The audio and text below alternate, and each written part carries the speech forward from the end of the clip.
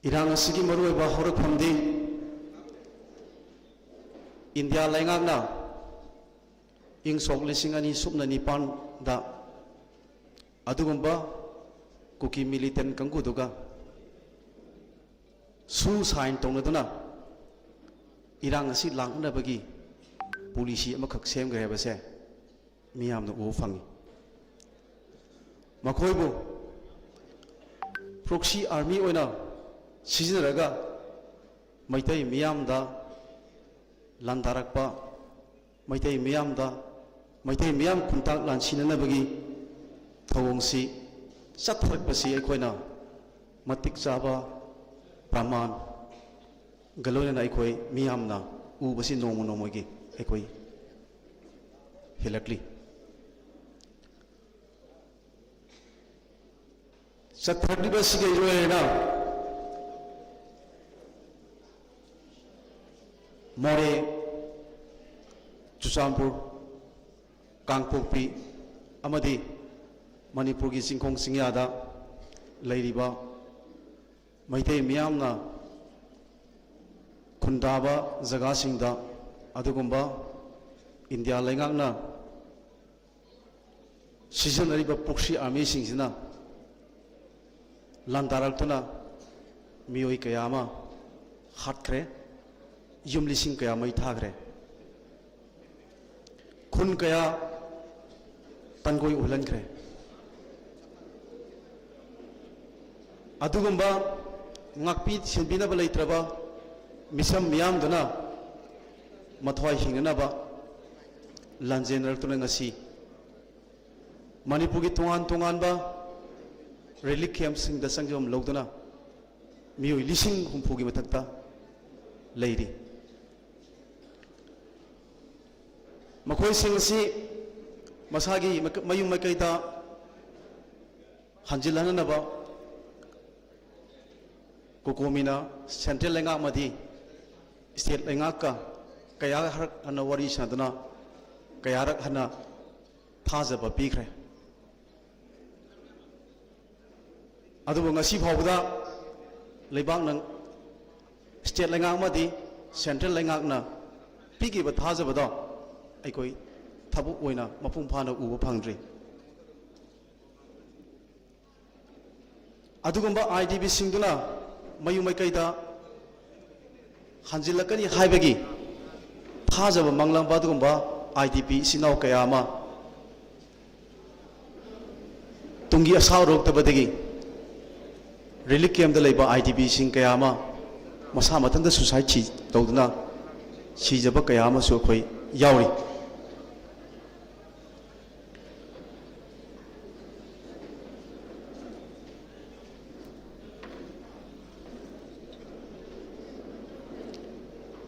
India lengakna adugumba sin kuki na ko terrorist kangu singdubu khone oina sijinaraga haukiba megi tang ahum 2023 dagina satrakliba mihat mipun amadi tamthba adugumba kaya adu sathramatamda state lengakna tuminna yengduna center na thakpa punglonduda jagoi sarga leiba state lengakna adugumba tamthiba mihat mipun khatang lokhatlaga 2023 dagina ngasibo thokibado khatang panjarabada August ki tang mga 2023 da Kaukta gi Pangalang Khaida adugumba khun maraktuda maitai gi yum khara leijabaduda mapa masa phamungda tumduna leiringaida ahingda changlaaga adugumba kuki terrorist kanguduna thangna lelaga nomaina kapaga adugumba imungdugi ahan yauna micham ahum hatpada manakta central forces sing yamna nakna leibani adugumba tamthiba mihadu ꯃꯤꯌꯥꯝꯒꯤ ꯊꯃꯣꯏ ꯁꯣꯛꯈꯤꯕꯅꯤ ꯑꯗꯨꯒ ꯑꯃꯨꯛ ꯀꯨꯝꯕꯤꯒꯤ ꯑꯀꯥꯁꯣꯏꯗꯒꯤ ꯂꯩꯇ ꯂꯥꯏꯔꯒꯤꯗꯃꯛꯇ ꯁꯤꯡꯆꯟ ꯆꯠꯈꯤꯕ ꯃꯄꯥ ꯃꯆꯥ ꯃꯆꯤꯟ ꯃꯅꯥꯎ ꯃꯈꯣꯏ ꯃꯔꯤ ꯍꯥꯎꯇꯛꯀꯤ ꯃꯄꯥꯟꯂꯣꯛ ꯆꯛꯄꯤꯁꯤꯡꯗ ꯑꯗꯨꯒꯨꯝꯕ ꯀꯨꯀꯤ ꯇꯦꯔꯣꯔꯤꯁ ꯀꯥꯡꯕꯨꯗꯅ ꯌꯥꯝꯅ ꯃꯤꯅꯨꯡꯁꯤ ꯌꯥꯎꯗꯅ ꯍꯥꯠꯈꯤꯕ ꯀꯟꯕꯤꯅꯕ ꯂꯩꯈꯤꯗꯕ ꯑꯗꯨꯒ ꯑꯃꯨꯛ 2024ꯒꯤ ꯁꯦꯞꯇꯦꯝꯕꯔꯒꯤ ꯇꯥꯡ ꯑꯃꯗ ꯀꯧꯇꯨꯛꯇ ꯃꯌꯨꯝꯗ ꯂꯩꯖꯕ ꯅꯨꯄꯤ ꯑꯃ ꯀꯨꯀꯤꯅ ꯇꯝꯊꯤꯅ ꯍꯥꯠꯈꯤꯕ ꯑꯗꯨꯒ ꯃꯤꯑꯣꯏ ꯀꯌꯥ ꯑꯁꯣꯛ ꯑꯄꯟ ꯅꯪꯈꯤꯕ ꯑꯗꯨꯒ ꯊꯪꯅꯕ ꯇꯥꯡ 2ꯗ ꯍꯥꯏꯔꯤꯕ ꯀꯧꯇꯨꯛ ꯍꯥꯏꯔꯤꯕ ꯁꯤꯟꯖꯝ ꯆꯤꯔꯥꯡꯗ ꯌꯦꯛꯅꯕ ꯂꯩꯕꯥꯛ ꯑꯃꯒ ꯁꯣꯛꯅꯕ ꯂꯥꯟꯗꯨꯅ ꯂꯩꯕꯥꯛ ꯑꯃꯅ ꯂꯩꯕꯥꯛ ꯑꯃꯗ ꯂꯥꯟꯗꯥꯕꯗꯧꯅ ꯗ꯭ꯔꯣꯟ ꯕꯣꯝꯕꯤꯡ ꯇꯧꯗꯨꯅ ꯃꯊꯪ ꯇꯧꯗꯨꯅ ꯃꯤꯌꯥꯝ ꯀꯌꯥ ꯑꯁꯣꯛ ꯑꯄꯟ ꯅꯪꯍꯟꯈꯤꯕ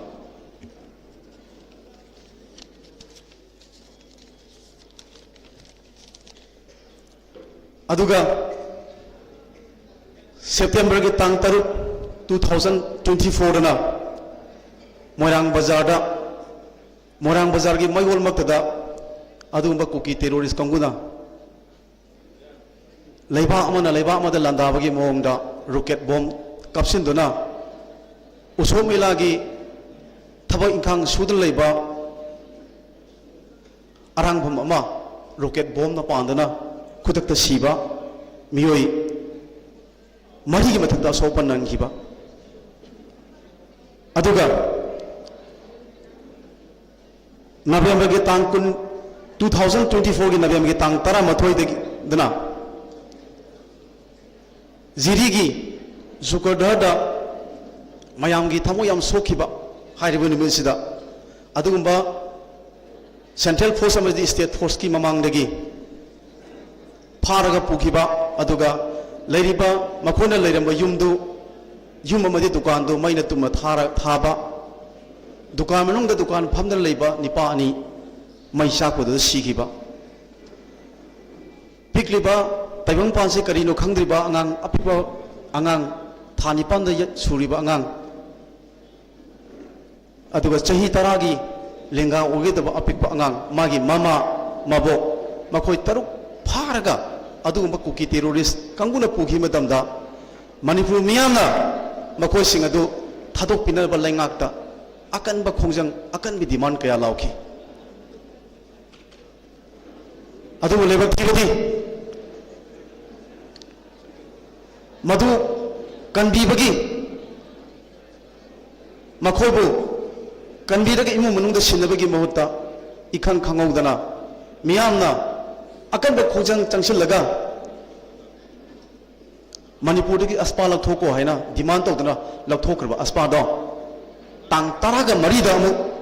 ꯀꯨꯀꯤꯒ ꯇꯥꯏꯅꯕ ꯖꯒꯥꯁꯤꯡ ꯃꯣꯏꯔꯥꯡꯗ ꯖꯤꯔꯤꯗ ꯂꯝꯂꯥꯏꯗ ꯂꯝꯁꯥꯡꯗ ꯃꯊꯪ ꯑꯃꯨꯛ ꯊꯝꯖꯤꯜꯂꯛꯈꯤ ꯑꯗꯨ ꯊꯝꯃꯕ ꯃꯇꯨꯡꯗ ꯃꯤꯌꯥꯝꯒꯤ ꯊꯃꯣꯏ ꯁꯣꯛꯅꯤꯡꯉꯥꯏ ꯑꯣꯏꯔꯤꯕ ꯃꯈꯣꯏꯕꯨ ꯍꯤꯡꯅ ꯊꯣꯛꯂꯛꯀꯅꯤ ꯍꯥꯏꯕꯒꯤ ꯑꯁꯥ ꯎꯔꯤꯕ ꯑꯗꯨꯒꯨꯝꯕ ꯑꯄꯤꯛꯄ ꯑꯉꯥꯡ ꯑꯃꯗꯤ ꯃꯃꯥ ꯃꯕꯣꯛꯇꯨ ꯑꯁꯤꯕ ꯍꯛꯆꯥꯡ ꯑꯣꯏꯅ ꯇꯥꯡ 13ꯗꯒꯤ ꯃꯊꯪ ꯖꯤꯔꯤꯒꯤ ꯇꯨꯔꯦꯟꯗ ꯊꯥꯗꯔꯛꯈꯤ ꯃꯅꯤꯄꯨꯔ ꯃꯤꯌꯥꯝꯒꯤ ꯄ꯭ꯔꯖꯥ ꯃꯤꯌꯥꯝꯗ ꯅꯠꯇꯅ ꯃꯥꯂꯦꯝꯒꯤ ꯃꯤꯌꯥꯝꯒꯤ ꯃꯃꯤꯠꯇꯒꯤ ꯃꯄꯤ ꯇꯥꯈꯤꯕꯅꯤ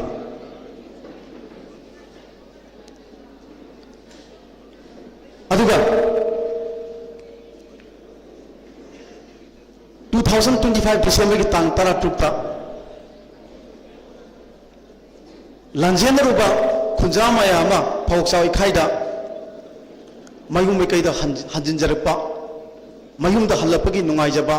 ꯃꯗꯨ ꯃꯤꯀꯨꯞꯇꯨꯗ ꯏꯈꯪ ꯈꯪꯍꯧꯗꯅ ꯁꯦꯟꯇ꯭ꯔꯦꯜ ꯐꯣꯔꯁ ꯃꯇꯤꯛ ꯆꯥꯅ ꯂꯩꯔꯤꯕ ꯑꯗꯨꯒꯨꯝꯕ ꯍꯥꯏꯋꯦꯗꯒꯤ ꯑꯗꯨꯒꯨꯝꯕ ꯀꯨꯀꯤ ꯇꯦꯔꯣꯔꯤꯁ ꯀꯥꯡꯕꯨꯅ ꯃꯁꯤꯡ ꯂꯪꯉꯝꯗ ꯕꯣꯝ ꯑꯃꯗꯤ ꯅꯣꯡꯃꯩ ꯀꯥꯞꯁꯤꯟꯗꯨꯅ ꯃꯤꯌꯥꯝꯗ ꯑꯀꯤ ꯑꯃꯗꯤ ꯇꯨꯖꯨꯡꯕ ꯄꯤꯈꯤ ꯑꯗꯨꯒ ꯍꯧꯖꯤꯛ ꯃꯤꯌꯥꯝꯒꯤ ꯊꯃꯣꯏ ꯀꯥꯏꯈꯤꯕ ꯇꯨꯡꯂꯥꯎꯕꯒꯤ ꯊꯧꯗꯣꯛ ꯑꯦꯄ꯭ꯔꯤꯜꯒꯤ ꯇꯥꯡ 6 ꯑꯃꯗꯤ 8 ꯑꯅꯤꯒꯤ ꯂꯣꯟꯅꯕ ꯑꯍꯤꯡꯗ mayumda tumduna leijariba mamana macha ani do kolaga yum haiba yum siri isagi akhiba tujungba phawdaba aduga tongan tongan ba arapa madi athapada chaluraga aisagi yum sida ai santi phangjaba adugum yum do akhiba ponba maduda rocket bomb kapsinduna akai angang ani hathiba mama bun sibiyana suon khiba aduga central force adu hojik laiba yum dugi manak yam nang laibani aduga aduma central force manak nang laiba kanguduna makhoina adugumba tamthiba terrorist ki thabak adu makhoina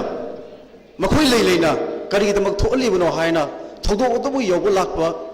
naha oiba madi imai bel sina central force na khoi gi nanakta 0 kilometer da leiraga nakne ta leiraga na khoi leirubi kana bad leitre na khoi khangro haina khungjang jangsin bada masagi prajani masagi miyam ne khanraba dumba CRPF gi jawan singduna nomoina kapada thona pharaba lekhidaba ngang dubu magi thamoi dagi magi tampak dagi tabana machane khanjaba adugumba naha ohungi punchi loiki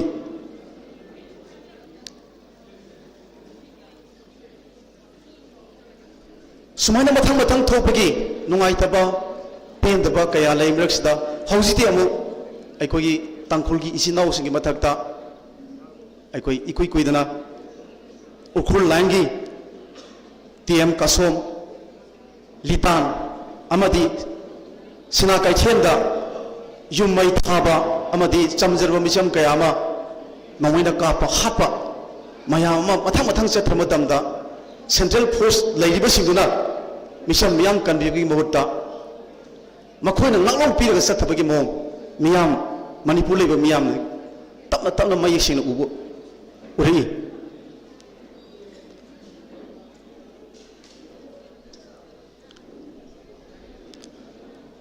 kokobina hojik leiriba sugumba leipaki magi misam prajabu punsi ngak naba madi lanthung ngak nabagi wakhal khlaktaba atungba terrorist singi ka henba kaya se masida ikhoina kokomina miyang ga loina matam sangna tangro lapa diman kudakta puksiwar lepo indiana sanari puksiwar lepo aduga adugumba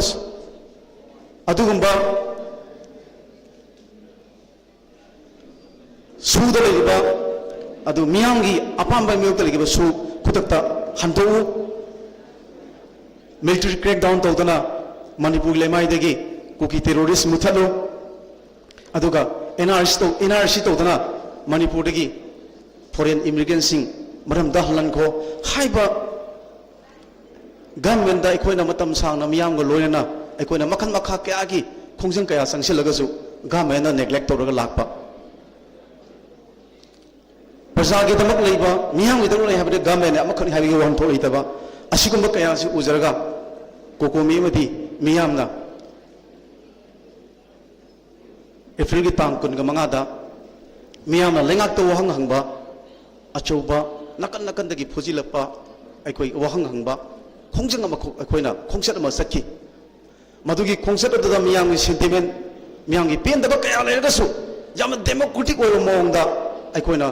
मियामना I सुबदगी अखोइना लैंगाकता democratic ओइरो संगलगा मियामना वहंग तंगाई फदबा वहंग मियाम तालिबा demand सिगा मरिरेनबा वहम लैंगाकी ओबा फिरेप करिनो हाइना अखोइना नकन नकन दगी फुजिलपा relay मियाम अमखना अखोइना पिसिनजगी मदुगी relay दु मियामगी sentiment अमदि मियामगी थमोइदे यामना पेंदना पिगिबनी अदुबु lab पिबदि लैंगाकना याम तयांग सत तसोना करिगुंबा मियांगी इहुंदु खंगना मियांगी अपामसे मतौ करमना लेंगाक्सना थौदांग लोगदगी HYBE पोतु तुंगोनना थंबियागा यामना चमना इचम जमना honourable CM गा honourable home minister ना lead तोरगांदा यामना तयांग सहोन तोबा मियांना पेनिंगाई ओइदबा मियांना ताबदा वाबा अदुगुंबा पाखुम पिरखिबा तमदा मियांगी थमोय अदुगदिक सोखी अदुगा मियांना पामंबदी लेंगाक्सी ओइबा cabinet मिफम अमा फमगा याम फजन कुपना तानबिरगा मियांगी अपामगी मियांगी अपामे थुमनबगी दमकता लेंगांग lobby तोबयाबा फिरे खदी लौरकने है कोई खंजरबनी अदुबु लेबक थीबदी मियांगे अपाम अनिमुदु ओइखिदे असिना ताकबदी लेरिबा मियांना पॉपुलर गवर्नमेंट अमा लागादी अफबा लैंगाक अमा मियांगी ओइबि इंटरेस्ट अमा खक लागानी हाइबदु मधुगी ओइब पोतु लैंगाकसिना मियांगी सेंटिमेंट मियांगी ओइब खुलाउसी अखोई थवई ओइदबगी पोट अमा क उबसी लेबक थीबनी हाना लौजे हौजिक इदम दमसिदा IDP लिसिंग हुफु हेना मना लेतबा मखोइना ngasi रिलीफ कैंप द लेरिबसी अखोई मरा लेबगी क्राइम अमा तौरुबगी दमकता लेब नते अदुगल लेबाक्सिना लौगदब मिशन प्रजागी पुंसीमदी मिशन मियाम ngakpa ngamdabadagi अदुगुंबा पोक्सी वार्डुना थोनखिबा अदुगुंबा लालददा IDP लिसिंग हुफु हेना इंडिया की कॉन्स्टिट्यूशन न पीरिबा फंडामेंटल राइट्स सिंग दु वायोलेट तौरगा नमसिंगना पाइबसे मसी अखोई मसी मियामना खांगा गसु लेबा नमय अदुना मखोई अथु मतमदा मखोई IDP सिंगु मसागी मयुम कैदा लैंगाकना हंजलंगदमनी अमदी मखोगी तंग ताबा पुंसी अदो मदु लेहेंगदबनी इंडिया की अदुगुंबा फंगम थोप राइट दो अखोइना हुजिक इंडिया लैंगाकता अखोई नीबगी मतम नत्रे अदुना अखोई नमदना अखोई की हक अमदी राइट तो अखोई नमदना अखोई लौगदबनी हाइबो हमसिनी ngasi मियामगी फमना थमजरिबा अदुगा लोहना ngasi अखोई तोंगान तोंगान बा मणिपुर की मफमदगी लाक्पिरिबा नुसीजरबा अहल लमन मरु अम्पांग ख्वाई खिबिक अमदी तोंगान तोंगान बा लीडर अदुगा तोंगान तोंगान बा इंटेलेक्चुअल सिंग मयाम पुन्ना अखोई ngasi की ओइबा ngасai मरु ओइबा मचंग अखोई कोकोमिना मतम सांगना मियाम लोना लाक्सबा अमदी अखोई उगी वफमदे थमजरगा हुजे अखोई तुमिना लेबा मथौ ताबरा अखोई कैदौसिगे मतम साना लैंगाकना सुम अखोई मियाम से सोक्थबा अदुगा सोक्थबा लेरगा मथंदा लैंगाकना सिलिबा अदुगुंबा इंडिया की नेशनल इंटरेस्ट सिलकलिबा अदुगुंबा थौंगसिदा अखोई मियाम ने सोक्थरगा अदुम लेजगनी अदुगा मखोइना पामे पंदमदा पुर चथरगा ngasi अखोइना तुंगदा लेहोगदबा अखोइगी तुंगी मिरोलगी दम खलगा अखोई थोनापना मचंग ओइबा वरोल कया अमा लाक्पिरिबि थंबिरगा वरे लौमिनरगा इरमदा मणिपुर सी अखोई अमत ओइना अखोई लिंजेन मानर कन्वीनर से हमजे आई थमजलगा लुंगी वरोल पि मतंग साइ आई टेंशन जरी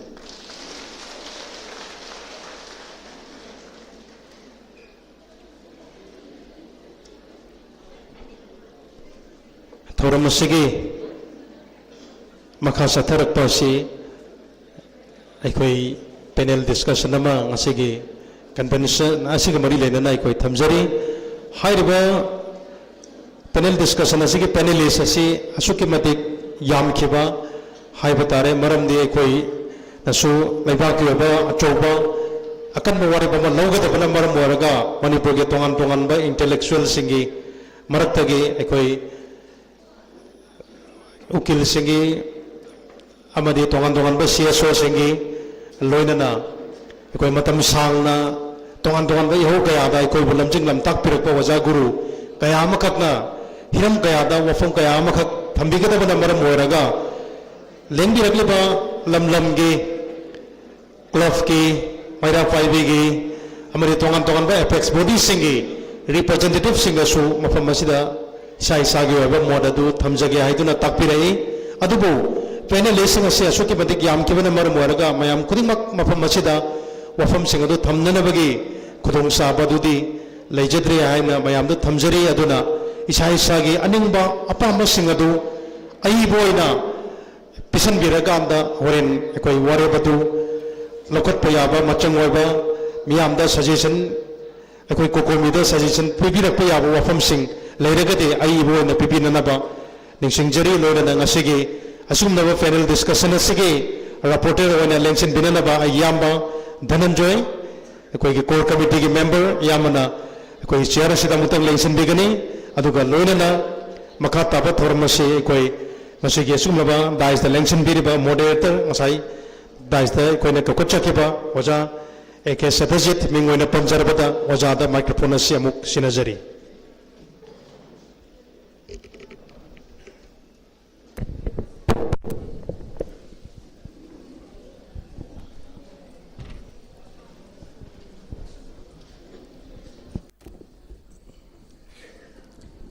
मणिपुर क्राइसिस की Sahi ohum surupagi Manipur People's Convention Kokomina Sinbiba aduga lup kayana mateng pangduna iripak sa singna ngasi lengchin biriba sta kai khomna bu chari ngasi aikoina phamjari ba mifam asi tasengna akoi yamna open loiba citizen mayam ama lakpa mifam amadi nati habisi aingonda takpi aikoina ngasi phamjari basida maruaina lakpi basi CSO gi leader sing eminent personalities sing scholar intellectual aduga yamna maruaina ethnic community representative sing aduga IDP singi representative BBF ki representative mayam amana pullaba mifam ne nai haijage aduna ate atopa mamang da phangbi mifam singdagi khitang khenaba mawongda ngasigi mifam asina yamna hena kupna aduga marik chumna aduga yamna leibak macha tana khanaba yabagi khudong jabadu phangani ena khanjai aina lawjaga darba role si mayamna khana nai nabi badura kitang nungainaba makong mathang sindok lanthokpa aduga mayamna thambiramba wafam sing adu organizers sing tana jarga resolution ama puthokna nabagi hona jabaduni ngasi tinbiriba mayamda aina discussion si haudringaida convention si mangwena ningching jaringba amadi hojikta su takpi khre organizer gi maikai dagi aikoi gi wangang loi si hojik phawda kun gi mathak hen khre aduna kun manga gumba khra hen lakadwa lamale aduna phangiba matam siga yengnabada aikoi si khitang khuyong nabagumba madi lai adubo aikoi khanari wafam sing si mamut tana khanadabadi yadabanina chaurangna set marigi wangang loi sing aikoina semdok jabani ahan ba set sida akoi academic kangbu da leibiba public intellectual sing lawyer sing aduga judges sing retired judges sing yawbire akoi marakta ana mayam si ki asina ahan ba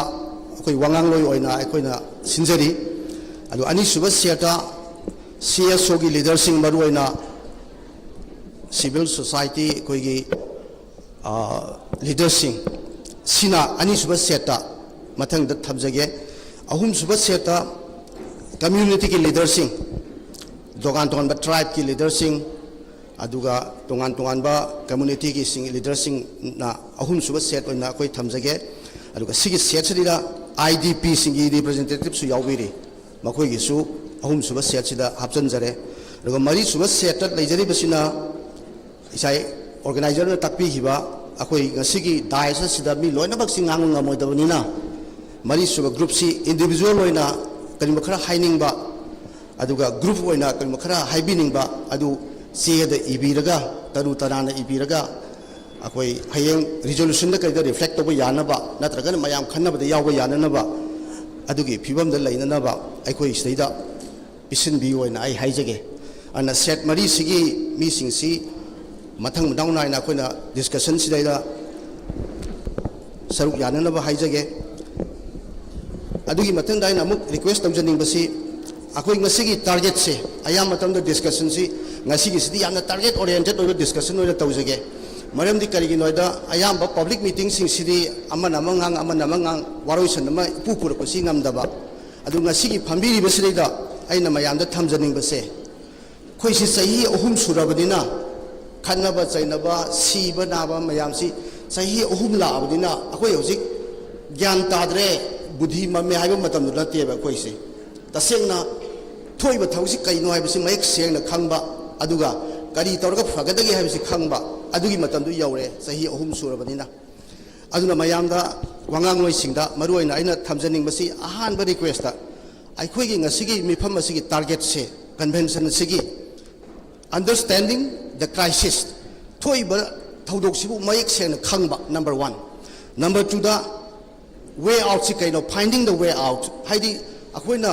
thopam se akoi kamai torga solution poraktana waroisan porakadagi haiba siga ani sigi wakhalola sidani mayam daina hygienic base ana wangang loi singna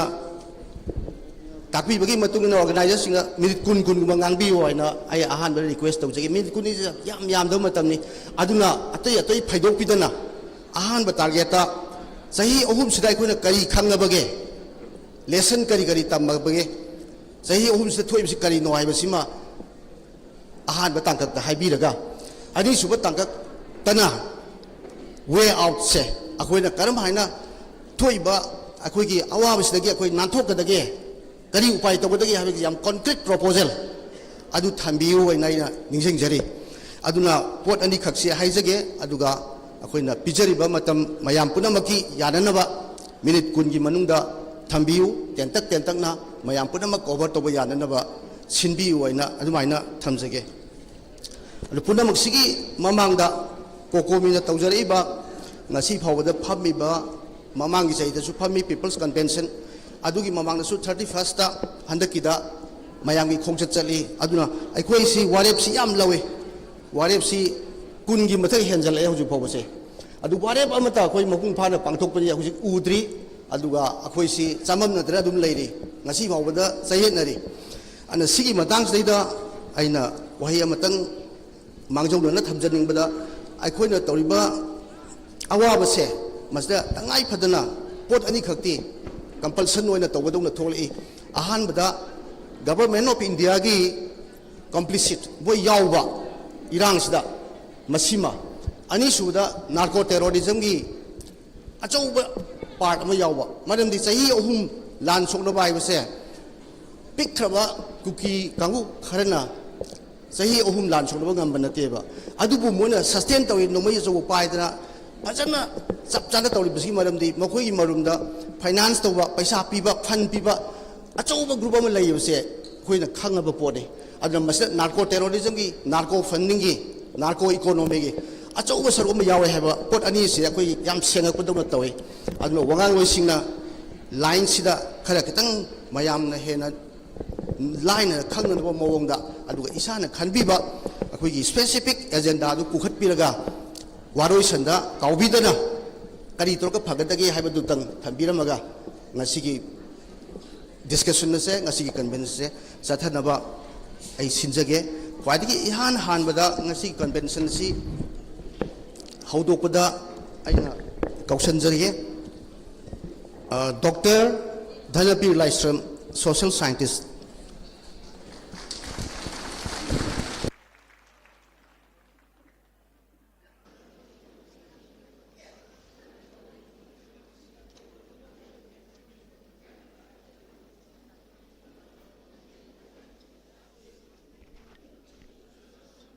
Ikai khumnajaraba moderator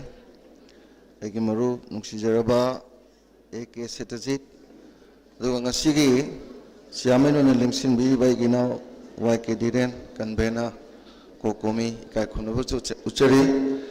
loidana tinbiri ba maikai punamak-tagi lengbirakpa maira paibigi club ki CSO singi luching basing ikai khumnajari ahanbada moderator na takpi bagi matungina sahi ahum phana changjalak khongjang nina khongjang si yam mamuta na khangba changi haibani ai sida ahom khara thamjage aduga matungda kaidora phagadage way out to thamjage matam yam mangandana ai khoina ahan bada ubigadabasi Sathara'iba ngasiboki sahi ahum pharba khong magi irang sida satharai si karim bonate yam laiba potni mayam na khangna haidabani akhang hegi marakta su thabak chaung toba dum mayawi sarkar gi thaba dum toba mayawi political party gi leaders inga su kara tinaba dum mayawi aduna khanna nei na bada ngangna sakna bada sengna haiba ngamdadana nathai dana sum lakpasina lan ubai wani aseng badi kaino hairagadi irai laina khangma poni ko karigi damakte ihan han bada kokomina wahi amasine ko madudi proxy war tawriba lanje kuki na tawbunate कुकीजी ममांग थमगा मतुंगदा अमना लेरगा मोइगी अपांबा गोल अमा पंथुंग अमगी goal setting दा इहोजी इरांग सी तौबनी तौबदबु खोइना खंगदबसे तौरिबसिंगसे अखोइना नार्को टेररिस्ट काइना हाइजे टेररिस्ट कुकी टेररिस्ट का हाइजे अतेमबुकी नते अखोइ मयामजे प्रोप प्रोप प्रोप प्रोप चाकनबसे प्रोवोक तौनबसे मसी मोइगी थबक खुदिंगमत तौनेब करिगिनोदा अखोइ मयामजेना प्रोप प्रोप चागा अखोइना तौरिबा मयामजे मोइना पामबदु ngakta tawhanba langhaningedana akhoi dum langba nomi kaphaningedana adum kaphalakpa शांति लेहनिंगदना अखोइ शांति लेतरबा बनबा लेगाक पजे लेहनिंगदना लेगाक पदुम लेतबा प्रेसिडेंट रु लेहनिंगदना प्रेसिडेंट रु दुम लेबा मोइने पाम पोतो अखोइ लोइ तौर लेबदुने बंसी बाबुदा सिनी अखोइ गा सोइबा स्ट्रेटेजी जे मोइने पाम पोतो खोइना तौद्रगदी याम सांग चथबा ngमोइदबा अखोइदि मोइने हे पाम दु लोइ तौला एबा ngसी बाबुदा को करिगिनो अखोइ जामुन खंगदबा हाइबा ताइ ngसाइगी सिदा प्रॉक्सी वार हायदि मसाना अखोइगी पेट्रोल नैना मोइबु सौगतपा पैसा पीबा अवातपा नोंमै मरु खुलाइ पीबा सेन चा इंजांग करी करी दरकार लेबा लोइ पीबा लेबम पीबम यावनेबा पेट्रोल नैना अखोइ ngasi लोइ खंगे पेट्रोल दु कनानोस अमेरिका गम नते कनागुमनी यूएसए नी गए हाइजलिको डाइवर्सन तौनबा ना होजिक चप चप चाबदा येंगा चप चप चाबा उरगा चप चप चाना अखोइगी जो स्ट्रेटेजी स्टेप लौगदबनी अदुना मयामना अखोइगी सेंट्रल सिक्योरिटी फोर्स अमखक पार्टिकुलरली नोय लाकनु अदु चंगकनु सिदजु लंबीदा लावे उखुलदजु लावे अदु पेट्रोल ओइरमदम अवात पहले पीबा 2008 तगी मी लिसिंगनी गा चनी की मया जी लुपा लिसिंग तरुक तरुक पी जी करोड़ कुन जी होजी वो तिंगी नि कनो असुक याम सेंबम जी थादरगा अखोइ मयाम हाना बजिदा मोइ मयाम ने मको थोंगा लागा सुम तौबजिदा थादरिबा पैसा थादरिबा मी दुगी इंटरेस्ट लेर मोयना अखोइना खनबसे लाल लेबा अन इसम समना इराय लाइना दोंग लाउना येंबदा लानजिगी मतुंगदा अमा लेरे लेरिबसना लोइ पुथुए अदुगा अखोइ मयाम प्रोवोक तोंनबा अंगांग खुआट कजी मको का पुंतोय तोहेनबा तुमिंगेदा मंगक ककपा सिनत्रदे अखोइ प्रोवोक तोरोय अखोइ मयाम लांगोय याम चौंग चौंग लांग मजिन मोय याम पामस याम चौंग चौंग लांग पांका अखोइ चौंग चौंग लांग दुनेबा याम नुवाइरजानी अदुना थमजिनिंगि तौरीब खुदिंगमक्सिना करिगिनोदा लालोब नमधनबा सिगी याम लाइब खुलाइ खुदम अमदी हेक हौबदै ngasi बौसिदा नोंमै फाबगा लालोब फाबगा तंपाक ngasi बौ लेप्ट्री मोइ इंटरेस्ट निसे हाईवे थिंगबा फादे आईडीपी तांथोरक फादे अदुगा सिदादी लालोबगा खुलाइगदी फाबा सोलेतोजि फानिंगाय लेत्रे अदुमतदा ngamde मोय हंदकी चही जे 2026 दा लोशन वैना पाबदु ngamdre माउइस लोइग्रे नेक्सलाइट लोइग्रे अखोइगिदी लोइद्रे 2029 दा मु यैथुए सही ओहुम सिदगी नौ सही ओहुम यैथोखरे सी मयामसि मरक्ता अखोइगी मियामसि याम लांगबसि मुग लांगदनबा ngang मु UAPA आइदना 1967 की एक अमा होजी मु थमे एक सिन थमेसिदी अखोइ केम ngang यावदोइन ngang बया दे ई बया दे केम या दे बेल लोबरा दे मादी अदगिदी कस्टडी देने थमबजे था तरफो थम याय साथी गजानी अतई तमथी का एक मैम दुदी माई मपुनसी लोइगिबा सिदी मपुनसी लोइबे लेते परमानेंट ने अदो अखोइगी दा हंदकते थंबा होरे परमानेंट ओइना दुम लेहौरनी लूबने यामना मसिदा अखोइ मसेन येंग थीनादना अमना अमा सोइबे येंगनादना राजनीति वाला बुद्धू मैम जिगी मिचम जंगनादना adagidi siga adagidi pik khabanang duna tumam naida mama gi manakongda ima akhoi bu karam kanda yumda handoi noise numit khudingi mapi chadum targa hangbada mama na mamitagi mapi tabana tana pakum pi bangam dabane khara sawbanga mai tha ko matam nomai maru maraktuda mama mapa makut chamaga so thabet holak pangang do aduna ngasi tumum dai da mama gi manakong dang je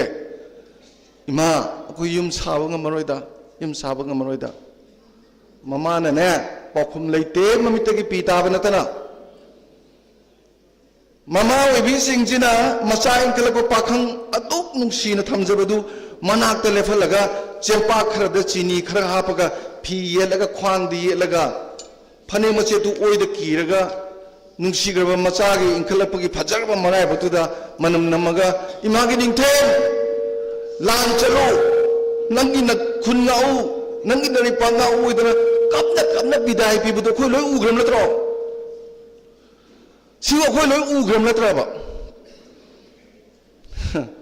tariba mutki pi mayam do ai ama haijage mahi da khoi dai tang base khoi mahi ni tangi sangom mahi ni tangi nabagi thakwa mahi du tangi mayam na thaknari ba yu do adu su mahi ni tangi ko loina magsti tang mahi se mitagi tariba pi gi mahi sine pi di wakat lawe pen da yawe thamoi gi wa yawe asa udabagi yawe kayam tagre pi jingje kana ti thui nang bo thada gi bai mel jing du tai thokro nang bo thada gi bai makko go ban mantri myam nu tai thokro nang na lu na lo ri ba khuri ta noi he ubada nondra dana lai lang tong tori ba chief minister mayam jing jina noi na mitigi pi tai thokro moi gi damu ta khana ba moi gi misang de lepa phuna ba ikai se tari mit ki pi mayam ji khangdraba miyam tari mit ki pi mayam ji udraba lengak pa kadung na duno aduna thamjani je iseng seng na khange laloba thengnana ba aduna tadi kedobugi UAP thamak toino 2029 da laloba loisan doina hai doino kedobugi mathang tigi phari no chingdana kaim phadraga ila laiba poni ne kedobugi suda laiba mayam jingdu lupa lising taruk pi doino sai 2018 ngasi baba moi nongta wate kapa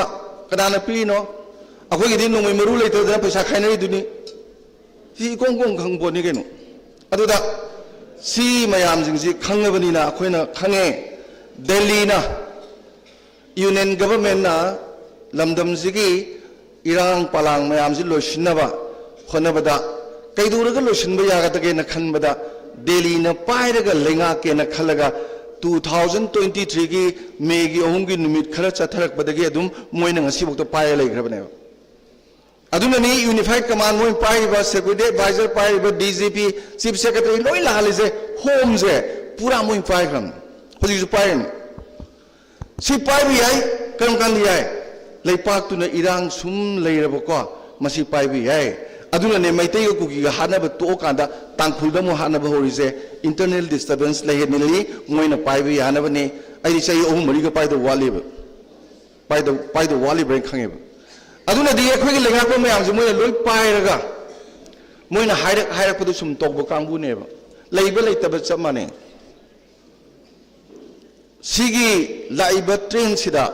akhoi miyam na ko si identify tok jare akhoi understanding lai jare irang ji kai do boi tok bno lalo bu thengna na bandam thena ba tok bani india gi loi ngamme north ju loi ngamme akhoi gi dangai re ngam daba si loisna ba kan honorei ni 2029 mo do honani honaba ji gi damakta moina paini laiba chief minister council minister moina ade haira tongni moi gi mi thara ga doi tongni haidok taba president rule ni huji ladies aduwedi khoi miyam na kari gi damakta masi mayam ji miyam na thengna ba natradi kanana thengna bini thengnare leptana thengnei akhoi miyam ne hanjan khoram jai asuk boba miyam asuk mari leba miyam asuk yamna अखोगी करियानी Bharat India की मनुंगदा असुक vibrant और अखोगी मियाम से लेतबनी अदुबु अखोई मियाम से यामदी कल्लगा अपंग थौनागी मुम यावरीब कोकोमी इरांग होरे कोकोमी ने लिट तौरगा लाए अखोई लोइनमक कोकोमी मखा लेबा करी कायगेबा अखोई लोइनमक कोकोमी की मखा लेबा करी कायगेबा डिपार्टमेंट अमदा डायरेक्टर मंगा लेब्रो डायरेक्टर दुना हायरगा लोइ थबक तौर नत्रो सर्विस डायरेक्टर मा तौरदी स्टाफ मयाम मथी से कनी गावदना कनागी हुकुमु इंदुनो कैदौदोनो न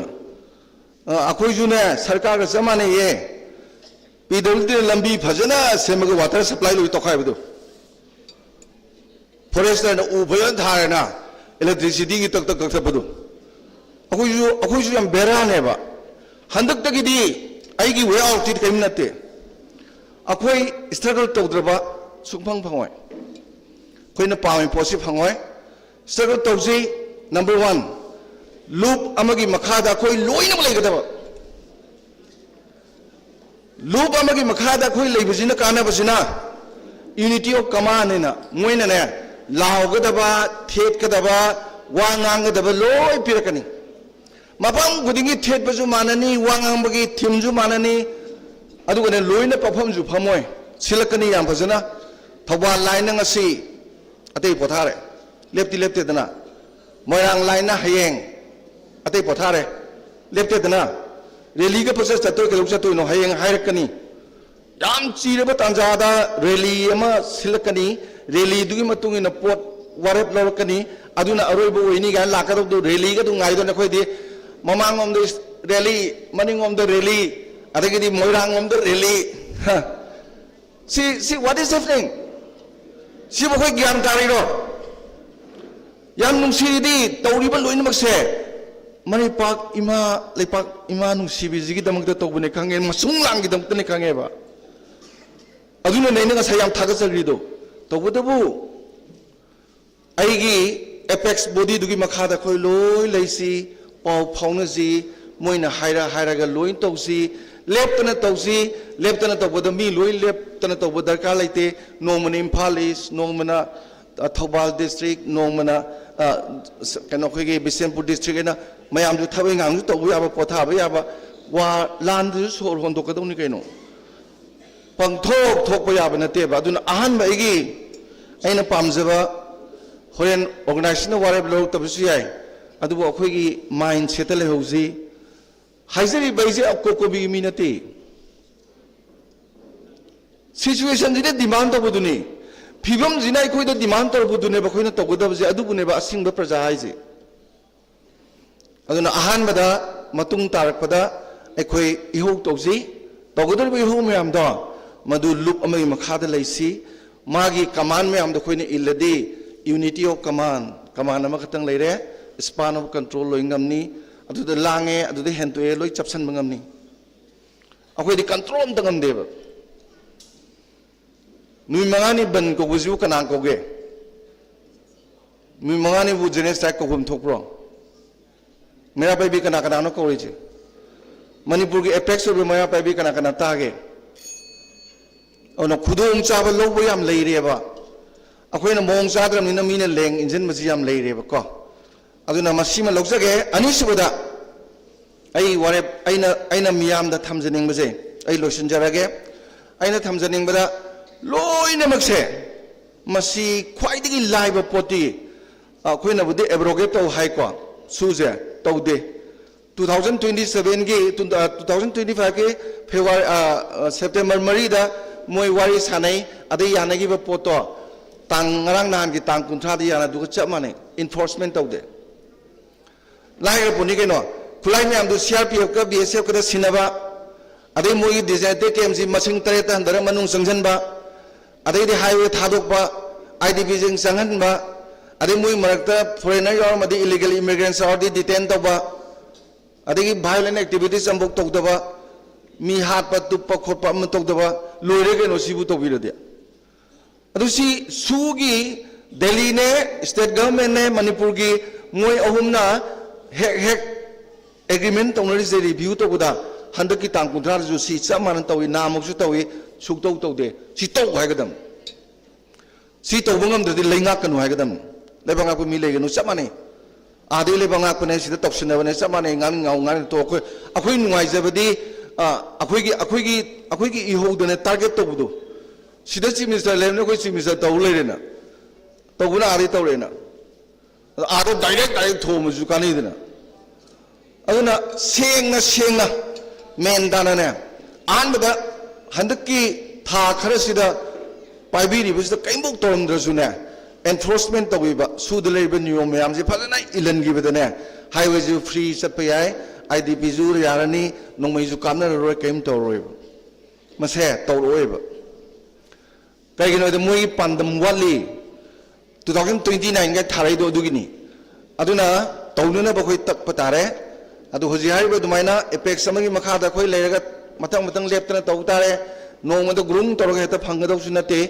aduga loop maru eba district ki lebiba singna punba singna mai mute singna chief minister kai lobby to bi ai unna ba ko unaraga takna ba toin takna ba sum adu khoi ju irang ji sum to ba adu maina mathau tabren khali adam atai mayam ju am thambira kini akon mada loina bakse lenga ko matik sa da bagini lenga ko matik sa ji kanano tin bi ru mayam na khan bai ni kaidoro khali lupa lising ama lising ani lising piraga yu thaga sak charaga aduna bu delhi na hai ni yai natro delhi na hai ba ta ya baduna natro ngasi khoi si phim da leja kuidre tha ten pa dang asale laman khumje laman nang dang khumje mayam dine usi pangder rani lupa ne kro ne ani mak chani ya khaine usi ne pi ding ai le je nupi da nupi ne lak ahum khaida nupi lak ahum khaida lupa lising tara celebrity ki kuthang da piraka dore adu june direct bank transfer ya ba vote he ne ngasi gum da nang account da tring ne lak pusi ai as masigi da mukta usi khulagi election nupi ya ngai le lising tara dula adi numai da na lising tara du lor ka vote adum thado nongmei ju du mitgi pi leptana tani namitgi napi te thokadaba mi thiji aikhoi gi di kaisu pa leite vote chumna thadaba natana wafam ji thamjaraga punam thamjari Thank you, Oja.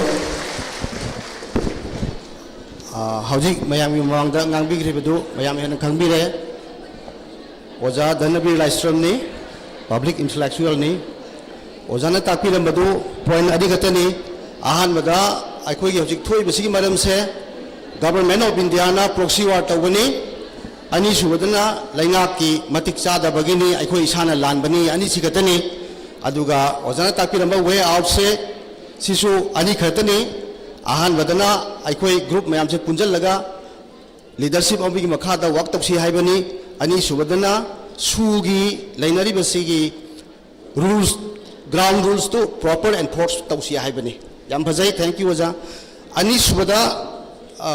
ai am question jage Dr. K Nimai retired IAS and a public intellectual request tamjani ba madi hojik akhoi organizer singdagi takpirakpagi matungina akhoi risa haijagiba minute kun se kitang sangmalle aduna mi si sum yang phalakpanina kitang tension ba yagadrai na tang yengbi waina hai aduna minute 10 dagina maximum da 15 minutes da loibi waina request tamjari thank you ngasi convention asigi chair lobiriba kokomi gi coordinator YK Dhiren adaga moderator oibiriba Oja AK Sethajit mang de election biriba delegate mayam punamak ahamata yakna khurumjari aidi yam tina thamjage kuki gi demand for a homeland si 1960s dagi horakpani idea wena leiraga kuki land zelengam zowland haina lakpa zow fate gaina torga larik mayam si phongaga 60s 63 adwai dagi horakpani aduna MNF ki lan hoba mizo ge ꯂꯥꯟ ꯍꯧꯕ ꯀꯥꯟꯁꯤꯗꯩꯁꯤꯗ ꯃꯅꯤꯄꯨꯔꯗꯒꯤ ꯀꯨꯀꯤ ꯃꯌꯥꯝ ꯑꯃ ꯌꯥꯎꯔꯒ ꯂꯥꯟꯁꯦ ꯁꯣꯛꯅꯈꯤ ꯑꯗꯨꯕꯨ agreement ꯏꯔꯀꯥꯟꯗ ꯀꯨꯀꯤꯁꯦ ꯍꯨꯟꯗꯣꯛꯄꯤꯔꯝꯕꯗꯒꯤ ꯃꯣꯏ ꯑꯌꯥꯝꯕ ꯃꯅꯤꯄꯨꯔꯗ ꯍꯜꯂꯛꯑꯒ ꯁꯔꯦꯟꯗꯔ ꯇꯧꯅ ꯇꯧꯈꯤ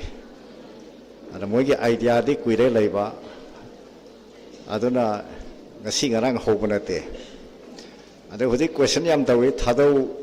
na karino kuki na karino haiba kuki di yawre basi majority di thadau ne adu khenari bade 1980s ki aduga early part of 1990s sida thadau ga pan kuki movement ki si lakpa matam da khana chaina ba thokhi karbi anglong da karida adagi north kasar gi area da misi mina bo yaugi manipur da su thangna thina ba khona ba khare yaugi khenari budi outlook tane thadau gi masing yamja da basina the idea of manipur laiba akoi di manipur gi mini haidana ade kukina akoi di separate nation na tan ga dawni haibagi idea du khaktani khenari se the me da di sab mane leili se akoi sahi hum yamna wana thengnare ai mang na thokkhibagi wade ai amata panjararoi leiriba idp gi leiriba leigidabagi imung manung na wahoriba missing person 32 sigi family na wariba mayam madu ai share tawjari adu ai gi presentation sidi madu panjararoi hojik tungda kari lakadage akoina kari prepare tawba yabage haibadu da thamjage akoine hobadagi tawre isi akodi reaction ngaktani mina nomai kape akoi chensala kapna roba si ngaktani mina kenome ire akoine onsal lagamu iba akoi hana strategically work torakanda akoi gi lambi dis mana chatka dobani haiba akoi sukchat chatri hoji bahobata akoi punjan basungamte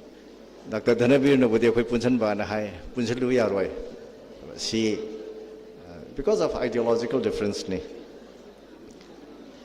ano hoji kitang shanti leire hare kan sida sida akoi gi military gi loan da amale akoi gi externalization battlefield haira externalized battlefield haira lan to phomje mafum lam na khongdok panao aduna normal si kitang lakadore hare kan da laga lomayam kap kanao moi gi area da kap poi atop community gi hoji ukhul da tawriba Senapati da tawri sisu waduni Dr. Bikubamta second of the kaino toba mayam legend biri se wari se mapan da thoga sabi oba ko this is a national issue ko koi tawjari se jati se sahi ohum mi se sidran nuti gi lai rai ne ba yam important be matter khara ngangi haijari ba adu mayam gi yam maru go wado mapan da ngang na bi oba please Ada externalized battlefield laitana hoji ukhulda thoiba ada kuki na tawre sidi yam phajaba strategy amada la ineba tangkhul isolate tawba adra moigi press con release thokpa khotpa odamakta moi naga haiba term je subon parloi naga marakta tangkhul isolate tawna na bahona rakpa maje khoi meitei su yan ta tamina khoi je meitei ju tangkhul ga na kuki ga khane edam haine kuki da Kanari city Wi-Fi ni main when hoji akogi foothills da taraga koi kanari je koi no mo ta koi Wi-Fi hairo ya koi cookie hara sakana ba atuna akoi na ngang ba iba matam da su tangkol pan bige su tangkol naga liangmai naga inpui naga adagi thangal naga na hairaga moigi narrative si akoi na oppose to ga dawne ba modo koi sudok tok de kana da koi di khanda de ba mi gi long term strategy la ise aduna hoji ukhul la yam kana attack tawre ba si gi de leide si sana ga thil gakta ne atai di khamanom leire pasong leire adagi lamlai jing phai leire songfe leire mulam leire mayam si mogi area se expand tawre ine ba kai du bugi ana koi khan ma matam ne ba kai du bugi hai tar de manipur je ahum thongna thukai ba sidai sida mogi area yam chawna aigi wahai si tabiu during the next 3 months ta Manipur ohum thongna thukai bege wase yam twin lakani akhoi ge focus se da soidan lakani next 3 months sidaisida masima yengbiyu madugi preparation ni mina tawrise aduna akoina strategize tawba ama changyeba kamai taro hoi counter tawdage na ada migi di moigi CSO lerise Israel sijanaba tactics sama lei moina mi ama assassinate tawba matam sida moigi team dugi mi ama natragana atopa mi export ama la kanda sweeper leitana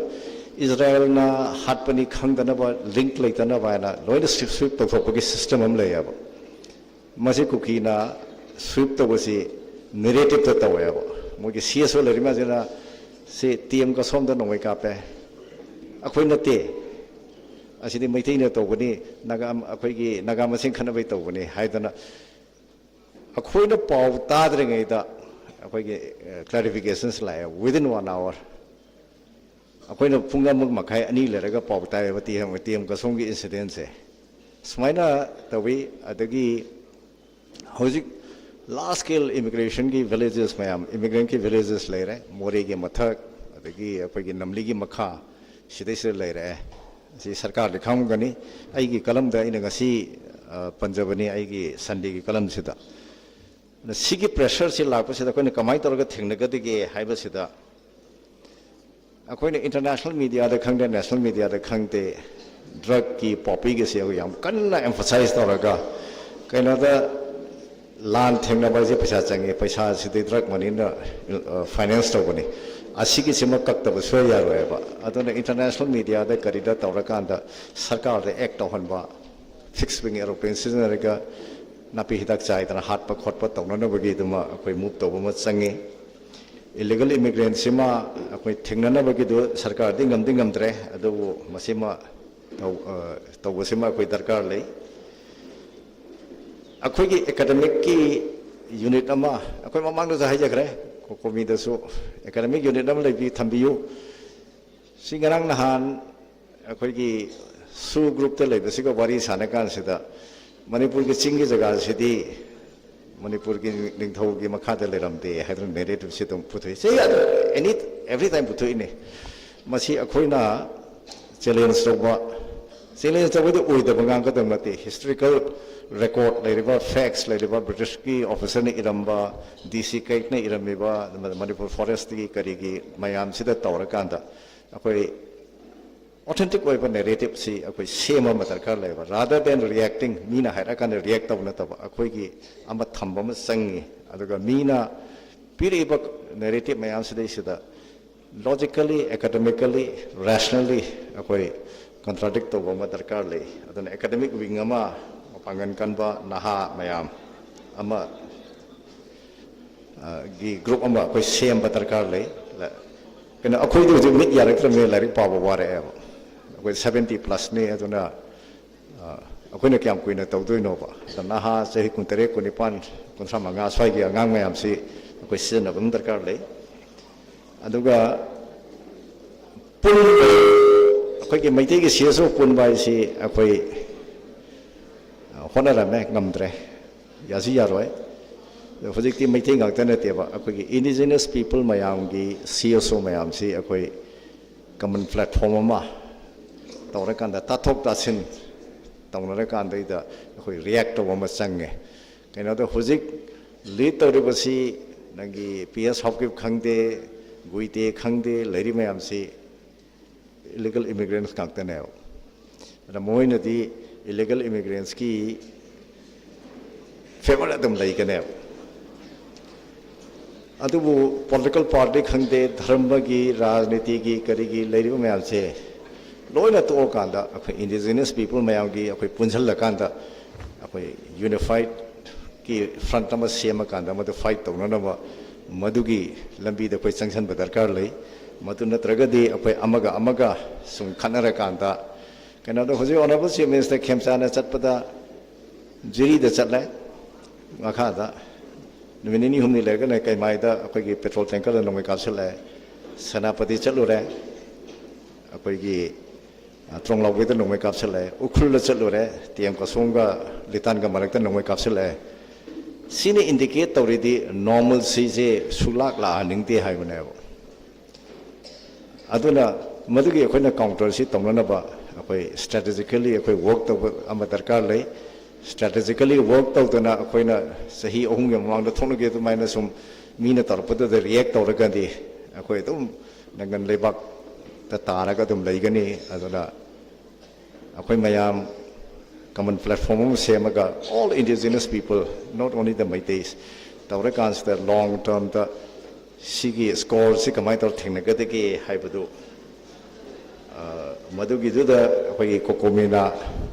lead role ꯂꯧꯕꯤꯌꯣꯅ ꯍꯥꯏꯖꯔꯦ ꯑꯩ ꯁ꯭ꯋꯥꯏꯗ ꯁꯨꯝ ꯇꯦꯟꯁꯤꯟꯖꯒꯦ ꯃꯌꯥꯝ ꯑꯃꯨꯛ ꯍꯟꯅ ꯈꯨꯔꯨꯝꯖꯔꯤ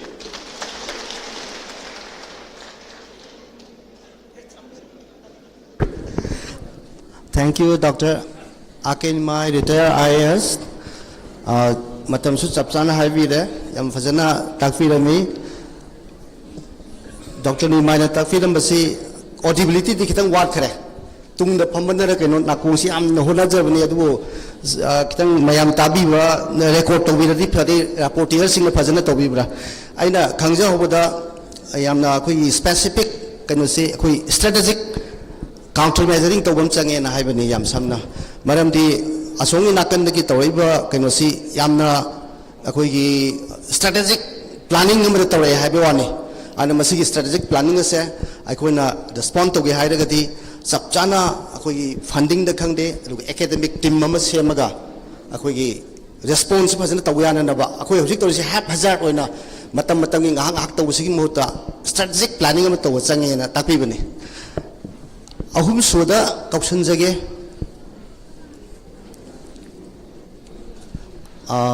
akogi editor Hemanta Kumar Ningomba editor Wild Kate oto election bi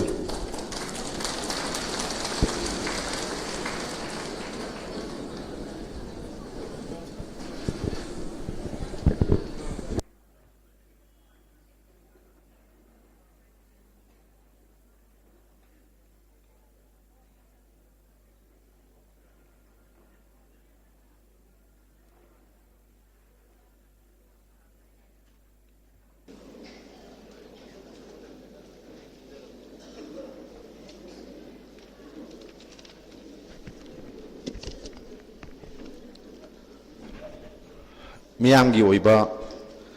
ꯈꯟꯅ ꯅꯩꯅꯕ ꯀꯣꯀꯣꯃꯤꯅ ꯁꯤꯜꯂꯒ ꯊꯧꯔꯝꯁꯤꯒꯤ ꯑꯩꯈꯣꯏꯒꯤ ꯃꯌꯥꯏ ꯇꯥꯡꯕꯜꯗ ꯂꯦꯡꯍꯟꯕ ꯍꯥꯏꯒꯗ꯭ꯔꯥ ꯃꯣꯗꯦꯔꯦꯇꯔꯁꯨ ꯂꯩꯔꯦ ꯀꯣꯀꯣꯃꯤꯒꯤ ꯑꯩꯈꯣꯏꯒꯤ ꯀꯟꯚꯦꯅꯔꯁꯨ ꯂꯩꯔꯦ ꯑꯍꯥꯟꯕꯗ ꯏꯀꯣꯛꯅꯣꯅ ꯏꯀꯥꯏ ꯈꯨꯝꯅꯕ ꯎꯠꯆꯔꯤ ꯑꯩꯒꯤ ꯃꯥꯡꯗ ꯂꯦꯡꯁꯤꯟꯕꯤꯔꯤꯕꯤ ꯄꯂꯦꯝ ꯃꯌꯥꯝ ꯑꯃ ꯌꯥꯎꯏ ꯑꯩꯅ ꯄꯥꯎꯃꯤ ꯑꯣꯏꯔꯤꯉꯩꯗꯒꯤ ꯑꯗꯨꯝ ꯏꯃꯥ ꯃꯌꯥꯝꯒꯤ ꯑꯗꯒꯤ ꯗꯦꯟ ꯂꯥꯟ ꯃꯌꯥꯝꯗ ꯑꯩꯈꯣꯏꯒ ꯄꯨꯟꯅ ꯑꯗꯨꯝ ꯊꯕꯛ ꯇꯧꯃꯤꯟꯅꯔꯛꯄ ꯑꯗꯨꯝ ꯎꯕ ꯑꯃꯗꯁꯨ ꯎꯕ ꯃꯌꯥꯝ ꯄꯨꯝꯅꯃꯛ ꯂꯣꯏ ꯌꯥꯎꯔꯦ ꯃꯔꯨꯞ ꯃꯄꯥꯡ ꯑꯍꯜ ꯂꯃꯟ ꯂꯥꯏ ꯒꯨꯔꯨꯁꯤꯡ ꯃꯍꯩꯔꯣꯏꯁꯤꯡ ꯑꯗꯒꯤꯗꯤ ꯁꯤꯚꯤꯜ ꯁꯣꯁꯥꯏꯇꯤ ꯑꯣꯔꯒꯅꯥꯏꯖꯦꯁꯟꯁꯤꯡꯒꯤ ꯂꯨꯆꯤꯡꯕꯁꯤꯡ ꯈ꯭ꯋꯥꯏ ꯇꯔꯥꯕꯨ ꯑꯩꯅ ꯃꯐꯝꯁꯤꯗ ꯂꯦꯞꯆꯔꯒ ꯏꯀꯣꯛꯅꯣꯅ ꯈꯨꯔꯨꯝꯖꯔꯤ ꯑꯩꯁꯤ ꯈꯖꯤꯛ ꯈꯖꯤꯛ ꯀꯟꯅ ꯑꯗꯨꯝ ꯋꯥꯁꯤ ꯉꯥꯡꯕꯅꯤ ꯑꯗꯣ ngasi aigi mangdasu camera mayam ama khille aduga kokomina sillaga swaida kari warat lawdoino oina mamit lawa mayamgi manaton tumba mayamgi mi mayam am suleram gani sini ko khoina yengdo je adu khoi kiningai lekte akhoi irei pak kananabagi wa khrane khoina haina doise ko ai haujage ai yam tena ai pukatna bhona jage akhoi india sida kanglap ki irang ai si adam thoga lai adum thoga lai ko akhoi Indiana maning makha tamba matam haitare ko 1940 ga 7 da su akhoi Hindu ga Muslim ga si kangluk irang thokpada mi lakame he si ko sa aregi di anti sikh riot ana kumja 19 akhoi IT ga 4 da su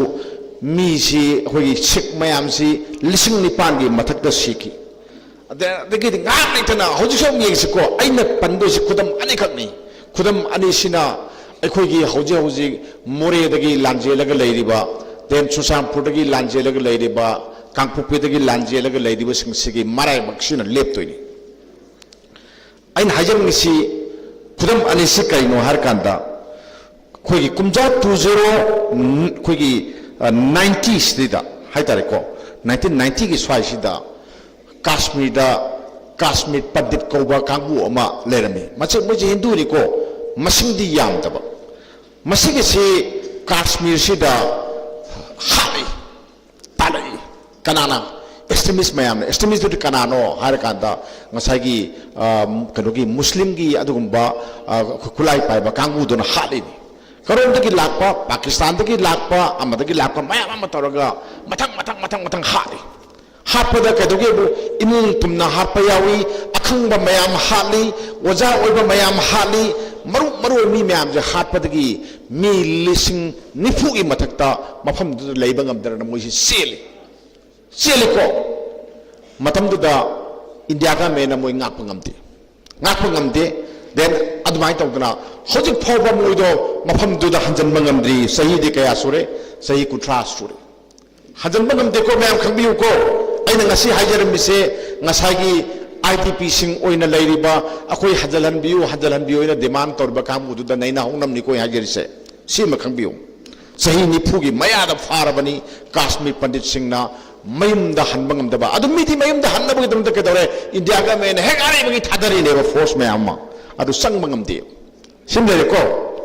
atopa yam nakpa Mizoram da leram ba kangbu ma bru ha ba kangbu mu leram ni ko moi sisu akoi autonomous oina moi district council amakak demand to bani demand to da khulai pai ba kangu moi option laga khoi officer ma halui forest ke officer ma hat pani halu dagi mayam hauraga mizo mayam je hauraga tan bani hojik mi lising ni phumu der bado toisili tipura da krasen amada krasen sahi kutha mak phare mayum da hanbangam de hojik India ka men hanna ba yam kan honei hanbangam darna hojik Tripura da lei hojik silai ko adu gati akhoi gi more da selakhiba IDP sing Susampur gi selakhiba IDP sing akhoi kamai tawna hanba yani akhoi na di hange hai ado mamangi da akhoi ne yengdu si chief secretary na di haukiba March ki tang kuthra mathoi da moisi lising ni phusi mayum da halan gane na hairam me bako sirol ni akhoi adam khangi matam do sirol tori ne khangi anyway yare si akhoi lasi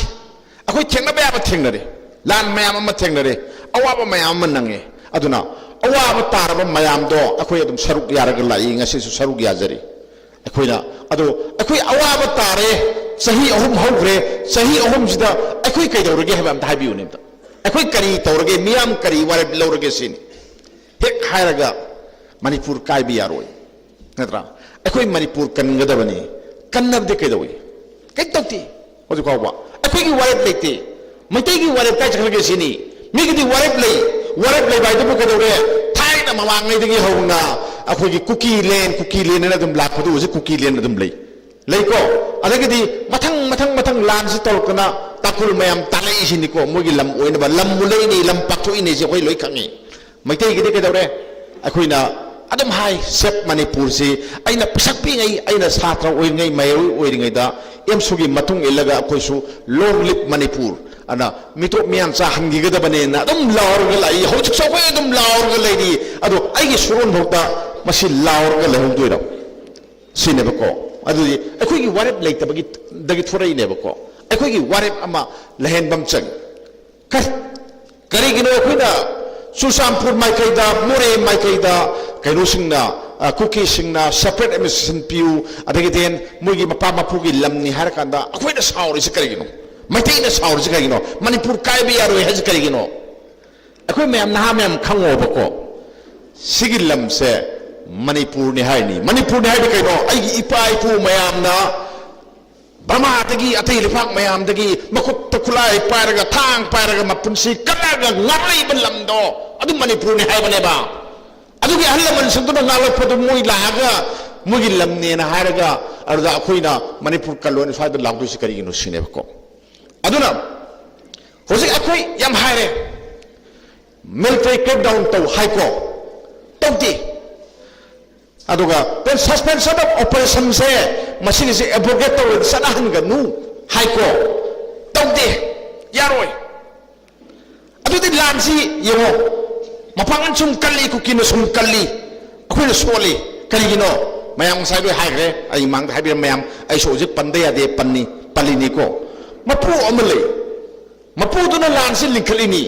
ko moise khongmi lan mi oina moi sabalaga paisa piraga thadaraga manipur da lan tawrini lan tawlini maitai ga thengna halimni kanaga naga ga thengna halimni karigino har kandadi mayam thai na mamangai dagi hauna khoina sum yang matamda manipur da leiriba laloba mayam singse masi amtang loisalage se moina khalle moina pami adugo madu kadoge bu madu loisanna ba hona bada moise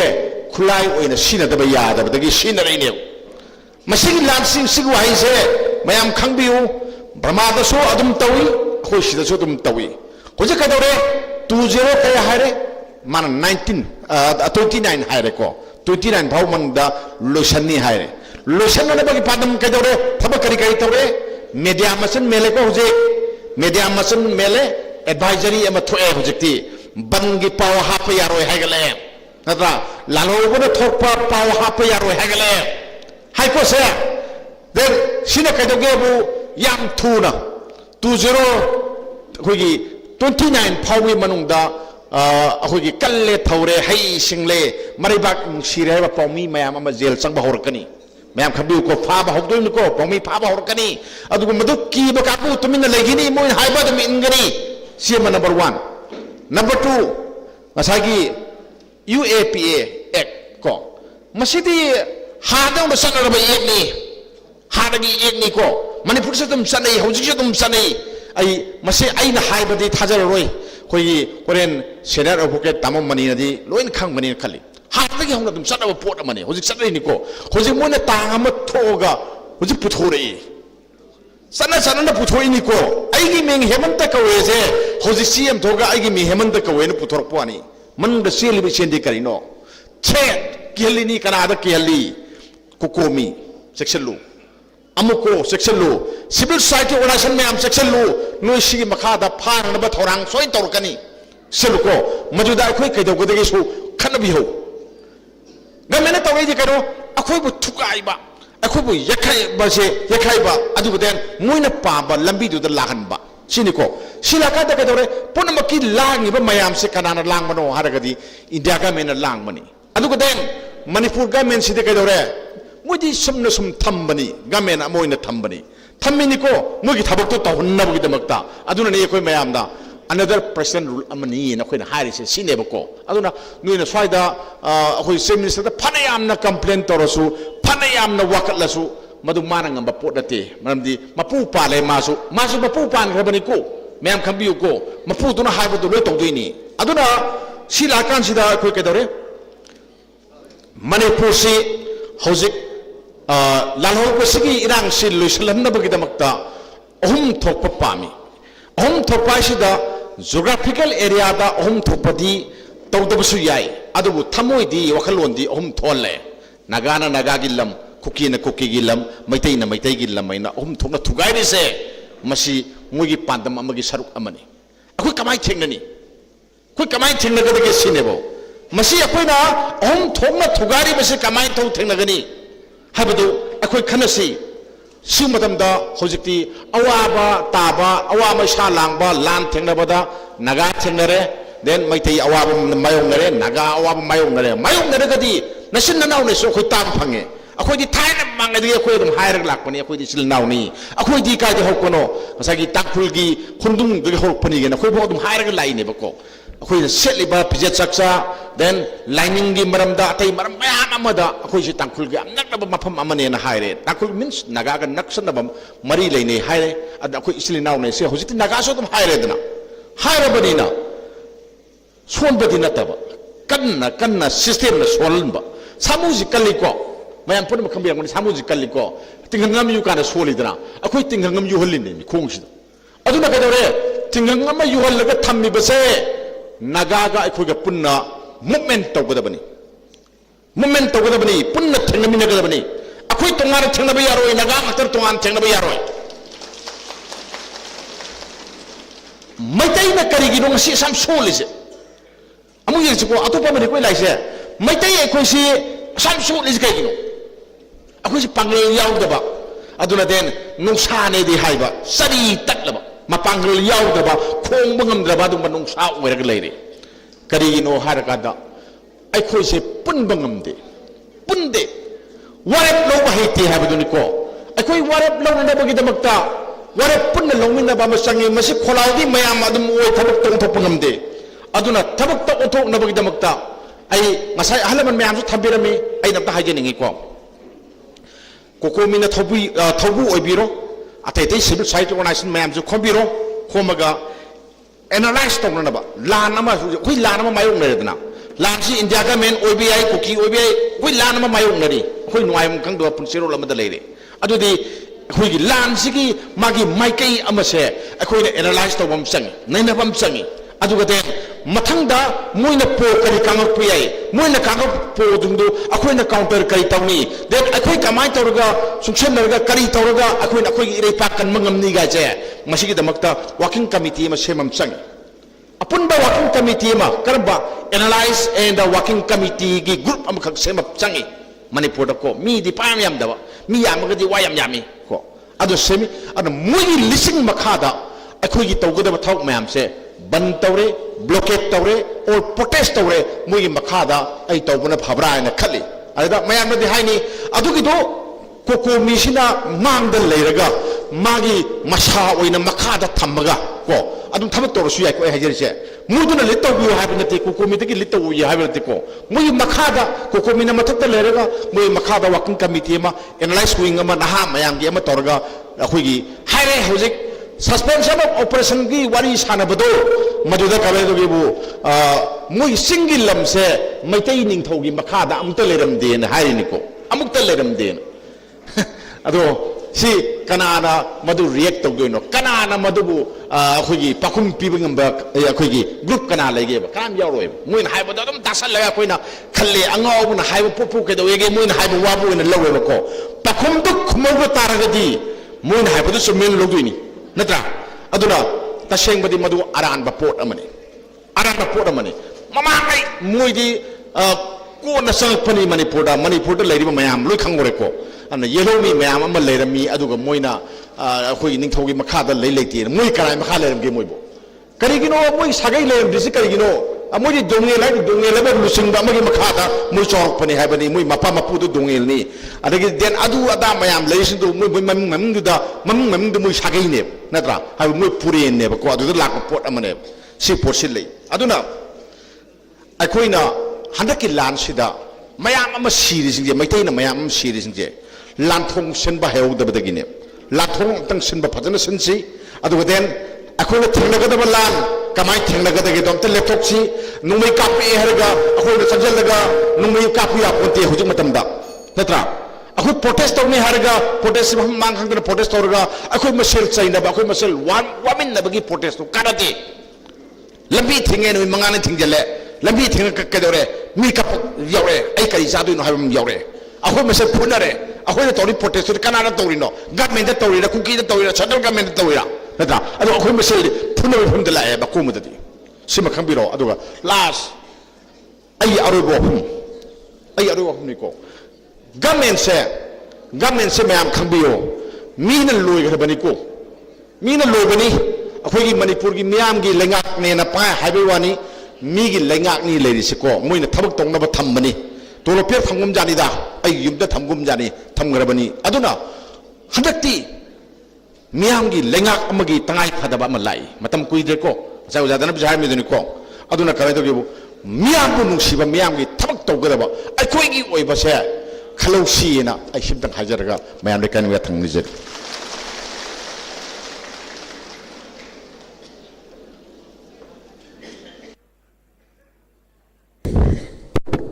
Thank you, Oja Hemanta Ningomba, editor. Yam phajaba wafum tambirami mayamnasu loina tabiramagani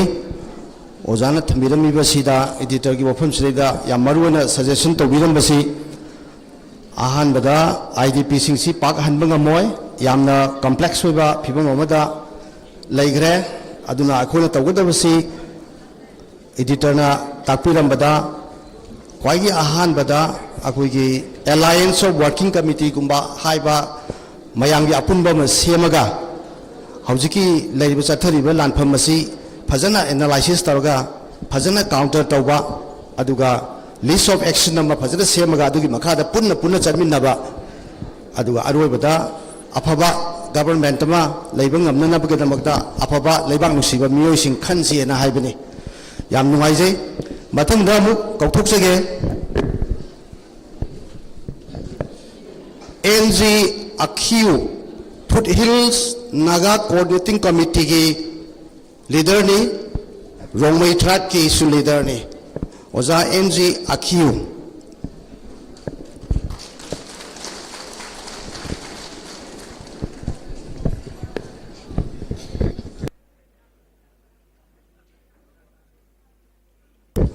ओजा Akhiu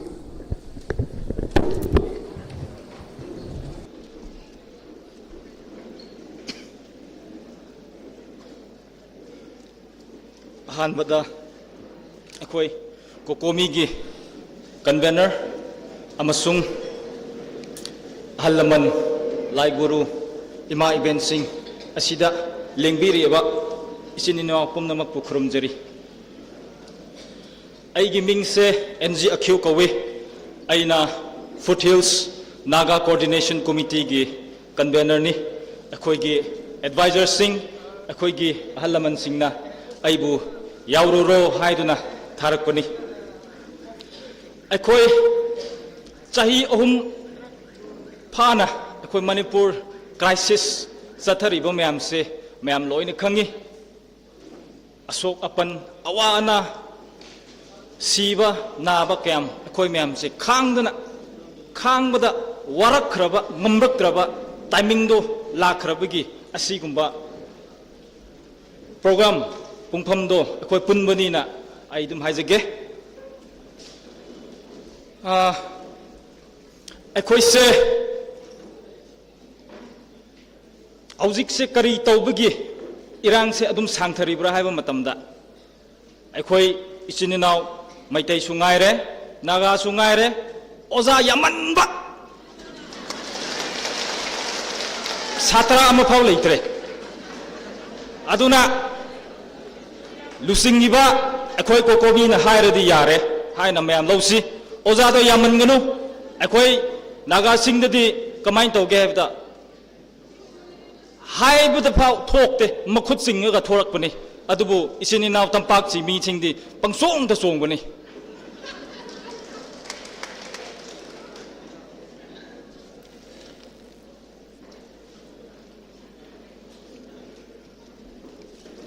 अखोई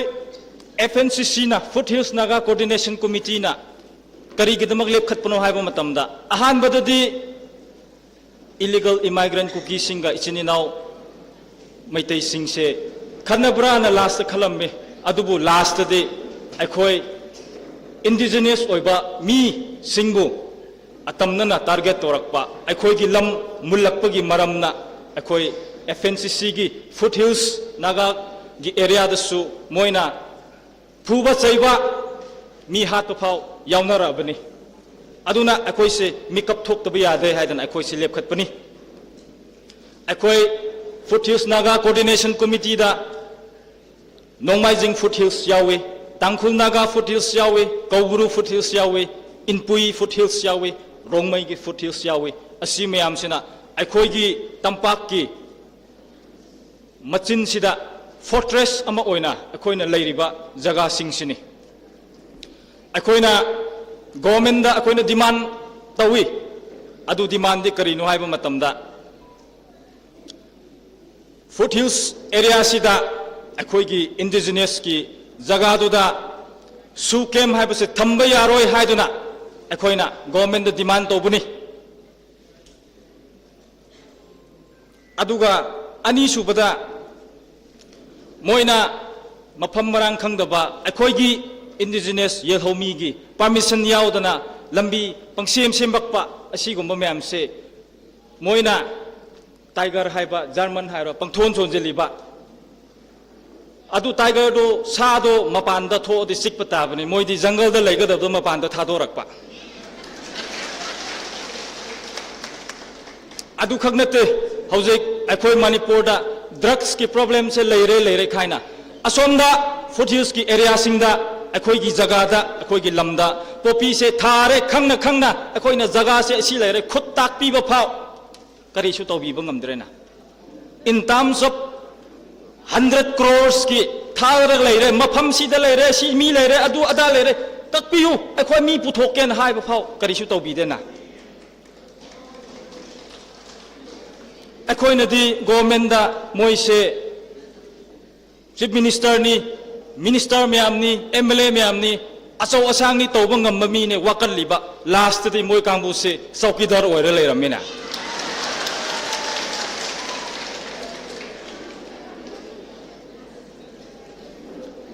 aduna akhoi se asiguma demand matang sida MOU amasu sign dawkhre aduga MOA amasu sign dawkhre adubo karisu thausa bide adugi maramna haujik se 23rd midnight of April digina akhoi se haujik hairiba foothills ki lambi myam se akhoi haujik indefinite ban sathaduna lay kari maram giro hai khiba point myam do government na athubada thabak oina pakhat kadabani haibse akhoi gi demand du gi matungina haujik su tatharaga leiri aduga maru oina manipur da NRC ra natraga NRC ga manaba or ngarang NRC gi sensitization program amadasu akhoi gi akhang haising na khar hai khre adu ayaba illegal immigrants se akhoi gi lamdigina detect tawraga deport tawgadaba haibse akhoi gi demand su yauri bani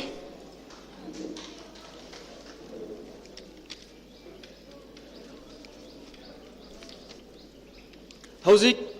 akhoi se yelhomi sing indigenous ki mi sing se punba matam yaure haibse punba matam yaure punsu punga dawra bani aduna akhoi na haining budi mayam na loina khangi India government na akhoi gi yelhomi singbu proxy war sanarar lay haibse proof kya rak piningai leigene we have more than enough aduna haujik se akhoi yelhomi sing isinanaw mayam se amakhakta oina limina gadaba matamda oire akhoi gi di hairiba mayam na amakhak oina punja ba matamda akhoi di ready de lere mayam pullaga akhoi manipur se kandaba yade haibagi stand da lepaga leire habse mayam gi mangda haidu ngi thank you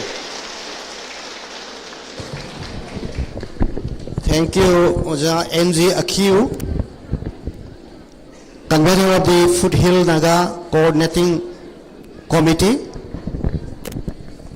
Ojana takpiram basisu mayam hena khambire hanagi same line judani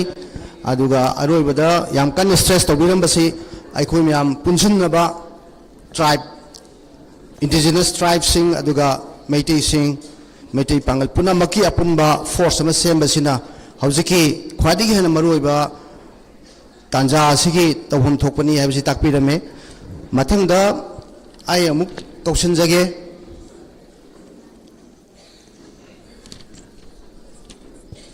Srimati Aribam Nautunasori Devi, retired district and session judge. Madam Nautunasori.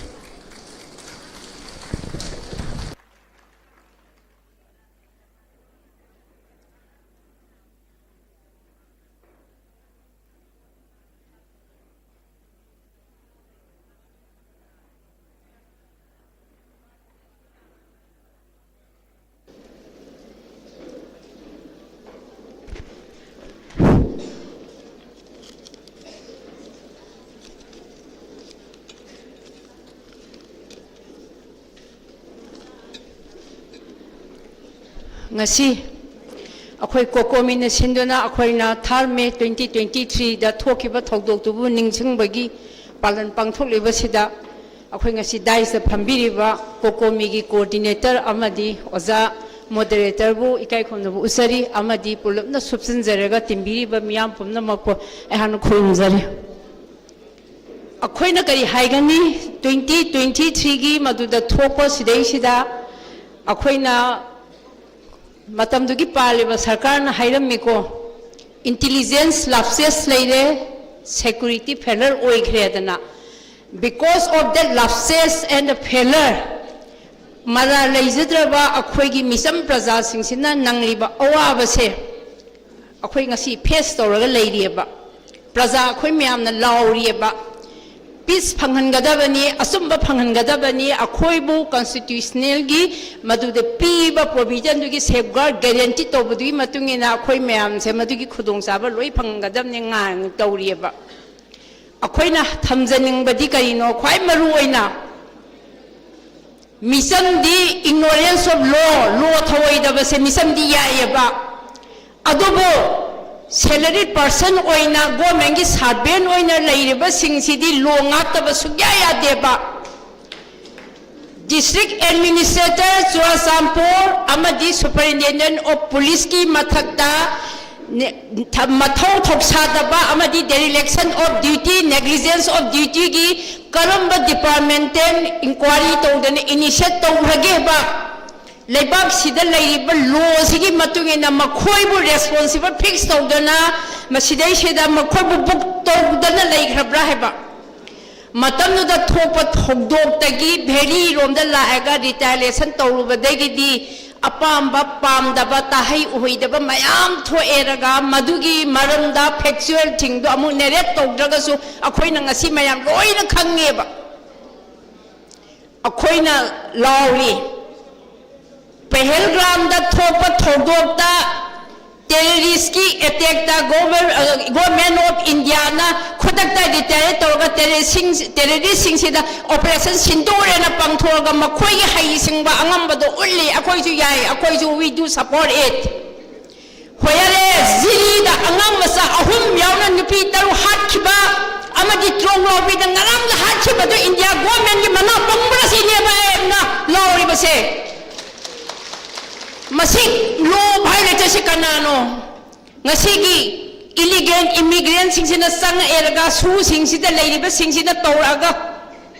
hanjan mara leijadraba akhoi innocent people sida attack torpasida government of India na makhoi na injan ba makhoi na conspirator oiba makhoi na supporter oiba pose is it permissible by law dadi yate law kanana semi bharat sarkar na semjaba law ne masana pijaba law thugai India ki criminal administrative system da hanna lejaramba IPC CRPC evidence eki matungena criminal administrative system na madu work tawi hobjekna BNSS amasung BNSS laibase masigi matungena tawi hai riba bharat sarkar na sem riba law mayam sigi matungena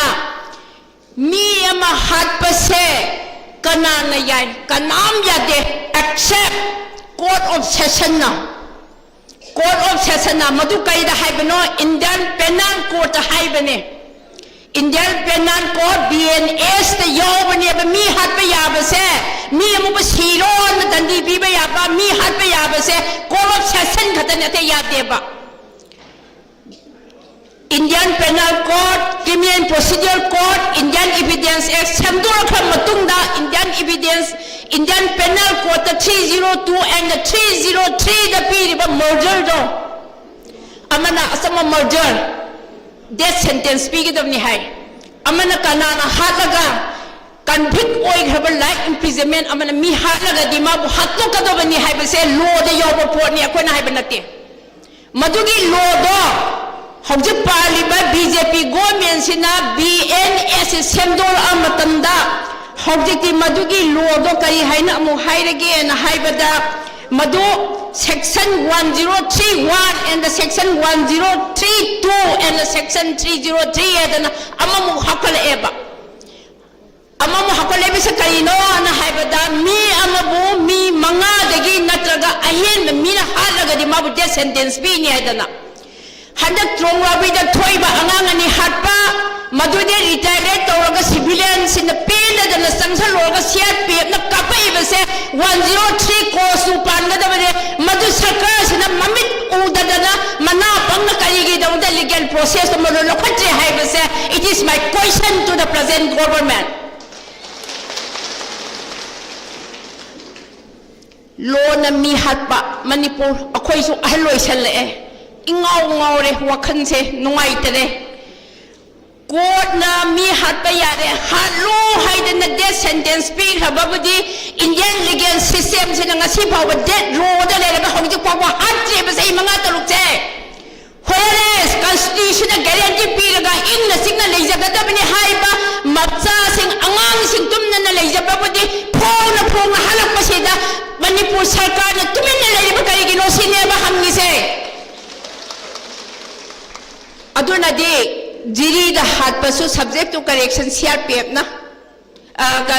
retire to pada mayang kapu badagi kuki na amu retire to raga angang myam to hat khiba sida so amu pinda da na law ba civilian sing do makhong da kapo lathi charge to natta da na makhoi ba direct hat shot to ba se CRPF ki kem ta mi manga hena lai ba ne na they are liable to be prosecuted under section 103 clause 2 Masi tawhodobani sini aduna lawba Manipur da Supreme Court na law and order fail oi haire law and order ngaktre law and order se fail oi raga di kalam system se salai raga law and order phagat kadegi na haiba se Manipur da paliba home department na kari su nasungdre praja khara sija babo compensation khara ex gratia khara lawthoega tuminna dum toksa khini lawba tu oba dum toksa khini haidana moi ga wakhana leireba adu oiragadi kari tawni na haiba matamda akhoina ngasi kokomi amuko fox leiba atay COSO organization mayam se issue base tawrega mayam se loina punsan biyo strategic planning to biyo masida natana akhoina singda leiba full akhoigi health ki step singda leiba hogje aigi mamang na ngangbi heba moina they are ready to support and to unite in a haiba se yamna thagat ningi Masida natana akoigi nagasing isininaw indigenous purki ate leiba mayam adudagi amaromda pangal isin inaw muslim singsi so akoi mayam se punsan ba unite to bansange karina maitai khatana mase face to bada wale muslim khatana sung leiroi naga khatana so leiroi aduna akoigi asoba punsan nabagi strength dukhatana immigrant sing ase tanthokiba ngamni su advocate to hon mangani amadi bharat sarkar madu kigani asidi natadana ngang ha ki tholi ba thodokta akhoina commission of inquiry haraga where is a commission of inquiry in regards to the incident of Churasanpur Thatorki manungda inquiry report pini haide sahi ahum phare madugi akhoi justice phangibra moi fact finding karino Moigi fact finding duna makhoida negative hesalaga moin helosan ba moina delaying tactics hesanaba aduga misam amabuna ns heda book tawda ba FIR am sandoba si tawba oiraga na heta thuna tawrega masidai sida mara lejida ba mi myam subject to correction mi amubu mara leba leitaba na haibase until and unless he is tried by the competent court and declare that he is guilty and hide ko de mak mara le na logi meng lowani aduguma mayam tu da tawleire aduna siguma mayam tawriba se akoina ngak thokna bagi damakta akoina hanna haizeri madudi asigumraba media gi platform asidagi akoi isin inaw oibagi indigenous pur mayam se aina maming panbada sithabaya aduna pulapne ta subsan zaraga akoi mayam punsen menaji akoi strategic and madugi planning dodi media gi platform da nataba closed door meeting da pangtho eraga adugumba strategy do tawreraga akoi manipur se kanma ngamna ba akoi khudimang na hotna minarasi haijawo wafda thamjarega matang sida tension jage pumna mo pokhorum jari thank you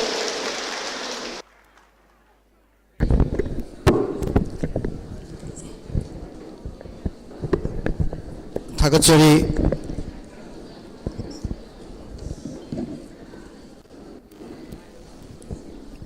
Aribam Nautunusari Devi retired judge Yamna Pajaba legal gi perspective tagi ain gi meyang dagi yam Pajaba suggestion pipirame madam na pipirame ba suggestion singasi utang ningsing janing bada khoi ahan bada akoi COSO mayam se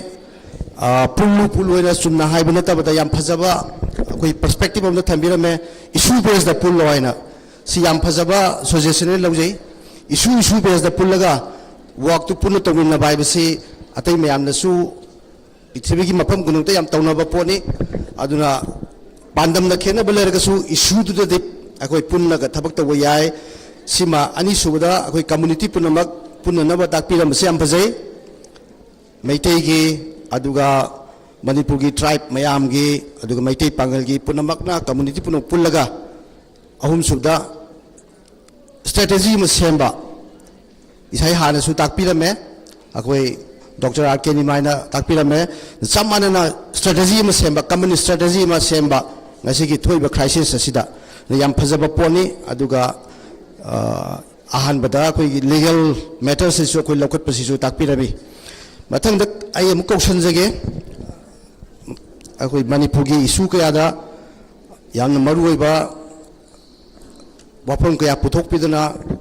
public ꯏꯟꯐ꯭ꯂꯨꯌꯦꯟꯁꯤꯌꯔ ꯑꯣꯏꯔꯤꯕ ꯍꯧꯖꯤꯛ ꯌꯥꯝ ꯀꯟꯅ legal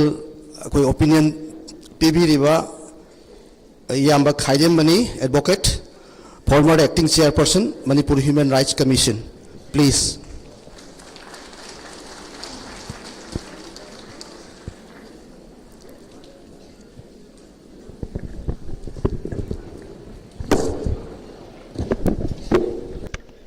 ꯃꯌꯥꯝ ꯄꯨꯝꯅꯃꯛꯄꯨ ꯑꯍꯥꯟꯕꯗ ꯈꯨꯔꯨꯝꯖꯔꯤ ꯑꯗꯨꯒ ꯂꯣꯏꯅꯅ ꯃꯁꯤꯒꯤ ꯑꯁꯤꯒꯨꯝꯕ ꯀꯣꯀꯣꯃꯤꯅ ꯁꯤꯟꯕꯤꯕ ꯆꯍꯤ 3 ꯁꯨꯔꯛꯄꯒꯤ ꯑꯋꯥꯕ ꯐꯣꯡꯗꯣꯛꯄ ꯑꯗꯨꯒ ꯂꯣꯏꯅꯅ ꯑꯩꯈꯣꯏ ꯀꯔꯤ ꯇꯧꯈ꯭ꯔꯒꯦ ꯍꯥꯏꯕ ꯑꯗꯨꯒꯤ ꯃꯇꯥꯡꯗ ꯑꯩꯈꯣꯏ ꯀꯔꯤ ꯇꯧꯒꯅꯤ ꯍꯥꯏꯕꯁꯤꯒꯤ ꯃꯇꯥꯡꯗ ꯈꯟꯅ ꯅꯩꯅꯕꯒꯤ ꯃꯤꯐꯝꯗ ꯃꯤꯐꯝ ꯃꯄꯨ ꯑꯩꯒꯤ ꯏꯅꯥꯎ ꯀꯣꯑꯣꯔꯗꯤꯅꯦꯇꯔ ꯀꯣꯀꯣꯃꯤ ꯑꯗꯨꯒ ꯂꯣꯏꯅꯅ ꯑꯁꯤꯒꯨꯝꯕ ꯁꯦꯁꯟ ꯑꯁꯤꯒꯤ ꯃꯣꯗꯦꯔꯦꯇꯔ ꯑꯣꯏꯕꯤꯔꯤꯕ ꯑꯣꯖꯥ ꯁꯦꯇꯨꯖꯤꯠ ꯑꯃꯁꯨꯡ ꯃꯥꯡꯗ ꯂꯦꯡꯁꯤꯟꯕꯤꯔꯤꯕ ꯄꯨꯝꯅꯃꯛꯄꯨ ꯑꯩꯅ ꯏꯀꯥꯏ ꯈꯨꯝꯅꯕ ꯎꯠꯆꯔꯤ ꯈ꯭ꯋꯥꯏꯗꯒꯤ ꯃꯔꯨꯑꯣꯏꯕꯁꯦ ꯑꯩꯈꯣꯏꯗ ꯁꯥꯁꯣꯟ ꯂꯩꯇꯦ Where is the governance? ꯂꯣꯒꯤ ꯃꯇꯨꯡ ꯏꯟꯅ ꯁꯥꯁꯣꯟ ꯇꯧꯒꯗꯕ ꯅꯠꯇ꯭ꯔꯥ Directive Principle of State Policy ꯏꯃꯥꯏꯕꯦꯜꯁꯤꯡ ꯈꯪꯅꯅꯕ Constitutionꯗ ꯁꯔꯀꯥꯔ ꯑꯃ ꯀꯔꯝꯅ ꯄꯥꯏꯒꯅꯤ ꯍꯥꯏꯕꯁꯤ ꯄꯥꯔꯠ 4ꯗ ꯌꯥꯎꯋꯦꯕ Article 30ꯒ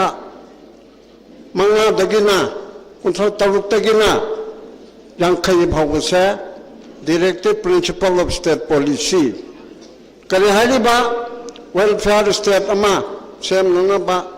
nupisinggi nungainaba angangsinggi nungainaba sanaruisinggi nungainaba prajasinggi nungainaba senthok lambi chaukol hanganaba aduga prajagi exchequer aikhoina khaigatliba aduma tax mayam adu moina pairaga control torga sijinnanaba awat apa punamak chaukot thorang punamak se taunanabigidam ta plan policy adugi advisory masidi lodi nate court sarkarna function tawdre hana haraga court challenge tawbudi yade abako general oina aduna adugum ba pautak oina leiraba aduga afaba sasona ma kadamna purakani haibachi world bank na definition piduna leiraba asigum ma amigi makada sason tawgadabasa manipurda leite 1949 15 October kana umana toina haimile haidaba yade 15 October da Indiana Manipur bu naharona haibigi matungina namdana lawseli haibasidi patil mahairam Assam ki governor 1950 ki dal leibado adu damana chithi ibada Mr. Governor Tripura akhon auction kibugumna Manipur su 1949 15 October ki take over tawre akhon auction le hayaba aduna annexation haiba sidana haru lalauba to hobadana haija gadabani lari haiba akhon haibadi yade na khalam bodo chummamme take over tawre sarkarna lawsilli India sarkarna lawsilli hayaba adodi adumaina namdana lawsin khalaba maje government aran bamani haidana 1993 ge October 9 matamdagi akhangai maya mamana tawgeba adudana ikona kharana ha oina yaujaba ithanta bungairi hingse uja nauram joy kumar lairi adagida aduda majere government It has no legal and constitutional validity. Constitutional ki oiba, ayin ki oiba validity yaudre haidana warep laugareba. Madu MP Chanipan Lankay Thagre, Matamdi Sili Langi Bana, Aduga Lina, Tabaya, Mapam the Thagre, Kana Muntan Madu challenge to Rukte. Madu Luna Lugabani, Ayan Yadi, the Hirukte Abako. Adumana Namdana Tinsiba Namdana Shiba, Aduna, Say Kurundo, Kalasamdil Labada, 1972 Katada, I quite a Tarani Pan to be state later. Miman nadadana chahi kulum se manaba India ba sovereign lay pakama Manipur picture of so sovereign lay pakama Waibani chi tinara chi tao hana aigina khala chawi aigita pamina si haidan changura kanda yamin na wori yamin na changura kanda makalay pa makada pamalle man matakta lay third class there part C ga haido corner Adada so matang toraga chahi kulum da lera kanda da or nang pamung da pamayare hana tawbana sumayna hantana yangpa amana torakpa aduga lenana chahi mapan leraga bharatan gibagi 1958 ta Armed Forces Special Powers Act 1958 one of the breakers of the break laws Amuba Ayan Kanariba Jungle Gay Ayan Kanariba Democracy Chatpalay Park Amatada, State Amatada Chatabacha, Manipurta, Awang Pota Chanare, Mapunda Manipurta Chanare. Masiga word pay Abaka, Mataudu, Adi Matanga Chahi Homsilla and Chini Singipse. Chahi Homsida Ritora Pradhan Mantri Narendra Modi ji. Bismu Mumbai am power of Maroon Talamari power of Bismu do Drupati Mapiro Topada the Hare Krishna Haraga Tumanalaya, but Kanta Haibangam de Abako. Ado Narendra Modi Prithivi number 1 2 later Basuna Manipur Haibakanda Hare Ram, Mighty Ram Haraga Lab. Ram Baba BJP holding Minazo de Hadamana Namdana, Miji Prabhu Ram do. When Ojadabado, at the Yaholim, at the board card there, as they have the MP. Other make it to the Pahargam, Mini Kunitoida, Uzai, some appeal to the Solina Panala, Mini Kunitoi, Koptaman, Hyberwanda, Huziki, Vice Mini Kunitoida, Pahargam program software. Madame the Pare of the NA and Bisar Tatari Hayanchi, Rai Lautoni.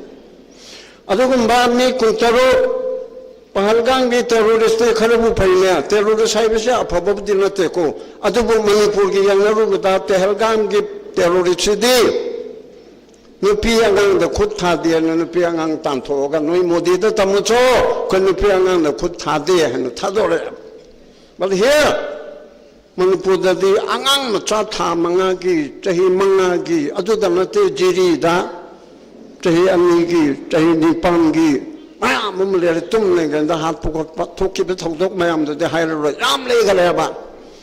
I said, I'm a pita, but the Latin Hypetan Yanga, when you put it out of Sinungaitene, Hyperwaham about Haideba. Even the Home Minister Baba, Manipur, Home Minister Govindasana, Amonero Unare. As the old name Manipur, you don't invite in here, I just statement talk it to him and talk there, but me, not about on the Tory of me. I quite yam hunter attack among the young later, but I couldn't write it. I even I Ukini, I Sana, Niatu Dana, I took a question to Chandrabako. Yam hunter among the Tore, I quite his husband, Sisu, Sakan on Haramido, Rangmay Haramido, Chogida. Shopman, and soon sang with them. Canomato with that, Namjadraba, Canomato, Canomato about the daily, Canomato about the daily. Aduna Punamakasiki Paul said, I quit you government Laitaba, I quit you Radniti Laitaba, Radniti Tosinaba, Radniti Sajinaba, or in a moment or in a later. Aduna Yam Luri dear, I couldn't talk to whatever Punamakasida, Hayandi, I couldn't do Matum Chaba, High Sauvasawi, Bota di Pula, on the Changaba. Manuina Imam Mara Pabi, I get the Nazarib say Mara Pabi, the Hojarapanim, Kolum among the Gi. Hojik, he say Hotanga Nimara Maniga. ꯑꯁꯤꯒꯤ ꯇꯨꯡ ꯏꯟꯖꯔꯛꯄꯗ ꯐꯔꯕ ꯃꯌꯥꯝ ꯑꯃ ꯂꯩꯔꯝꯕꯗꯣ ꯃꯃꯣꯟ ꯆꯥꯎꯕꯤ ꯀꯣꯝꯕꯤ ꯇꯣꯝꯕꯤ ꯏꯟꯗꯨꯃꯅꯤ ꯂꯩꯔꯝꯃꯤꯕ ꯃꯌꯥꯝꯁꯤꯗ ꯇꯧꯔꯝꯕ ꯊꯧꯅꯥꯗꯣ ꯍꯧꯖꯤꯛꯇꯤ ꯂꯣꯏꯅꯃꯛꯇꯤ ꯅꯠꯇꯦ ꯍꯧꯖꯤꯛ ꯃꯩꯔꯥ ꯄꯥꯏꯕꯤꯁꯤꯡꯒꯤ ꯃꯔꯛꯇ ꯄꯣꯂꯤꯇꯤꯁꯤꯌꯥꯟꯁꯤꯡꯅ ꯄꯨꯕ ꯄꯣꯂꯤꯇꯤꯁꯤꯌꯥꯟ ꯑꯆꯨꯝꯕꯅ ꯄꯨꯔꯗꯤ ꯐꯩꯅꯦ ꯑꯗꯨꯒꯤꯗꯃꯛꯇ ꯐꯤꯔꯥꯜ ꯍꯥꯏꯒꯠꯄꯗ ꯆꯪꯕ ꯑꯃ ꯇꯧꯕꯁꯤꯗ ꯃꯌꯥꯝ ꯑꯃ ꯂꯩꯔꯦꯕ ꯑꯗꯨꯅ ꯑꯩꯈꯣꯏꯒꯤ ꯏꯆꯥ ꯏꯅꯥꯎ ꯍꯥꯛꯄꯝ ꯁꯥꯟꯇꯅ ꯗꯤꯁꯀꯁꯟ ꯑꯃꯗ ꯍꯥꯏꯕ ꯀꯀꯥ ꯑꯩꯈꯣꯏꯗꯤ ꯂꯣꯏꯅꯃꯛ ꯑꯦꯝ ꯑꯦꯜ ꯑꯦ ꯄꯨꯝꯅꯃꯛꯁꯤ ꯇꯣꯛꯑꯣ ꯂꯣꯏꯅꯃꯛ ꯇꯣꯛꯑꯣꯅ ꯑꯩꯈꯣꯏꯗꯤ ꯇꯧꯅꯤꯡꯕꯅꯤ ꯑꯗꯨꯕꯨ ꯑꯦꯝ ꯑꯦꯜ ꯑꯦ ꯑꯃꯃꯝꯒꯤ ꯃꯌꯨꯝꯗ ꯃꯤ 1,000 ꯂꯨꯝꯗꯅ ꯂꯩꯔꯝꯃꯦꯕ ꯂꯣꯏꯔꯦꯗꯅ ꯑꯗꯨꯅ ꯑꯩꯈꯣꯏꯒꯤ ꯃꯔꯛꯇ ꯂꯩꯔꯦ ꯑꯐꯕ ꯁꯥꯁꯣꯟ ꯑꯃ ꯂꯤꯡꯁꯤ ꯍꯥꯏꯔꯕ ꯑꯐꯕ ꯃꯤ ꯊꯥꯗꯣꯛꯁꯤ ꯍꯥꯏꯔꯕ ꯑꯁꯦ ꯑꯩꯈꯣꯏꯗ ꯂꯩꯔꯦ ꯏꯁꯝ ꯁꯝꯅ ꯍꯥꯏꯔꯕꯗ ꯂꯦꯖꯤꯁꯂꯦꯆꯔ ꯑꯦꯖꯨꯀꯦꯇꯤꯚ ꯖꯨꯗꯤꯁꯤꯌꯥꯔꯤ ꯑꯩꯅ ꯇꯤꯚꯤꯗꯕꯨꯗꯤ ꯌꯥꯝ ꯇꯣꯏꯅ ꯍꯥꯏꯔꯦ ꯏꯃꯥ ꯏꯕꯦꯟꯁꯤꯡ ꯈꯪꯅꯅꯕ एजुकेटिव है IAS IPS MCS MPS अदुगा चौकीदार फाउबा चपरासी फाउबा मैट्रिकुलेट हाइरेबा मोइस लाइक लोइन हाइबा ngaktaneba IAS IPS MCS MPS हाइरकांदा चम ट्रेनिंग तोयाबा प्रोबेशन ने हेन हाइरगा IAS तो सेक्रेटरी ओया देबा STC SD ओदगी होलेबा IPS तो ओसी की लेवल दी हने मोइरांगी दो कोई उकिन टीम मम चलुई मोइरांगी ओसी दो IPS मन ओया ये हाइदी ट्रेनिंग तोफम ओन होया अदरदी एजुकेटिव तो लेबा चिंगो क्वालिफाइड ओरबा भावबदा ट्रेन तौबी जुडिशरी से LLB नत्रदी यादे LLB तो ओरगा उकिलोबे यादे सेनार मी मखादा चही खरा प्रैक्टिस तौगनी अदुदगी अमुक जज ओइबसिसु उकिल ओरमबदगी जज हबकपदा अमुक ट्रेनिंग तौगी सेनार जज अमी मखादा ग्रेड 3 खलबदे ग्रेड 1 दा था तरुक ट्रेन तौगी अदुगा सेनार जज भावबा अमुका भोपाल दा ट्रेनिंग तौगे अदुना आइना थमिंगेबदि एजुकेटिव अमसुंग जुडिशरी हाइबा अहुंगी मनुदा अनिसे असिद मतिक चाबा ngakta thamaga legislature sidile kadora politician saba politician sidi karino chahi 35 sorba india ki citizen oiba manipur da lebor gana manipur macha oiba aduranti yauba yare lore अदुदगी दे भोट लेके हैरदी कोई ने यावराबने हाइदना चाहि कुनमंगा सुरबा इंडियन सिटीजन ओरबा अदुरदी माचे भोट लेpe यारे अदुदी other qualification अमत लेतरबनिना अदुगुंबा याव योनबा संसेनबा अदुदगी चा योनबा prime minister ओरदना को अदुदगी दे present prime minister बु हाइबनते अदुदगी लाइडिंग lyso हाइतबा कुली ओरंबनसो अदम MLA ओरप यायाबा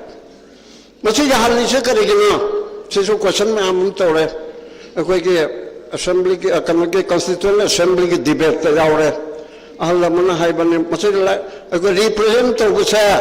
MLA अमसुंग MP represent तोगदबसे लाइरिंग हाइबदिगे खनसी हाइन हायरपने अमना अले अमा अहलम का मतंदु Ahlam कननो right to equality अखोय पुनमक मानगदबनी लाइरिंग हाइतबा लौमी ngaktang नाइबा मी लिसिंग यांखै लेबा खोंगांग अमदा एमए मा कदा दिन लौरगा बोले पनगदरा यालो चप मानगदमनी मागे पुंग लौचिंग थौना दुदा लेरे हाइबदगी अदुदी चप मानबो ओगदबनी एनी कनागु मम बोले प याय हन हाइसे अदुगी दमतनाबा बोले पगी मतंगदा लेजिस्लेचर गिदा पार्लियामेंट गिदा क्वालिफिकेशन से ngawdabo ओगदबनी इंडियन सिटीजन ओगदबनी चाहि कुनमांगा सुगदबना हाइबसिदिगे हन लेतरेबा सोशलिस्ट कंट्री दा ट्रेन तवया अदन सिस्टम मसिगी मनुंगा कोइसि लेबनिना मसे अतै मतमगा मानदबने याम सांग हाइजररोय अदुगा मसाइगे हारिबदो अखोय छदम नम थनबिगे प्लॉट ओना तौदना कुकी टेररिस्ट कुकी पुनमंगा तेको आई ओलोय पुनम पंदे कुकी लमेन तो हेनबा आइगे लोंदादा अदुगा कोकोमेगे लोंदादा नार्को टेररिस्ट अदुगा कना कना गो मनसु टेररिस्ट साइडिपसे मोय खरा militant सिंगदो अदुगुंबा मयामसे Masih नमथनबगी दमुक्ता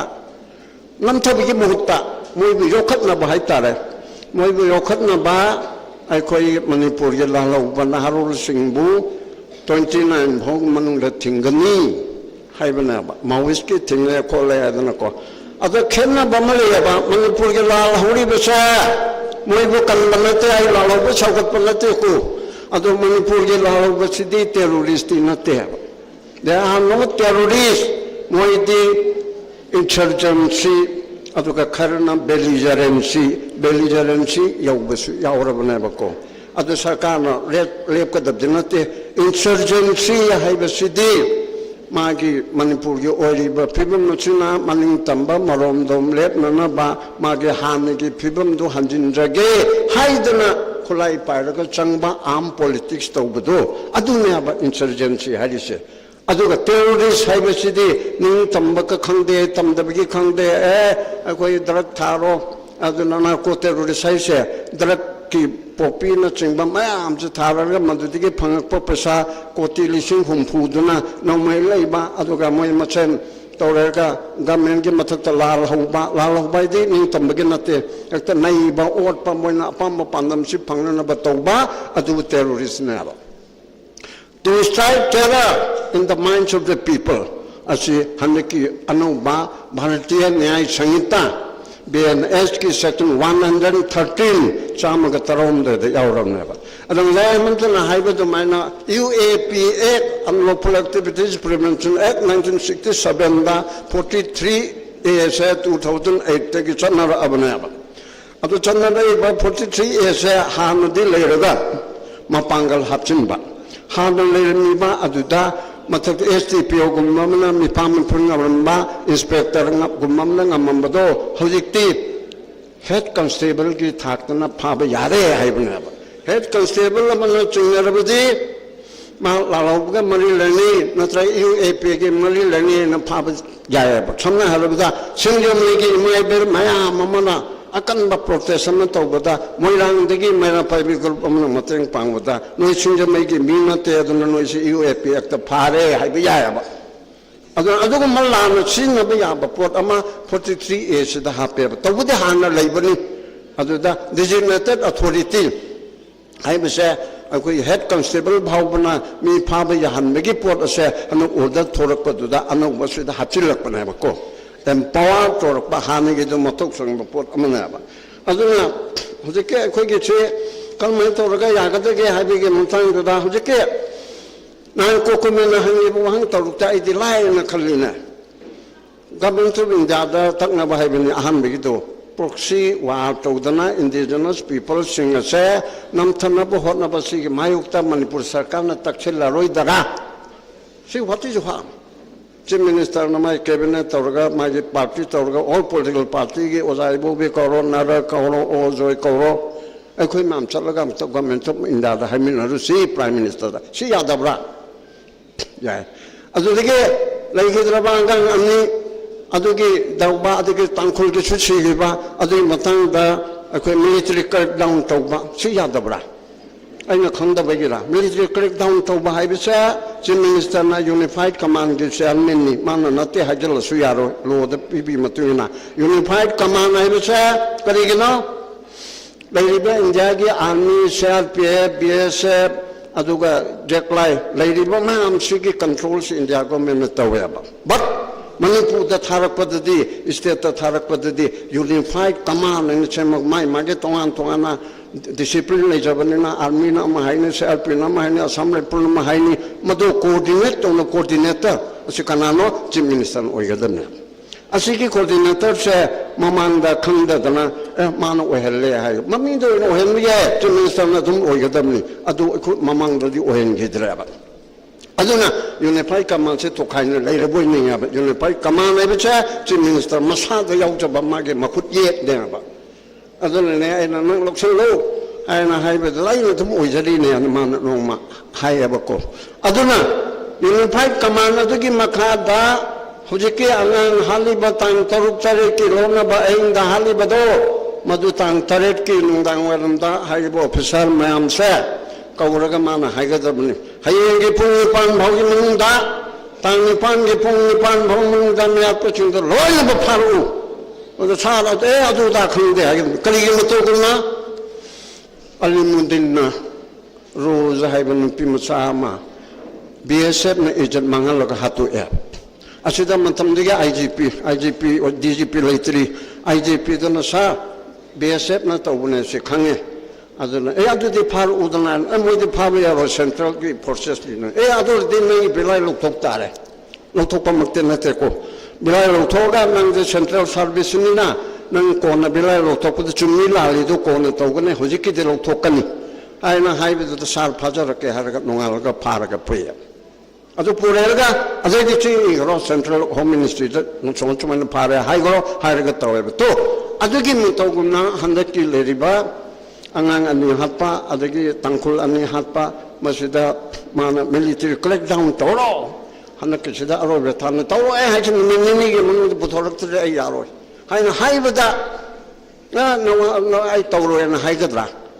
ai na khang da bai ge ra khang de masi to bi yai adudagi de ani chubada mayam pen da jana laure khonge ma tore adudagi de sel pm na duda tore ha no mai lake tore na traga duda tore hai dana moina no mai kapata mi om chele kunsa ka mali adugi do kayam lu bono juda Tami suggestion lo chalaga juda sel inquiry tawlo hai na hai bada commission me inquiry 1952 ki makada harang koi thongla tawba reinstop tawba digi jun 18 gi tawba koi loina le pe yaw jara puni khani commission inquiry ki makada inquiry tawla lai result loina phangi compensation loina phangi reims ki tu di dandi bupi hi bani life imprisonment moi ahum ko na mo appeal tawdana thadu i haibra adun amani aduna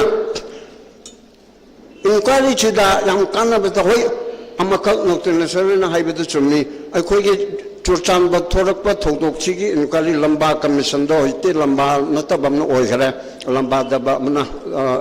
punjab ki justice mana adugi do tha taruk ane chayo me hera sibo kaim tawde masimadi fatra ko adu nataba inquiry punimang chidi haujiki mutamdadi hana khena ba mana haujiki right activist mam le rimna ko me ko chiso mam se le banina aduda kai takare inquiry tawgildo haina hangbagi matam oilaba aduna high court ke thong ai thin bade inquiry ke result to pithoro inquiry ke recommendation piro haina haibe yaba matam oilaba aduna rule bedaina suggestion to the ningdi matam di phangdre hojike angang hatpa tangkul hatpa singase manipur ke mapum punamakta act of terrorism tawribse thinna begi tamuta mohina di terrorism haina lawdre commentary indernati masigi tamukta military crackdown tawba aduga malam chadana CRPF na firing tawgiba sigi tamukta di judicial inquiry tawba adu judicial inquiry to public teki pressure khara lai kari hana lai kari yumba aduda akhoi ki marak teki mi yawram namde CRPF na noina kapaga praja sokane su karino commission me inquiry di damdi pigata nate to find out the truth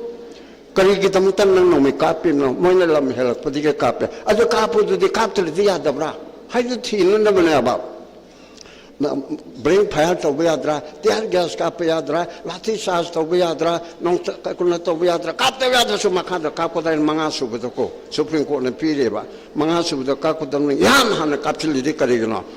prajana langel lo lalu to nang kapi do lale hai bagi report ama lo se hai bane aba azaida minister marakta su kana da su ko ai da tum hai do ge ai khoi mai tai sokane kari sokan na selfie do mai tai no oi bro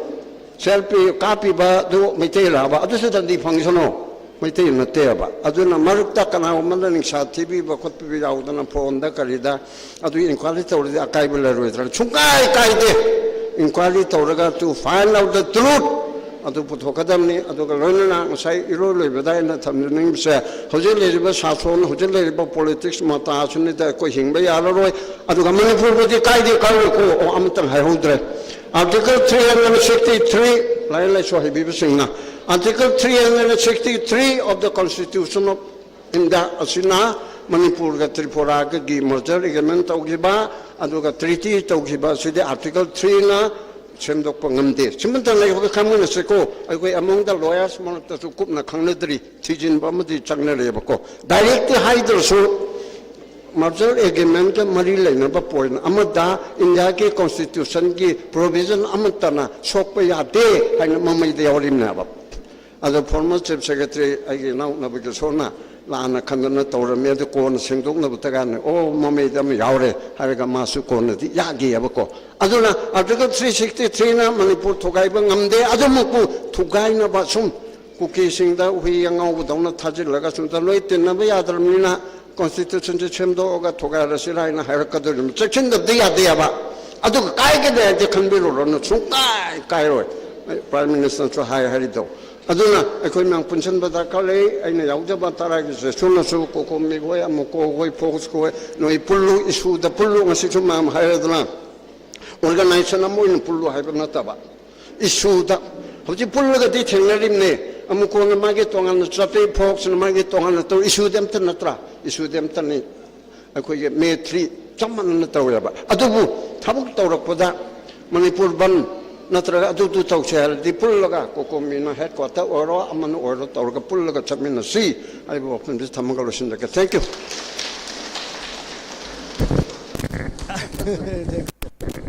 ꯌꯥꯝ ꯅꯨꯡꯉꯥꯏꯖꯔꯦ ꯏꯌꯥꯝꯕ ꯃꯅꯤ former acting chairperson Manipur human rights ꯀꯃꯤꯁꯟꯅ ꯌꯥꯝꯅ ꯃꯆꯪ ꯑꯣꯏꯕ ꯀꯌꯥ ꯑꯃ ꯃꯌꯥꯝꯗ ꯊꯝꯕꯤꯔꯝꯃꯦ ꯃꯔꯨꯑꯣꯏꯕꯁꯤꯡꯗ ꯌꯥꯝ ꯃꯔꯨꯑꯣꯏꯅ ꯑꯩꯈꯣꯏ ꯍꯧꯈꯤꯕ ꯃꯇꯝꯗ ꯍꯥꯠꯈꯤꯕ ꯃꯤꯁꯤꯡ ꯑꯗꯨꯒꯤ ꯃꯇꯤꯛ ꯆꯥꯕ ꯆꯞ ꯆꯥꯕ ꯃꯔꯝ ꯈꯪꯅꯕ ꯖꯨꯗꯤꯁꯤꯌꯦꯜ ꯏꯟꯀ꯭ꯋꯥꯏꯔꯤꯁꯤ ꯇꯧꯍꯟꯒꯗꯕꯅꯤ ꯍꯥꯏꯕꯁꯤ ꯌꯥꯝ ꯆꯨꯝꯃꯤ ꯑꯗꯨꯒ ꯑꯅꯤꯁꯨꯕꯗꯅ आर्टिकल 63 की मरुओइब से अखोई ngasi जो मोहना अखोई दा रिटरेट तोबिरमी अदुना आर्टिकल 363 की मखादा अखोई मणिपुर से आर्टिकल 3 की इंडियन पार्लियामेंट ना स्टेट अमा खाइदोपा स्टेट अमा पुनहनबा स्टेट की ममिंग होंगदोपन सिंग बा पीरिबा पावर सिंग असे असिदगी इम्यून ओयन हाइबसिसु यामना कानबा इंफॉर्मेशन ने लौजै अदुगा अरोइबदा इशू बेस्ड ऑर्गेनाइजेशन सिंग पुल्लु हाइबसिसु यामना फजबा एपेल ने लौजै मथंगदा कौशनजगे हंदक्ति आईडीपी सिंगी रिप्रेजेंटेटिव की मरक्तगी याम कौशनजगे खोलोन धमेन को कन्वेनर आईडीपी कमिटी इको लेंकत पिरो खोलोन धमेन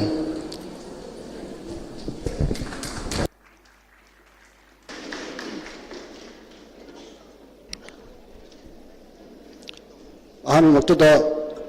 ngasi third May na lakpada sahi ahum susilaba ahanba 2023 ki third May nimisimaktada thokiba thodokta laikhidraba lebak sigi naman yamna leiraba athobusingi mafamda aigi thamogi asengba nungaitabadu yanana phongdoksage अनिसुबदा नसिगी बिफमसिगी dais member on election बिरिबा intellectual legal experts तोंगन community सिंगे लापिरिबा अखंगे सिंपुनु पुसु कमिटी एपेक्स कमिटी की माइकेटगी काय कुमनुबुलो ताराम नक्सरी थरमसिगु सिपिरिबा कोऑर्डिनेटिंग कमिटी ऑफ मणिपुर को कमिनुसु की माइकेटगी तंजा सिपिरिबा की दंता थकबा फोंदुक्सरी नसिगी Convention is that we will about consistency, Kalidiki Tola Kibino, and what would be the solution? Have Mali. I give a Kandaki, among the legal experts, and Akam Tapikre Nasi Akuna IDP Haiba Sagi Irandamda Lanzena Halaga Halibasi Kanano Himino Haibataragadi, Ayu Akandaki. अखोई प्रजा सिंह अखोई की pussy lung थुम अपी है खलग थगत मिहुसिंग corrupted officer ma'am Singh मान मान तौगदब responsibilities तौगदब मथौसिंग सोरपदगी अखोई की ममल यामलब नहा क्या की पुसी मांगख्रे ममल यामलब थवाई क्या की तुंगी आशा लेसलक्ट्रे मियो क्या हजूर रिलीफ कैम्पदा चंजफम लौदुना इसागी इरमदम मसिदग लहिबसा मसी अखोई की गवर्नेंस अखोई न खनखिबा लाइलेसु हैतबा मागी मथौ करिनो खंगदबा मियोसिंग अदुना तौबदगी सोबनि हाइबसे आई मखोइदा ब्लेम तौजनिंगे करिगिदमक्ता आइगी ब्लेम सि हजोंसकी present government ta blame tajoroi nisang sidna sarkar haibasidi continuity process ne haijai mamangi sarkar dagi hoji phobada continuously adum paiba MLA mantri myam yawiba hairiba mantri MLA singduna makhoi matamduda kari hol lekhage haibasi makhoi na hudabra makhoi na hujiki laiba sarkar si tashanabagi kari मोने political स्वामी mileage लेने की अमन अबदा लंथोल में centre होगा प्रजा affair में करके victim उहिंबा mainly IDPC ma'am बियो बामने हिंबदा साना बचिंजा line में यो सेन में भी और मुहिम से दरकार होए नसी अखोई के IDP ओरिबा चोसानपुर मोरे कानपुरी इको अमदी चिखोसिंगा द पेरिफेरिया दा मैतई की पंखैंगा द लेरम सिंग से लैंगा वो सोखिबदगी ngasi अखोई सेमेन में कुकी सिंगा मई थारगा तांथोलगा ngasi इम्फाल वैली स्टेट साइडांगा लेरे नोमद लुपा चामा की लुपा चामा सिंगा आइगी सेनब इनब फी लेगदबा चानब चिंजाक लेगदबा इसा इसु लाइक तमहनगदबा असुक याम वहनबसे कनाना वहनबगे हाइब कानदी आइगी साइटगेदी आइगी लैंगाक लेमसिगी लैंगाक पाइबिरिबा राजनीति वाला सिंगसा मखोई सिंगनी हाइबस आई थमजनिंगे मागी लैंगाक मपुरिबा इंडिया की मथक्ता करीगिदमक्ता आइगी प्रजा सुक वाना वारबा मतमसदा मखोगी प्रजा की सेंटिमेंट से खंग करीगिदमक्ता वहायम ता हाइब ngam मखोगी बा नुपा थोको स्टे लबो ngam द बसे फाइटगी मतिक सादबा मखोगी मयाम सा सही लिसांग सेटना लैंगाक लो ओहलंबदगी ngasi अखोगी थाक से सि यारपनि अखोई ngasi IDP हामि सोने से फंगिबिन हाबो फमसि तमजगे लैंगाक लो नसदा यारिबा ब्यूरोक्रेट ऑफिसर हाबि तारे डिस्ट्रिक्ट की मेनली मोरे चुरचानपुर मफम अदुदा district administration SP police SP करी की मखोई करी की खंगोय आइना पुरिबा डिस्ट्रिक्ट अदुदा मी क्या इन्फ्लक्स तोखरे हाबसि बहोय करी लेंगले हेउतबा पुलिसिंग करी तौरगले होबा DCC ने करी तौरगले होबा पुनमा से करप्टेड ऑफिसर राजनीति वाला सिंह मखोई सिंह सिंह में लौटूना लगा कोई प्रजा से वहां बनी है बसे आई मसली यम चेन फैमिली आई थाजे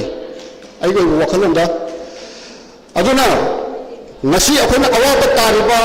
ममन लांगबा थवाई के मान खिबा ममन लेगदबा नहासिंगी तुंगी आशा होलत्रिबा सिटी मसी पुनुमकी दायित्व सिटी आई वखलंददी अखोगी लैंगाक लेनसा मसलिदा याम कना टारगेट तौनी है वफम से थमजगे अखोई याम थोदना हाइथोई सिंथोई मिसनते खुनुंदगी लाफनी मैतैगी पनखैंगागा लेरमनी ngasi इरांग असिना मरम वरगा मोरेगा लेरम मैतै लेरे चले Meitei यमता लेहद्रे सुरस्तानपुरदा लेरबा Meitei लेरत्रे कामपुरदा लेहद्रे सिंखों सिंगादा लेरबा eco सदुयें Koeman Dalai थाबि हारिबा जगासिंग मैतैगी पनखैंगागा लेरम सिंगदा लोनमु थादोगा लाबनिना ngasi वैलीस दे लेरे अखोई अखोइना हाना मैतैगी जगासी फोबो लैको हाना तामदो होजि टिपिंग पिंग मंगसला बदिना अखोइ सुमाय मरद तिले आइनो ngasi फमसिगी खुदों सागलोगा ngasi मियाम ताई हजिन गुसा IDP ओरिबा अखोइसी सरकारना मिजेंग अमा थंबिखरसु प्रजा मसेन अखोइना अखोइसिबु अखोइगी खुंगुंग इरम दंगदुदा हंजिनदबा मतंदा अखोइगी मफमदुदा कनाना संगलगा मैतै कनाना संगलगा मैतैगी बाउजुदु नाउकी गदगे हाबु वाफमसि मसिगी वहंसि मखक आई मसिगी तिनबिरिबा इंडिजिनस ओबा येलो ग्रुप सिंगा आई मसिगी वहंसि मुतुक थमजगे थौना लेगे लेगे तो हाइबा हाइतबा सोनबा लाइबना कुनबा लमी तुमी कन खंदे लेगे मोरे दा लेगे मैतैगना मैतैगी पनखैंगा आमि चुचानपुर दा लेगे बसिंग चुचानपुर की मैतैगी पनखैंगा आमि कांगपोपिदा इकौदा तोंग तोंग पेरिफेरी दा लेरबा कुकीगा खुंदांगा दा लेगे बसिंग दा हजित लोइना फक्तन पुरगा लाबदिना मफम अदुदा हाइबा मोरे की चुचानपुर की कांगपोपी हाना लेजरम मिसिंगदा संग्रगदी भेलीदा लेबा कोई मैतै कनाना थौवा लेबा कनाना संग मफम दुता लेगे गदगे हाबो हंसा मसि मखतंग दे थमोय सेंग हंजगे मैमदा अदुना लान होरपदती पुनियां नुसिखी अखोना युमदगी चेथरपदो सेलबो फिरोद खक्तमक सेलगा चेथरपो मतमदा नोंगांबगा आइगी इजातिनी को हारगा siba yadeko haraga set aba phi pubirakpa chanaga chinjak pusarbir myam changbirakhiba singdo nasidi tamna akhoi gi society sida akhoi gi khunai sida madugi minungsi se mangsilak poguna IDP bu tongan ba miyeng am khaktu ura phasa masi am thamoi sopna ngai jate yaragadi mamanga tumbi khiba puksen mamanga lepi khiba phirep aduguna akhoi bu ikau saduye kuman kanpurpi bore churchanpur akhoi maitai sa akhoi isa gi iramdangda hanjinbada mamangda pangpi khiba minungsi upi khiba singda adumana amutang sarkar da insin biraga akhoi bu isa gi iramdangda hanjinbada asoga mateng khaktang pangbiu haba mayamda sing wafam singdo request jaramge mesalakada akhoi gi problem si kari taruga solution kari taruga phagadage habagi agi site ki oibo wafam de ahanbada mamang su mem thambekha akhoi gi lai ba CSO sing organization sing ideology di samani imalai ba ki damu tani manipur ka bi ha ba kholau de tum lawe but in this present situation hoji or situation so da manipur sing ka ir khanda nasagi organization and CSO sing ki mege ideology self manipur idea of manipur ni kari kana ba lakataba aigi lebat aigi ifuruk aigi ijati dina sikhr baganda lekhr baganda ado modong gi party gi ideal organization gi ideology gi application kari ogitaba kara ni apply to gidaru bise aduna thenga bisu thenga library ba CSO organization gi punamaksi aigi site gi su amuktan punsin nabiyu apun ba leader amagi makhada akoi prajadi kokomina har su loida thoi amukona har su loida thoi but leadership gi marakta wakhlon manadabagi akoi gi nasin pha thangjami ba khoi pa mi ba tarke se yobu su ngamdre aduna yaragadi isa gi ideology tongombutu atang site thambiraga let's save Manipur first akhoi gi Manipur imalabak se masi hana save taru matungda isa gi organization gi ideology gi makha sathabi habu wafam simkhak ai tawjage ani suba suggestion da ina hajin bese nasi akhona awaba talisi aigi site gi ding sagi akhoi gi lagal sobu gi haibani lagal da kona haijabu abu haire praja gi awaba em haibada manana sutta ta khidraba lagal sa makhoi gi matam lai makhoi gi matam solution la kadara la kadara bisilla akhoi gi power mission praja se kari ngami habada madu gi shakti sa amtang utse habu wafam sim ko thamjage masjid mele imai ben sing akhoi ni sada khara sopsa ba habi tare yu khara pithaga chai sing khara pijaraga masagi future khanma ngindaba sugubo mayam singa akhoi gi sugumba phattaba miyam gi dum khandaba masagi lama profit ki dum khanda khudon sa sing se mokoi de he pibse masigi hanta ki tangkak se toksi lastly hoje akhoi ki sigi generation city naha sing se it's almost educated akhoi ki generation city naha sing se lodmak like I sugi mangan urabani fundamental rights ke nolena khangaba ngatoni akhona targada responsibility ke nolena khangabani akhona khaniba tamoliba la resingda fajana mafam chana sinaraga naha sing kari tobo ngombe habado akhoi hadaki lakadar general elections deda sigumba leiba kidamakta khandaba masa gi marondon gi fanabi gi khanba MLA se khalaktabada akhona naha sing sin asobo mobilization gi khungthang amala kholaga lakadar elections dedi apaba mareba kidamakta tasengna khanba mafurub kidamakta tasengna khanba aduga election khanbada nasigi generation hoji ki generation sigi naha sing se asobo thodang amon laguna se habo phamsi thamjage losen lakpada unity is strength united we stand and divided we fall haiba ko bacha se mukhtang myang pham thamjaraga nasigi aigi wafam si puru ki hondi solution gi puru thaka chalo thank you Sri Kolam Konen ko convener IDP committee iko yam thagachari yam phajaba suggestion kya thambirame aduga maruina IDP ki awaba se amutang mateng pangbi oina ahobada mayangna pangbi gi badmaina sahi ohungi matungsta su khara tapthar ko koi ubasi amutang mayamna khanbi ga hana sahi haurakpada lan kai ba hobada mayam changna pangkhiba dumaina hojiksu miyeng changbiu mateng pangbiu haiba appeal na sini yam phasai mathangda ai kausanjage mitai pangal community maraktagi Islam makak mayum advisor United Mitai Pangal Community gi marup sauteng langkat pirau Islam makak mayum advisor United Mitai Pangal Community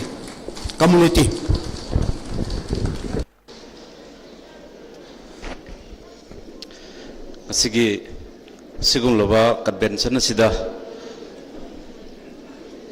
moderator oi biriba amadi kokobi gi convener loina na mangda lengsin biriba imai bel ichilinaw marumpang punama poi kai kuno buchari tasena ngasai yamna hai singlaba khoi gi ahan sing oza mayam amna yam phaja phajaba wafab mayam thalame moina ngangraba matungda khoina hi sing sadra pangai haibasi mayam taningoi aduga haisu haite tasena haragadi aina pangan namo rubanina pangan gi wafab amani tangda thamjaramge tasena akhoi kana kana gumbana akhoi je hek address to matam haibi bada muslim kai ne hek haibi sujawi mase muslim se ngasi dagidi tokpi ro side in haijadingis akhoi je maitai pangan haiba simak haibi ningdra phawda su pangan khatang haige su haibi ro haidana ai haijage ahanada maramde karigino da akhoi jam kire manipur da mapan gi nongsito akhoi gi manipur da su humbasi jorakadra haibagi marade muslim hairagadi akhoi gi mapan gi hindu gi muslim gi RSS gi adu gi ada gi sobini leibanina masina akhoi manipur da joksilakadra haidana akhoi muslim ji lauthosi haidana akhoi organization khardi tasengna akhoi muslim ji lauthoa ba batungda maitai pangan welfare organization maitai pangan adu haidana akhoi organization gi maming si bauda akhoi subaina wonthok jarabadi organization gi maming onthok putana te akhoi masigi hek horakpadagi hauna akhoi na hek organization gi chain ba horakpadagi hauna akhoi 1980 ga 7 adai dage akhoi haujarai tasengna har kanda akhoi mountaineering gi akhoi yorga dagi akhoi chelput aduna aina haijaningi di akhoi na horakpadagi hauna maitai pangan se hana akhoi gi sagai hapagi hainabi se leramde adubo akhoi hojikti akhoi pangan gi any satra satri sing adagi horak liba naharol ayam bana akhoi gi sagai je hapaga akhoi gi chatna bise somda akhoi horak labaneba matam sida su kana gumba kharana akhoi je muslim ni harga he haibi base akhoi ji maitai gi oige haibasi oihan ningdra bra kaina akhoi gi pangan gi marakta he haibasu jawi adu siga mari leduna ina haijaning si akhoi ngasi dagidi muslim si tokpiraga maitai pangan haibasi dum haiminarasi haibasi ai sumaina thamjage aduga loinana akhoi gi hojujik leiriba akhoi gi potse akhoi gi identity se akhoi isana isa se masak khagdaba dawna hek tawba akhoi biam marak sida se akhoi gi ahal singna matamda haibirame akhoi se how maitai pangan kaida sumaina haibirame bako how na so hana hai ada khoi oza sakna de jam kana hai how hai base khoi tangkhun bunine haidana moina jam kana oza sakna de hai ko ada how amasung maitai pangan subaina lae bako ada masigi identity se leiriba makhai de khoi gi unity se kai roi hai bagi thajaba dudiga marde how sigi asengba identity do matamda ipa ipu maitai khangde pangan khangde nungsinabagi wari do khoi taieba maitai hairaga khoi gi hojik maitai gi wari se akhoi jam nungsinabagi wari si taki pangan busu jam luna tobibagi wari si tai aduna akhoi gi unity se how amasu maitai pangan haina leiragadi akhoi gi unity se kairoi nungsinani haibagi thajab leijeba aduna masigi wakhalon sida pusanjara kanda tanagumba kharana handak se inau nauna akhoi gi kokta da thokpa problem kharada mamang da thokhiba problem kharada su he maitai ga pangan ga sigi marakta achuba sikjep thaba mioi kanglup khara leire haibase akhoi taseng na khangi social media gi platform sida ko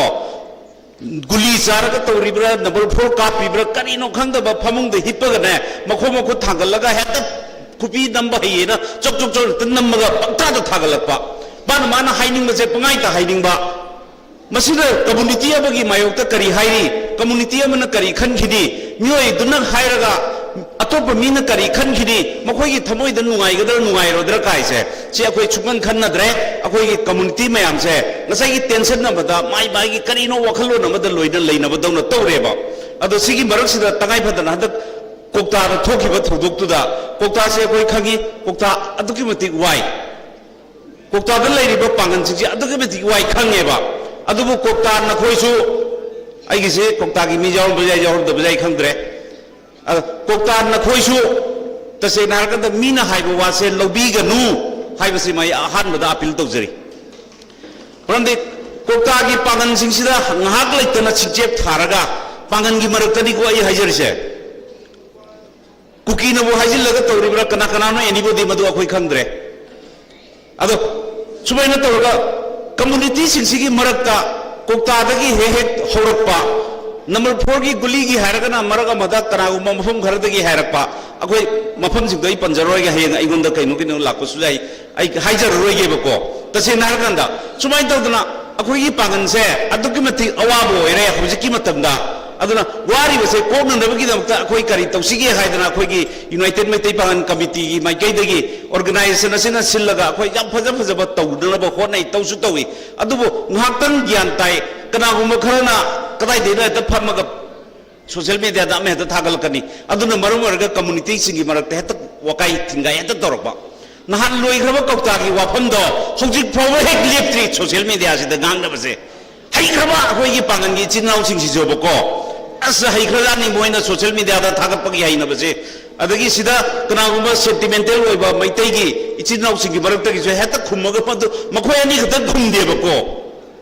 pangan hairakane ba adagi amana noi maitai heta hairakane ba sina kana na khudong chaba lowe mine heta lowe ba ado sida chance lorina kokta da leiba pangan singse aduga matik victim oi bai du oire mokoi se aduna nokoi victim oire tawganu hairaso akoi swaida leiba hai sing chaba pangan gi marakta gi leiri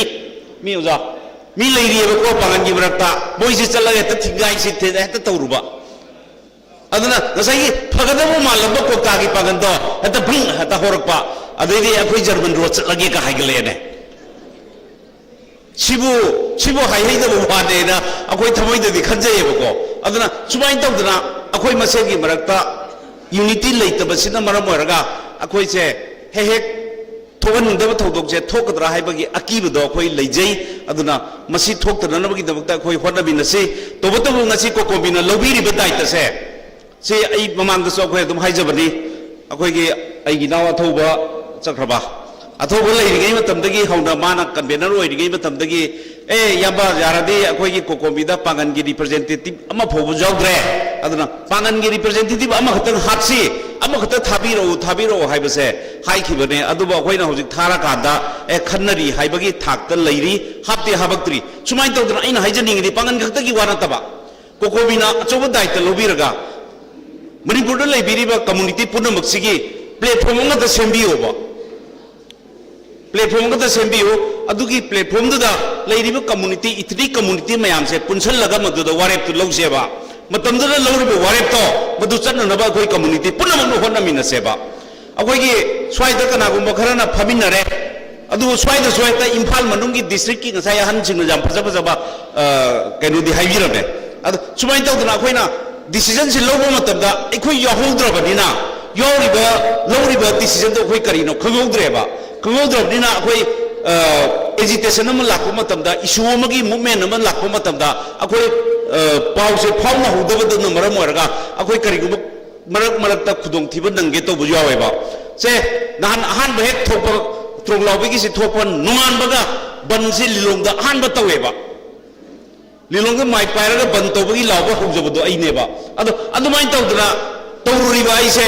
nangna ban hodringi da kramain lawrina akoi gi marakta arabta gi tidagi tholpa maitai gi chinau singuna akoi hana chakhi ge hayeba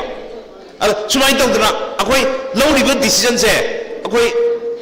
apunbagi oiba decision oiraga madura community khudimangna laikai khudimangna tampaki district khudimangna sogatpa yaba decision oihansi adugi du longbinaba matamda community singsi ꯌꯥꯔꯤꯕ ꯃꯈꯩꯁꯨ ꯌꯥꯎꯍꯟꯁꯤ ꯑꯗꯨꯒ ꯂꯧꯔꯤꯕ ꯗꯤꯁꯤꯖꯟꯁꯦ ꯃꯄꯨꯡ ꯐꯥꯅꯅꯕꯒꯤꯗꯃꯛꯇ ꯑꯩꯈꯣꯏ ꯍꯣꯠꯅꯁꯦꯕ ꯅꯠꯇꯗꯅ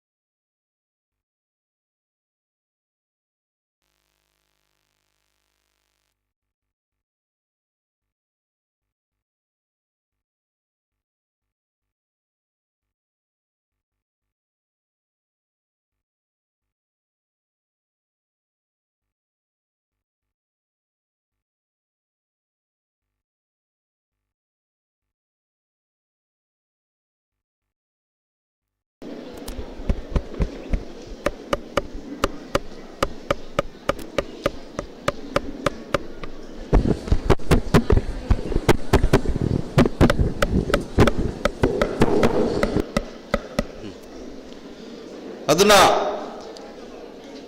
ꯑꯩꯅ ꯃꯔꯛꯇ break ꯃꯆꯥ ꯑꯃꯁꯨ ꯂꯩꯈ꯭ꯔꯦ ꯑꯗꯣ ꯑꯩ ꯂꯣꯏꯁꯟꯅꯕꯁꯨ ꯇꯧꯖꯒꯦ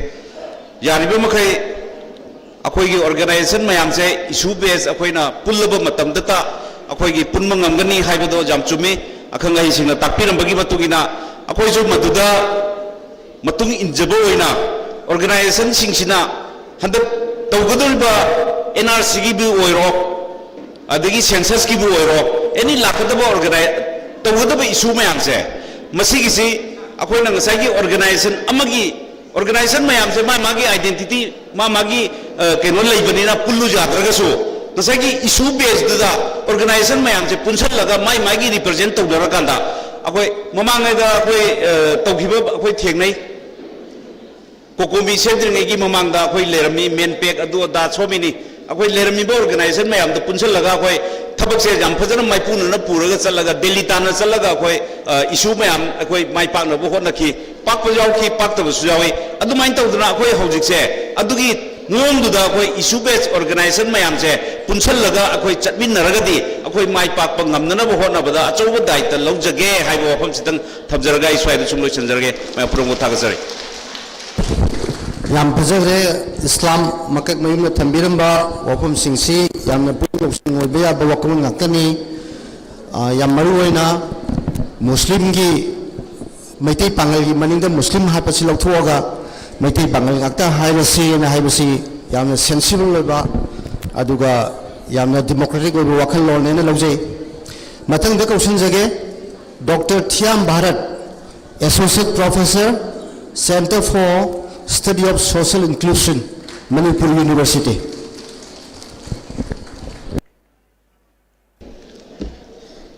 Ngasi kokomi sinbi riba iboy ma sanglen sidida koigi 3 years Manipur crisis haiba convention jiga mari lene na moderator gi phamam lang da lengsin biriba oza secretary bu ayang na ikai kum na buchari loina na asigi people convention gi waina chairman oibiriba oza diren busu ayakna ikai khumna bochari loire loire mangda lengchin biriba hoigi CSO gi leaders ton ba delegates mayam tin biriba imai bel ichan che mayam khwai punot bo ayakna ikok nonjari ngasigi thoram si aina sum yengzam matamda ayakna points ani khak observe to bai tare ngasigi tin biriba hoigi audience is the women participation ji ambuang ba hoigi sugam na leba ki lurba tanjas is the gender balance am leibse masigi oiba aikoigi lamdam sigi amna sokthok chaningai oiba ma phauja ba hai tare women participation se aduga ani subada ngasigi aikoigi koi toina punmin rakpa hoigi moderator oibiriba oza setazit na moderator busi ayakna sum uzabada yamna alert oiba speaker na phongdo masi yamna kaitare adugi matung maram sana sana magi oiba judgment pibase ai ta senga simju thagachari tasembadi mamang dasu wangang roi mayamna haibe aba panbe aba panbikre adubu aigi side gi aina thamjaningi si akoi punna khangminna ba hojik leiriba situation ji akoi section da ba yartaba yamna luba tanphamni masi khangminna ba akoi punna naina ba akoi khangminna ba understanding ama darka leina ai thamjaningi maroina sdaida khoina icham chamba akoina hangba ya ba wangsi akoi hojik leiriba community major community singi trust thazabasi karigi pibamda karamba level la legebse akoi self analysis toba ma darka le ani subada suspension of operation si karamba tangtak ta legrabano karamba status ta legrabano hanu mangi Ministry of Home Affairs ki interlocutor oiringai matamda interlocutor AK Mishra oiringai matamda di saigi suze extend toba yamna kuye changi ba Manipur government gi mamangi lengang nasu ZRA ga keni dagi withdraw tore haibadagi extension tawdabagi wathok yam song legi ba aduga PR leim tumda muk extend to ba AK Mishra na Pokumi gi advisor mayam ga tanabada extend to taragasu ground rules ti fazana enforce tawni na mayam da thazaba pirambadu madui ground rule du enforce tawgibra tawdabra madugi kari status legi abse akoi khangmina ba darka lei tawdaba hositi anoba interlocutor ama laktuna amuk sigi oiba situation ji amu yengsan gre ma ki miming se ina sum thenabada Ajit Lal labra kano mai AK Mishra gi mutama laikre adugi magi oiba lakmatamda masigi status se kari roiba se akoi masigi information loba akoi khangdok padraka oin thamjaningi adigi mamangda leigriba akoigi aina thamjaningbada mamangda tongan batanglup ki oiba thokriba Manipurda classes singsiga kuki ga paite oira kuki naga oira asi na mayam yawrasu handaki 2023 segi horakiba yana na Churachampur gi mafam gi torbung da maikhet maruna chuba hogiba adugumba solidarity march amada maitai taba lamda yamai thaba nomai caption ba pruba chaiba tawbudagi tandorokna mathangi nimita kangpopi more romda torokpadigi aduna maitai na more talent ba sigi oiba situation sidaisda ekoina masi kamaina sujibokta oirakpasida ekoina kari sarkar ki oiba response kamain tawlai haidi sarkar ki oiba response jo ekoi nainabaya donadabaya de maramdi Mawina kamaina respond to we adug mamangda thokriba Manipur thokriba classes singsi separate administration separate land tanbati yawgido male Assam da illegal immigrants mayam ama sanction duna NRC togibsi makhoi ge Manipur ga khena bakatang lem do male makhoi dadi Bangladesh dex de changsan lakhi mayam si mitop mayam sa singsi makhoi ge ba separate land homeland tan ge haiba demand yawdo male aduna Manipuri context gi utaragadi illegal immigrants mayamma hogi porous border oiriba 398 kilometers sangba borders da sangsan duna illegal immigrants mayamma sangsan laga khunda laita praba village masing bayam herba nasidi illegal immigrants singsiga mayna tawgre haibasu hoi khangbangam de garang center da ꯑꯩꯈꯣꯏꯒꯤ ꯁꯤꯗꯩꯗ suspension of ꯑꯣꯄꯔꯦꯁꯟꯒ ꯃꯣꯏꯒꯤ ꯃꯤꯑꯣꯏꯒ ꯀꯩꯅꯣꯒ ꯁꯦꯟꯇꯔꯒ ꯋꯥꯔꯤ ꯁꯥꯕ ꯁ꯭ꯇꯦꯠꯀꯤꯁꯨ ꯃꯤꯍꯨꯠ ꯌꯥꯎꯕ ꯑꯗꯨꯗꯩꯗꯨꯗ ꯃꯈꯣꯏꯅ ꯀꯔꯤ ꯈꯟꯅꯔꯤ ꯃꯈꯣꯏꯅ ꯈꯟꯅꯕꯗ ꯏꯂꯤꯒꯦꯜ ꯏꯃꯤꯒ꯭ꯔꯦꯟꯁꯀꯤ ꯃꯇꯥꯡꯗꯗꯤ ꯀꯩꯁꯨ ꯄꯜꯂꯝꯃꯔꯣꯏ ꯑꯩꯈꯣꯏꯒꯤ ꯃꯅꯤꯄꯨꯔꯒꯤ ꯏꯟꯇꯤꯒ꯭ꯔꯤꯇꯤ ꯉꯥꯛꯄꯒꯤ ꯃꯇꯥꯡꯗꯁꯨ ꯀꯩꯁꯨ ꯈꯟꯅꯔꯝꯗꯧ ꯃꯥꯟꯗꯦ ꯀꯦꯝꯁ ꯈꯔ ꯃꯤꯆꯝ ꯄ꯭ꯔꯖꯥ ꯇꯥꯕ ꯃꯅꯥꯛꯇ ꯂꯩꯕ ꯁꯨꯒꯤ ꯃꯤꯂꯤꯇꯦꯟꯁꯤꯡꯒꯤ ꯀꯦꯝꯁ ꯈꯔ ꯍꯣꯡꯗꯣꯛ ꯍꯣꯡꯖꯤꯟ ꯇꯧꯋꯦ ꯍꯥꯏꯕꯗꯤ ꯃꯦꯗꯤꯌꯥꯗ ꯀꯩꯗ ꯈꯔ ꯑꯗꯨꯝ ꯊꯦꯡꯅꯖꯩ ꯍꯥꯏꯇꯥꯔꯦ ꯑꯗꯨꯅ ꯑꯩꯈꯣꯏꯅ ꯌꯦꯡꯕ ꯌꯥꯕꯁꯤ ꯑꯩꯈꯣꯏꯅ ꯔꯤꯁꯔꯁ ꯑꯃ ꯇꯧꯕ ꯃꯇꯝꯗ ꯆꯍꯤ 4-5 ꯁꯨꯝ ꯌꯦꯡꯕ ꯃꯇꯝꯗ ꯑꯩꯈꯣꯏꯅ ꯄꯦꯇꯔꯟ ꯑꯃ ꯁꯨꯝ ꯌꯦꯡꯕ ꯃꯇꯝꯗ ꯑꯩꯅ ꯁꯨꯝ ꯎꯖꯕ ꯐꯪꯕꯁꯤ ꯁꯦꯄꯔꯦꯠ ꯑꯦꯗꯃꯤꯅꯤꯁꯇ꯭ꯔꯦꯁꯟ ꯑꯃꯁꯤ ꯁꯨꯝ ꯍꯟꯖꯟ ꯍꯟꯖꯟꯅ ꯊꯣꯛꯂꯛꯄ ꯍꯥꯏꯇꯥꯔꯦ ꯋꯥꯈꯟꯗ 2023 ꯊꯣꯛꯂꯛꯈ꯭ꯔꯤꯕ ꯂꯥꯟꯁꯤ ꯍꯧꯖꯤꯛ ꯐꯥꯎꯕꯗ ꯑꯩꯈꯣꯏꯅ ꯑꯣꯕꯖꯔꯕ ꯇꯧꯔꯒ ꯃꯁꯤꯗ ꯂꯥꯛꯄ ꯇ꯭ꯔꯦꯟꯁꯤ ꯀꯔꯤꯅꯣ ꯃꯁꯤꯗ ꯂꯥꯛꯄ ꯄꯦꯇꯔꯟꯁꯤ ꯑꯩꯈꯣꯏꯅ ꯀꯩ ꯎꯕ ꯐꯪꯉꯦ ꯃꯇꯝꯗ ꯃꯅꯤꯄꯨꯔꯗꯒꯤ ꯇꯣꯉꯥꯟꯅ ꯁꯦꯠꯂꯒ ꯁꯦꯄꯔꯦꯠ ꯑꯦꯗꯃꯤꯅꯤꯁꯇ꯭ꯔꯦꯁꯟ ꯑꯃ ꯁꯦꯝꯒꯦ ꯑꯗꯒꯤ ꯁꯦꯄꯔꯦꯠ ꯑꯦꯗꯃꯤꯅꯤꯁꯇ꯭ꯔꯦꯁꯟ ꯁꯤꯗꯩꯁꯤꯗ ꯌꯨꯅꯤꯌꯟ ꯇꯦꯔꯤꯇꯣꯔꯤ ꯑꯣꯏꯕ ꯑꯗꯨꯒ ꯂꯦꯖꯤꯁꯂꯦꯆꯔ ꯑꯃ ꯂꯩꯕ ꯇꯣꯉꯥꯟꯕ ꯂꯝꯗꯝ ꯑꯃ ꯁꯦꯝꯕꯒꯤ ꯁꯛꯇꯝ ꯑꯃ ꯄꯦꯇꯔꯟ ꯑꯃ ꯂꯥꯛꯄꯁꯤ ꯎꯏ ꯃꯁꯤ ꯂꯥꯛꯄꯁꯤꯗꯩꯗ ꯁꯨꯒꯗ ꯂꯩꯔꯤꯕ ꯃꯤꯂꯤꯇꯦꯟꯁꯤꯡꯁꯤꯅ ꯁꯨꯒꯗ ꯂꯩꯔꯤꯕ ꯃꯈꯣꯏꯅ ꯒꯚꯔꯟꯃꯦꯟꯠꯒ ꯑꯦꯛꯁꯇꯦꯟ ꯇꯧꯔ ꯂꯩꯕꯁꯦ ꯁꯤꯅ ꯑꯗꯨꯝ ꯍꯦꯟꯅ ꯃꯇꯦꯡ ꯄꯥꯡꯁꯤꯟꯕ꯭ꯔꯥ ꯍꯥꯏꯅ ꯈꯜꯂꯦ ꯑꯩꯈꯣꯏꯅ ꯁꯤꯒꯤ ꯃꯇꯥꯡꯗ ꯑꯩꯈꯣꯏꯅ ꯆꯦꯛꯁꯤꯟꯒꯗꯕꯁꯤ ꯑꯩꯈꯣꯏꯒꯤ ꯑꯦꯅꯤ 2023 ꯉꯁꯤꯐꯥꯎꯗ ꯑꯩꯈꯣꯏ ꯁꯥꯟꯇꯤ ꯂꯩꯕ꯭ꯔꯥ ꯂꯩꯇꯕ꯭ꯔꯥ ꯍꯥꯏꯔꯒꯗꯤ ꯃꯤꯁꯤ ꯃꯤꯅꯥꯗꯤ ꯂꯦꯞꯇꯦ ꯍꯥꯏꯗꯤ ꯃꯔꯥꯜ ꯂꯩꯖꯗ꯭ꯔꯕ ꯑꯉꯥꯡ ꯃꯆꯥ ꯊꯥ 5 ꯆꯍꯤ 5 ꯁꯨꯕ ꯁꯤ ꯃꯇꯝꯗ ꯂꯩꯉꯥꯛꯅ ꯀꯃꯥꯏꯅ ꯔꯦꯁꯄꯣꯟ ꯇꯧꯒꯦ ꯑꯗꯒꯤ ꯂꯝꯕꯤ ꯆꯠꯄ ꯏꯝꯐꯥꯜꯗꯒꯤ ꯎꯈ꯭ꯔꯨꯜ ꯆꯠꯈꯤꯕꯗ ꯑꯦꯝꯕꯨꯁ ꯇꯧꯔꯒ ꯁꯤꯈꯤꯕ ꯃꯤꯑꯣꯏꯗꯨꯅ ꯃꯗꯨ ꯁꯤꯕ ꯃꯇꯝꯗ ꯂꯩꯉꯥꯛꯀꯤ ꯔꯦꯁꯄꯣꯟ ꯀꯃꯥꯏꯅ ꯇꯧꯏ ꯑꯗꯨꯅ ꯁꯨꯝ ꯅꯩꯅꯖꯕ ꯃꯇꯝꯗ ꯑꯣꯚꯔ ꯗ ꯏꯌꯔꯁ ꯆꯍꯤ 4-5 ꯁꯤꯗ ꯂꯩꯉꯥꯛꯀꯤ ꯑꯣꯏꯕ ꯔꯦꯁꯄꯣꯟꯁꯤ ꯈꯔ ꯇꯞꯄꯗꯧꯅ ꯇꯧꯕ ꯑꯩꯈꯣꯏꯒꯤ ꯈꯔ ꯅꯦꯒ꯭ꯂꯦꯛ ꯆꯥꯕꯗꯧꯅ ꯇꯧꯕ ꯑꯩꯈꯣꯏꯒꯤ ꯏꯒꯅꯣꯔꯦꯟꯠ ꯑꯣꯏꯕ ꯏꯒꯅꯣꯔ ꯇꯧꯕꯗꯧꯅ ꯇꯧꯕꯁꯦ ꯃꯁꯤ ꯑꯩꯈꯣꯏꯒꯤ ꯄ꯭ꯔꯖꯥ ꯃꯌꯥꯝꯅ ꯃꯁꯤ ꯅꯩꯅꯐꯝ ꯊꯣꯛꯄ꯭ꯔꯥ ꯍꯥꯏꯅ ꯑꯩ ꯃꯌꯥꯝꯗ ꯊꯝꯖꯒꯦ ꯑꯗꯨꯅ ꯑꯩꯈꯣꯏꯒꯤ ꯂꯩꯔꯤꯕ ꯍꯧꯖꯤꯛ ꯂꯨꯁꯜꯂꯛꯏꯕ ꯇꯥꯟꯐꯝꯁꯤꯗꯩꯁꯤꯗ ꯂꯩꯉꯥꯛꯀꯤ ꯑꯣꯏꯕ ꯑꯊꯨꯕ ꯃꯤꯠꯌꯦꯡ ꯑꯃ ꯆꯪꯍꯟꯅꯤꯡꯕ ꯑꯃꯁꯨꯡ ꯑꯩꯈꯣꯏꯒꯤ ꯏꯟꯑꯦꯕꯤꯂꯤꯇꯤ ꯑꯣꯏꯗꯨꯅ ꯂꯩꯕ ꯀꯔꯤꯒꯨꯝꯕ ꯃꯤꯁꯤ ꯃꯤꯅꯥ ꯑꯃ ꯊꯣꯛꯄ ꯚꯥꯏꯑꯣꯂꯦꯟꯁ ꯑꯃ ꯊꯣꯛꯄꯗ ꯁ꯭ꯇꯦꯠ ꯂꯩꯉꯥꯛ ꯑꯣꯏꯒꯦꯔꯥ ꯁꯦꯟꯇꯔꯒꯤ ꯂꯩꯉꯥꯛ ꯑꯣꯏꯒꯦꯔꯥ ꯃꯈꯣꯏꯅ ꯇꯧꯔꯛꯄ ꯏꯟꯇꯔꯚꯦꯟꯁꯟꯗ ꯏꯄꯦꯟ ꯄꯦꯟꯗꯦ ꯄ꯭ꯔꯖꯥ ꯃꯌꯥꯝꯅ ꯄꯦꯟꯗꯦ ꯃꯁꯤ ꯀꯔꯤ ꯃꯔꯝꯒꯤꯅꯣ ꯍꯥꯏꯕ ꯃꯇꯝꯗ ꯑꯩꯅ ꯁꯨꯝ ꯈꯟꯖꯕꯗ ꯑꯩꯒꯤꯁꯦ ꯍꯥꯏꯄꯣꯊꯦꯇꯤꯀꯦꯜ ꯑꯥꯔꯒꯨꯃꯦꯟꯇꯤ ꯅꯠꯇꯦ ꯉꯁꯥꯏꯒꯤ ꯇꯣꯉꯥꯟꯕ ꯖꯥꯇꯤ ꯑꯃꯅ ꯃꯈꯣꯏꯒꯤ ꯑꯣꯏꯕ ꯌꯨꯅꯤꯌꯟ ꯇꯦꯔꯤꯇꯣꯔꯤ ꯑꯃ ꯁꯦꯝꯒꯦ ꯂꯦꯖꯤꯁꯂꯦꯆꯔ ꯂꯩꯕ ꯌꯨꯅꯤꯌꯟ ꯇꯦꯔꯤꯇꯣꯔꯤ ꯑꯃ ꯁꯦꯝꯒꯦ ꯍꯥꯏꯕꯁꯤꯗꯩꯗ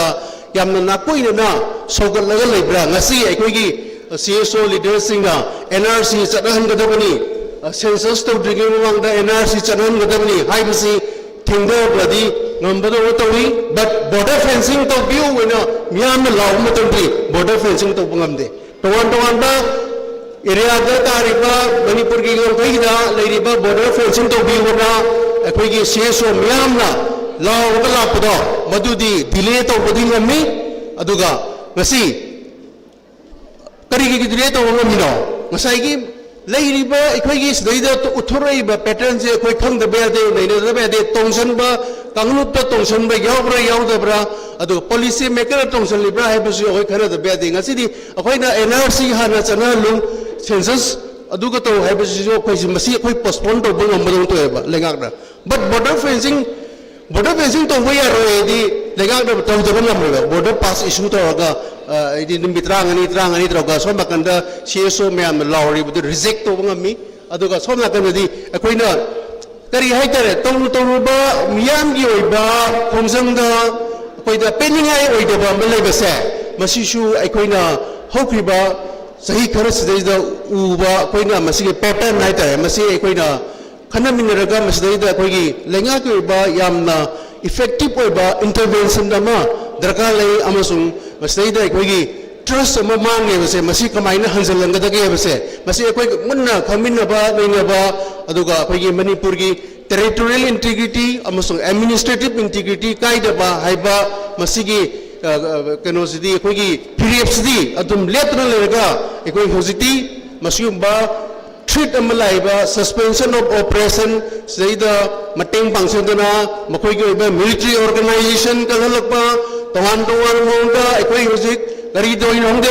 ꯕꯣꯔꯗꯔꯁꯤꯗꯩꯗ ꯆꯪꯁꯤꯜꯂꯛꯏꯕ ꯆꯪꯁꯤꯜꯂꯤꯕ ꯄꯣꯄꯤ ꯊꯥꯔꯤꯕ ꯑꯩꯈꯣꯏ ꯀꯩ ꯈꯪꯗꯦ ꯍꯧꯖꯤꯛ ꯂꯩꯉꯥꯛꯁꯤ ꯇ꯭ꯔꯥꯟꯁꯄꯔꯦꯟ ꯁꯨꯡꯑꯣꯏ ꯑꯣꯏꯗ꯭ꯔꯦ ꯍꯥꯏꯇꯥꯔꯦ ꯑꯗꯣ ꯃꯁꯤꯒꯨꯝꯕ ꯑꯍꯣꯕ ꯃꯌꯥꯝ ꯂꯩꯔꯤꯕꯁꯤꯡꯁꯤ ꯑꯩꯈꯣꯏꯅ ꯈꯪꯃꯤꯟꯅꯔꯒ ꯀꯔꯝꯕ ꯑꯩꯈꯣꯏ ꯋꯥꯔꯦꯞ ꯂꯧꯕ ꯌꯥꯒꯦ ꯍꯥꯏꯕꯗꯣ ꯇꯥꯟꯅꯃꯤꯟꯅꯔꯒ ꯑꯩꯈꯣꯏ ꯆꯪꯁꯤꯟꯕ ꯌꯥꯕ ꯑꯩꯈꯣꯏꯒꯤ ꯃꯣꯗꯔꯦꯇꯔꯅꯁꯨ ꯑꯩꯈꯣꯏ ꯁꯤꯒꯤ ꯃꯔꯝꯗ ꯃꯥꯒꯤ ꯖꯁꯃꯦꯟ ꯈꯔ ꯄꯤꯕꯤꯔꯛꯀꯅꯤ ꯍꯥꯏꯅ ꯈꯜꯂꯤ ꯋꯥꯐꯝ ꯈꯔꯁꯦ ꯊꯝꯖꯔꯒ ꯃꯇꯥꯡ ꯑꯁꯤꯗ ꯂꯣꯏꯁꯤꯟꯖꯔꯒꯦ thank you Thank you, Professor, Associate Professor, Center for Study of Social Inclusion, Professor Bharat, yam phajaba opinion pibirami, yamna samna haijarabada, akoi Manipur gi hojik thoiba chahi ahum supna chonaragliba irang asida different communities sing sigi participation si akoi yamna analytical mongda yengba aduga Marwana Sugi ground rules si Fazana strictly adhere to Bra Napra, Hivasi proper inquiry to Wagi, Tangai Padasu Panbirami. Matan Babu Kokshanzage, Modantem Somorendro, Mite Council More, IDP representative. Modantem Somorendro, Lankapuro.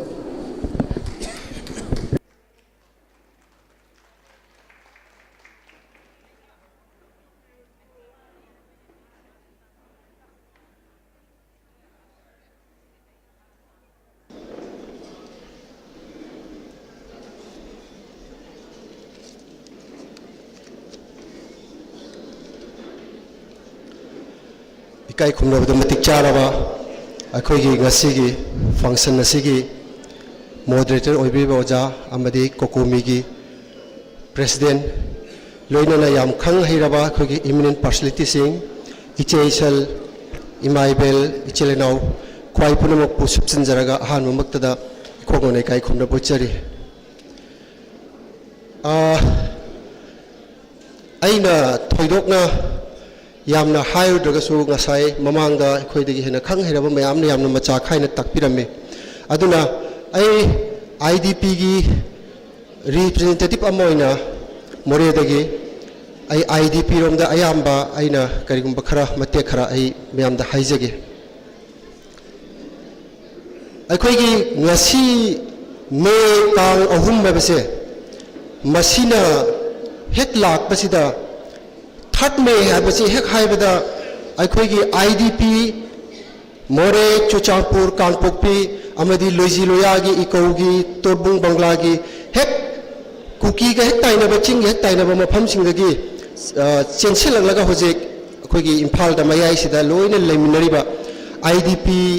pulamaki mafamda me tang ahum habasi hek haiba matamda makhoina kari phawngani makhoina kari pongani haibado aina stay sidagi me tang ahum haibu wahi macha sigi artha se mapung phana ai han bangamde maramdi more da kuki na khwai digi ihal hana yum mai thaba more bazar da ai gi yum ni ihal hana mai thai aina ai gi yum da chenchel ko matam da ai gi yum tang khayo na samme aina isa da seliba furit phiron amba adu mangai re aduna ngasai gi mi mayam sina ai khoi gi chaina sin nanglaga iral ithum ut ol horaga chenchel iba akhoi gi victim singse IDP asengba singse moina hairiba metang ahum silakpada kari maina phawngani habase aina ai haibam khangdre si matangda adubu aigi wakhanda metang ahum ma chatkre mamangda ani ma chatkre handang na ahum subore mathang me ahum su lakadori mathang amuk su lakadori na khut thega akhoigi matam mamada mangdona toba thodok mayam amakha metang ahum na lakpada icham jamna sum ningsing aga leibado adugi mahut pudi mathang me ahum ma laksuwe matamda sigera changera aikhoi yumda changadabani changdaba sugya yaroi tampakta aikhoi bu inkhat piriba aikhoi gi iche naw seso mayam ama leiri makhoi ga loina na koi mang tharaga koi changadabani haina paudam jaminba aigi ngasi relief camp da lebe chino mayam ama bu kitang thenjelakpana sak lamna rakpana hangre akhoi na relief camp da lebe matamda aikhoi gi more oijarasu mafam ama khakta more gi mi pulap sujalaga leite mafam tongan mafam da chairaga lei adu ngasigi function nasigi kudong chaba lawraga aikhoi kano IDP chilo mayam ama lai adu moi gi mafam da aina aikhoi thauna legadabani akhoi handaba yade सिदगी हनबा यारे है मतमदा मोरे की मीना मोरे हंदना चुचामपुर हंदना कांगपोपी हंदना कनाना हंदोनो अदुना सीगेरा चंगेरा अखोई हंदबा यादे हना मोय मयामदा अई ngasiगी निमिसी खुदोंग चाबा लौरगा पाउदम जनिंगबदो लाइबक थिबा हाइगदरा मोय खितंग थेंग मतमसी खितंग थेंगरे अखोइना हौजिक लेरिबा स्टाइल से IDP ओना केमदा अखोइना लेरिसे कैसुम संगदा बंदी ने लेबगुंबने अखोइगी मियाद तारबा बंदी सिंगना अयुकी चाक अदुम चाबा अदुगा नुंदांगी चाक अदुम चाबा कादा अदुम चंगबा मागी वखंद माना खलमदोइसे कैदोंगे ए कोर्ट पुथोकनी कैदोंगे ए केस दगी नाथोगा युमदा लेगनी हाइबा बंदी ने मागी वखंद चेनबदो अदुगा चाप माने रिलीफ केम द कोइन लेसे अखोइद फ्यूचर प्लान हाइबा लेते अखोइगी वारी हाइबा लेते अखोइगी वारी हाबु कैदोंगे लानसि लोरगा अखोइगी युमदा सकनी सी खक्तने अखोइगी थमोइदोजे अखोइद फावरिसे अदुना केमता लेरिबा रिलीफ केमता लेरिबा हाइबसि मोरे खक्तगी वानते IDP ओइना लेरिबा केमता लेरिबा चिरनाव सिंगदा अखोइगी चही 85 हुम्फुगी मथक्ता लेराबा अदुना नोंगी आशा लेरक्तबनिना करमाइन तौरगा मा हिंगनी मागी मचा मसु करमाइन सेंगनी नारागा कराइदी पैसाना लायेंगनी एना खनबदा मचिंददी मोमन नोक्सिनरगा मथमोइददी मिकुप खुदिंगी पिरांग कंद्रिबा अहल लमल मयाम अमसे वखल लैनाना नारगा सिगिबा मयाम अमसु यावग्रे अदुबु मथंग हयेंग हंजनबा याय हैना चाही अहुम नत्रगा मरी लेरगा हंजनबा मतमदो अदुददी नुंसिरबा एगी इयामबा इपाइचल सबमिनरोइदबा सुंबा याम अम लेरे मफमसिदा लेहौरगदबा वखलगी लैनाना यैरबनिना मसिगुम मयामसे अखोइगी वारिबा अखोइगी थमोइदा फाउरिबा मयामसे मसे चिन्न तम्बदा ईबदा फोंदोकपा लोइबा खंबा नाइदे आई हाइजररोय अखोइना सिगुम्बा हौजिक ओइना खुदोंग चादबा मते खरा लेरिङै मतमसिदा मणिपुर गवर्नमेंट अंगांग लाइक तंबगी अनाबगी अदगी अखोइगी अवाटपा मचा मयाम अम इरगा पॉइंट तरुक ते यावबा हाना ममांगी PR गी सरकार लेरिङैदसु चीफ सेक्रेटरी दसु हौजिक लेङा अनौबससु अखोइ अदुम पी सी खक्तंग दे अखोइ IDP सिगी मतेंग तौबियु हाना अदुबु हौजिक फाउदा मदु इंप्लीमेंट तौबगी वारी अमा भाव लेते तौबियक्तो तौबिरोइदसु खंगदे अखोइ भारत सरकार की दी अमखक खल्लीबा नोई चानिंग चाव सिनिंग सियु कपनिंग कपु रैली लाख अम चनिंग चलु मेमोरेंडम लिसिंग अम पिनिंग पियु धरना लिसिंग अम तौनिंग तो अखोइना मणिपुर लैमाइदगी पाम्बा मवोंग अम खक्तंग लेरी मवोंग से फंगद्रिखै ऑब्जेक्टिव से फंगद्रिखै अदुम ngasiगी चानेंगनरिबा मवोंग सिदा अदुम चलहनगनी न भारत की अदुम लै होजे अदुना ngасai mamangda अखोई इहाल हामदा ओजा धनबीर थंबिरंबदुनी अखोइना थमोइ नुदस फाउजबा याम पामजबा सेम अदुमक हाइबदी भारत की दी मागी ऑब्जेक्टिव मा फंग तानबा होनरकपनिना अदु ताद्रिके मा अखोइगी अवाना येंगदेव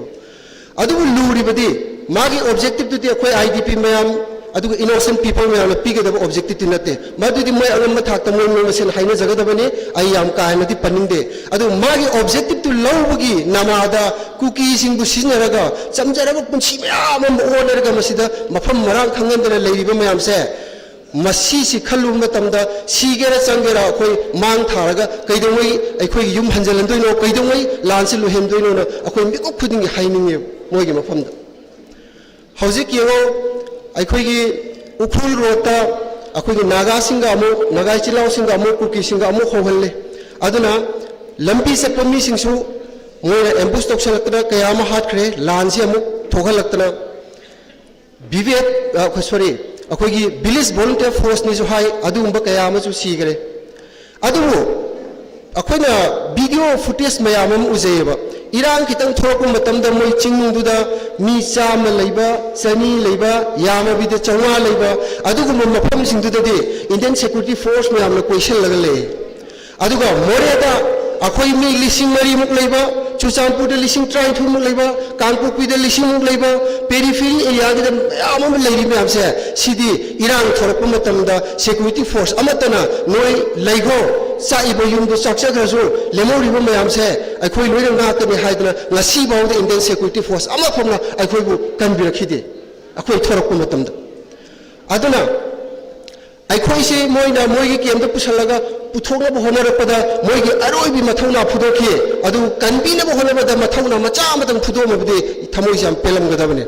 अदुना सिनुंगदा लेब मचा मचा मयामदुदि मोइगी एजेंडा अमगी मतुंग इनबनिना कनदब यारोइना मोइ अदुम कन्ने अखोइगी वादी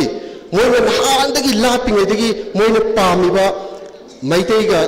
कुकीगा खुद थानब खनब मधुमक तानब होनरिब मोइगी पारादु तारकपनिना अखोइगी मिनुंगसिदि मोइदे कया फावदब जाने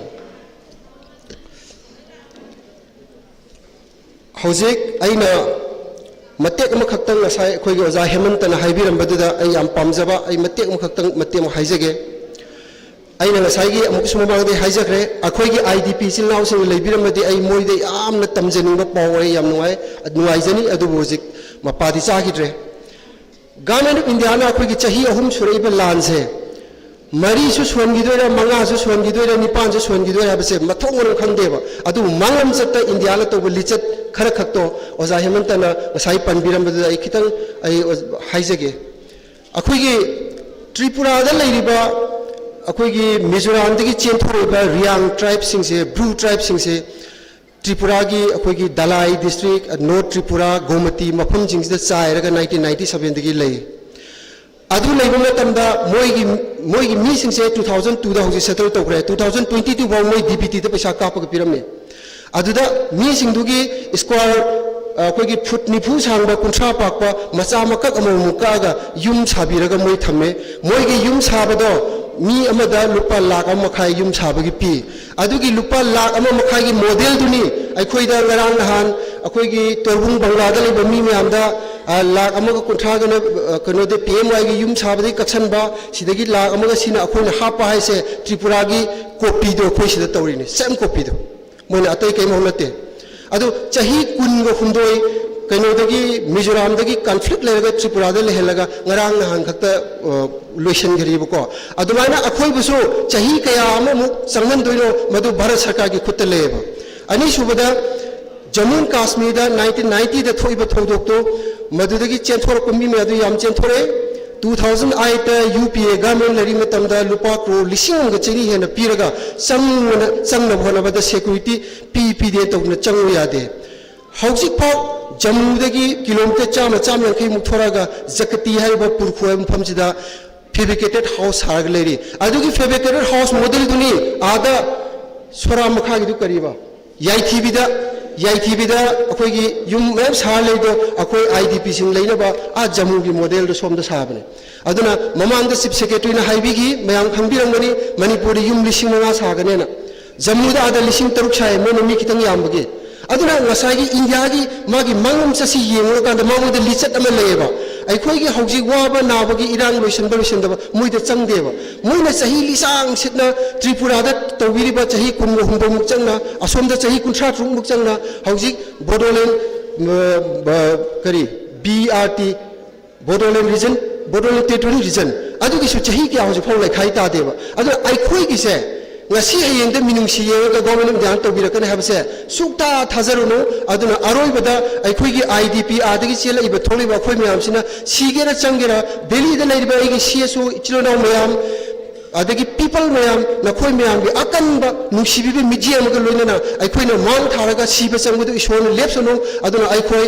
mathang la iba me third yongre ma da aikhoi अतोपा अवोनबा खोंथांग खतम थांगना बगदम सिमजनसी सीएमसी तयारी तौसी हाइबा वाहे से हाइजरगा आई टेंशन जरे मोरांगचम सुमनरोगी यामना इमोशनल होबे एप्पल नि यामना थमोइ सोपा चाही अहुमसदा आइकोइना करिमता मसक थोकपा रेस्पॉन्स हम तौलमदबा मतमदम हौगिबा पुनमा सिखलुरगा मथंगी में 3 लाख मतिक चाबा angama thansina haibirambani yam chumba poni akhoi chahi ahum asi yam sangbu matamni chahi ahum sibawba akhoi ngasi bawba karima masak thokpa khongthang amta thanbu ngamdri aduna lakaduba chahi asda kari karamba khongthang thangsi gi haibasi CSO mayam amasung manipugi miyamna kupna khanaraga khongthang amadi thangpham thoi haibase thamjage mathangda kausanjage Laisangwan Jadu, advocate, public leader. ꯂꯩꯁꯥꯡꯕꯝ ꯖꯗꯨ ꯂꯦꯡꯈꯠꯄꯤꯔꯣ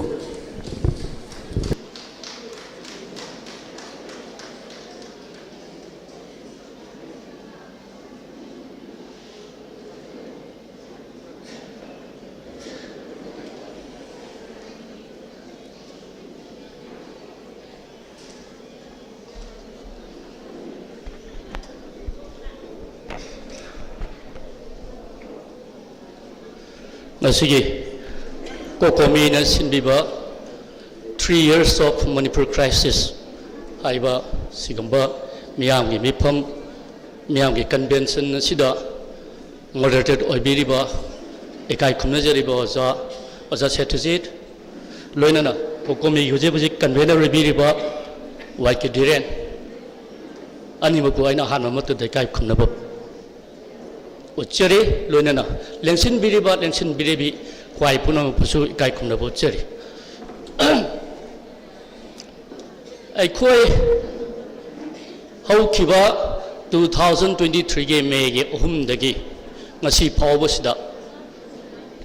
Tuan Tunganba Tun in the Batodoka Tokre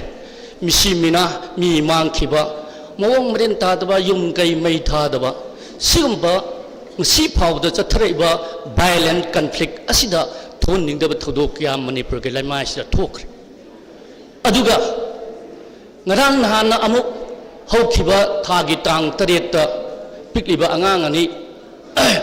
Yamatan Tio Monda Mamaga dominating at the happy kiba, Mamabuna Suan Kiba Musiki Todok, Nongan Bada Todok Adugo. Pien the Bagay Kwashan or Miana, Pumjang Jensen Bada, CRPFna, me Masu Amu, Kaptuna, Hatu Piba.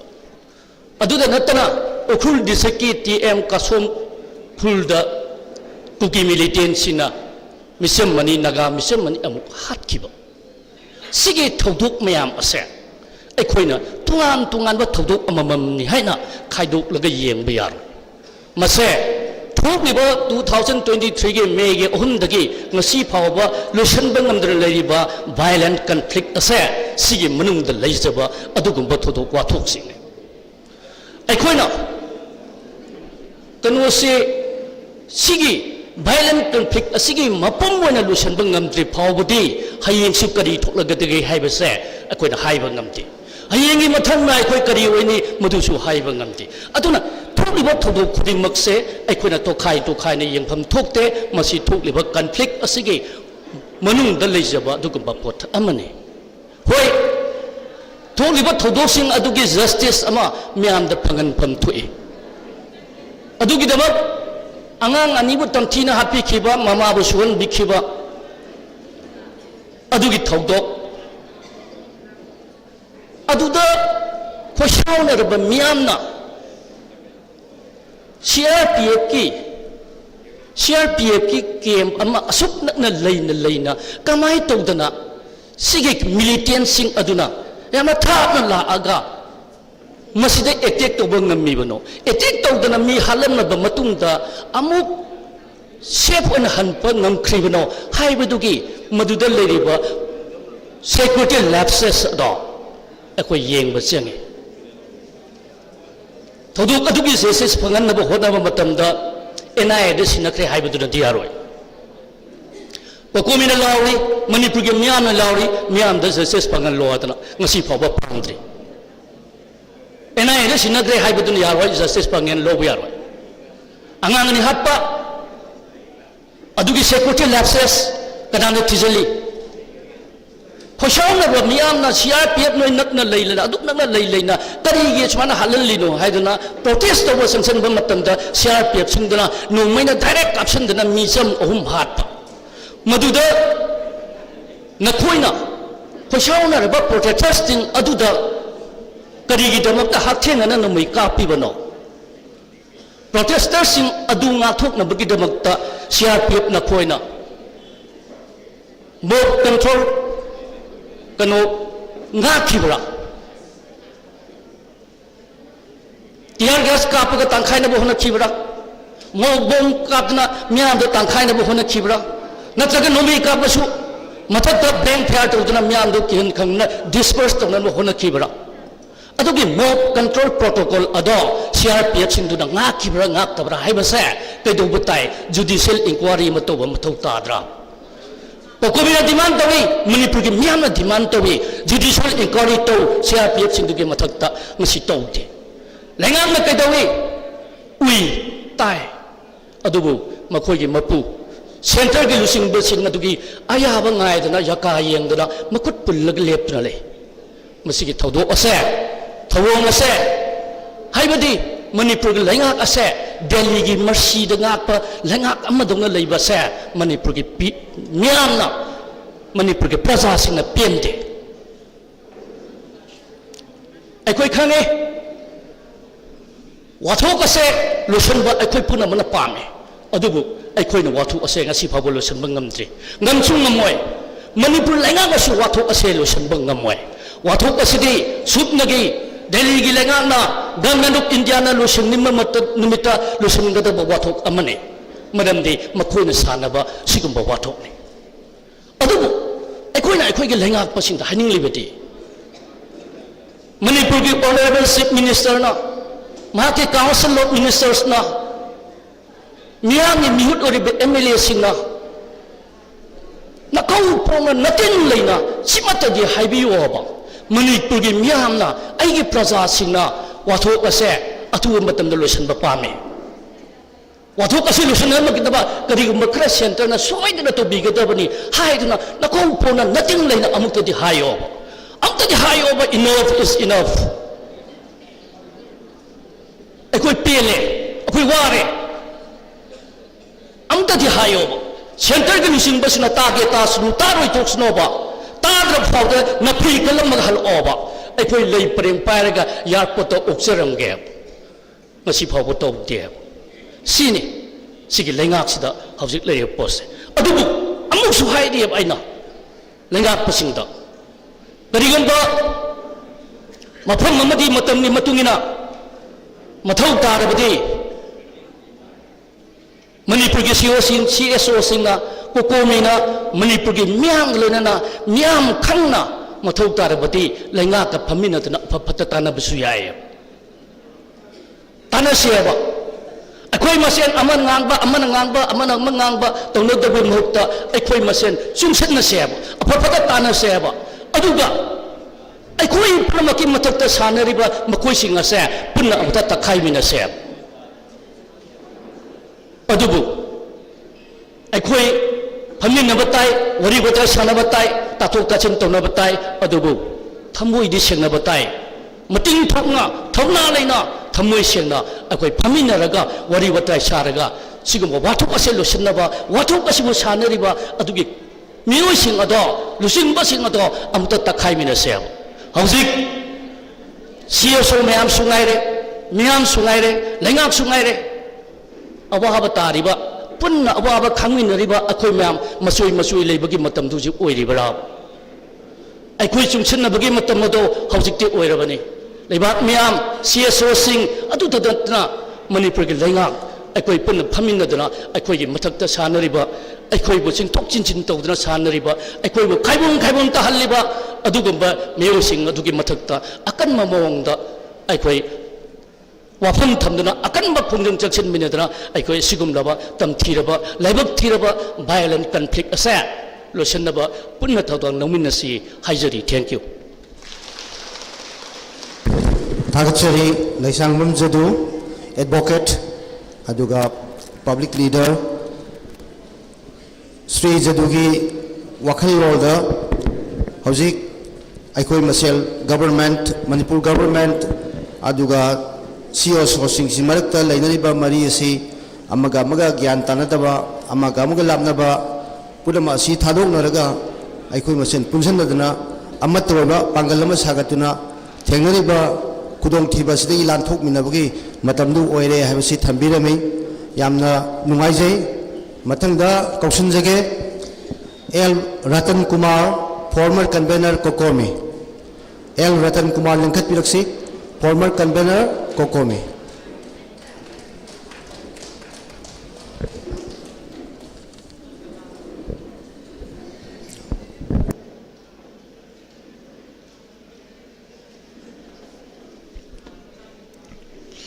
ngasi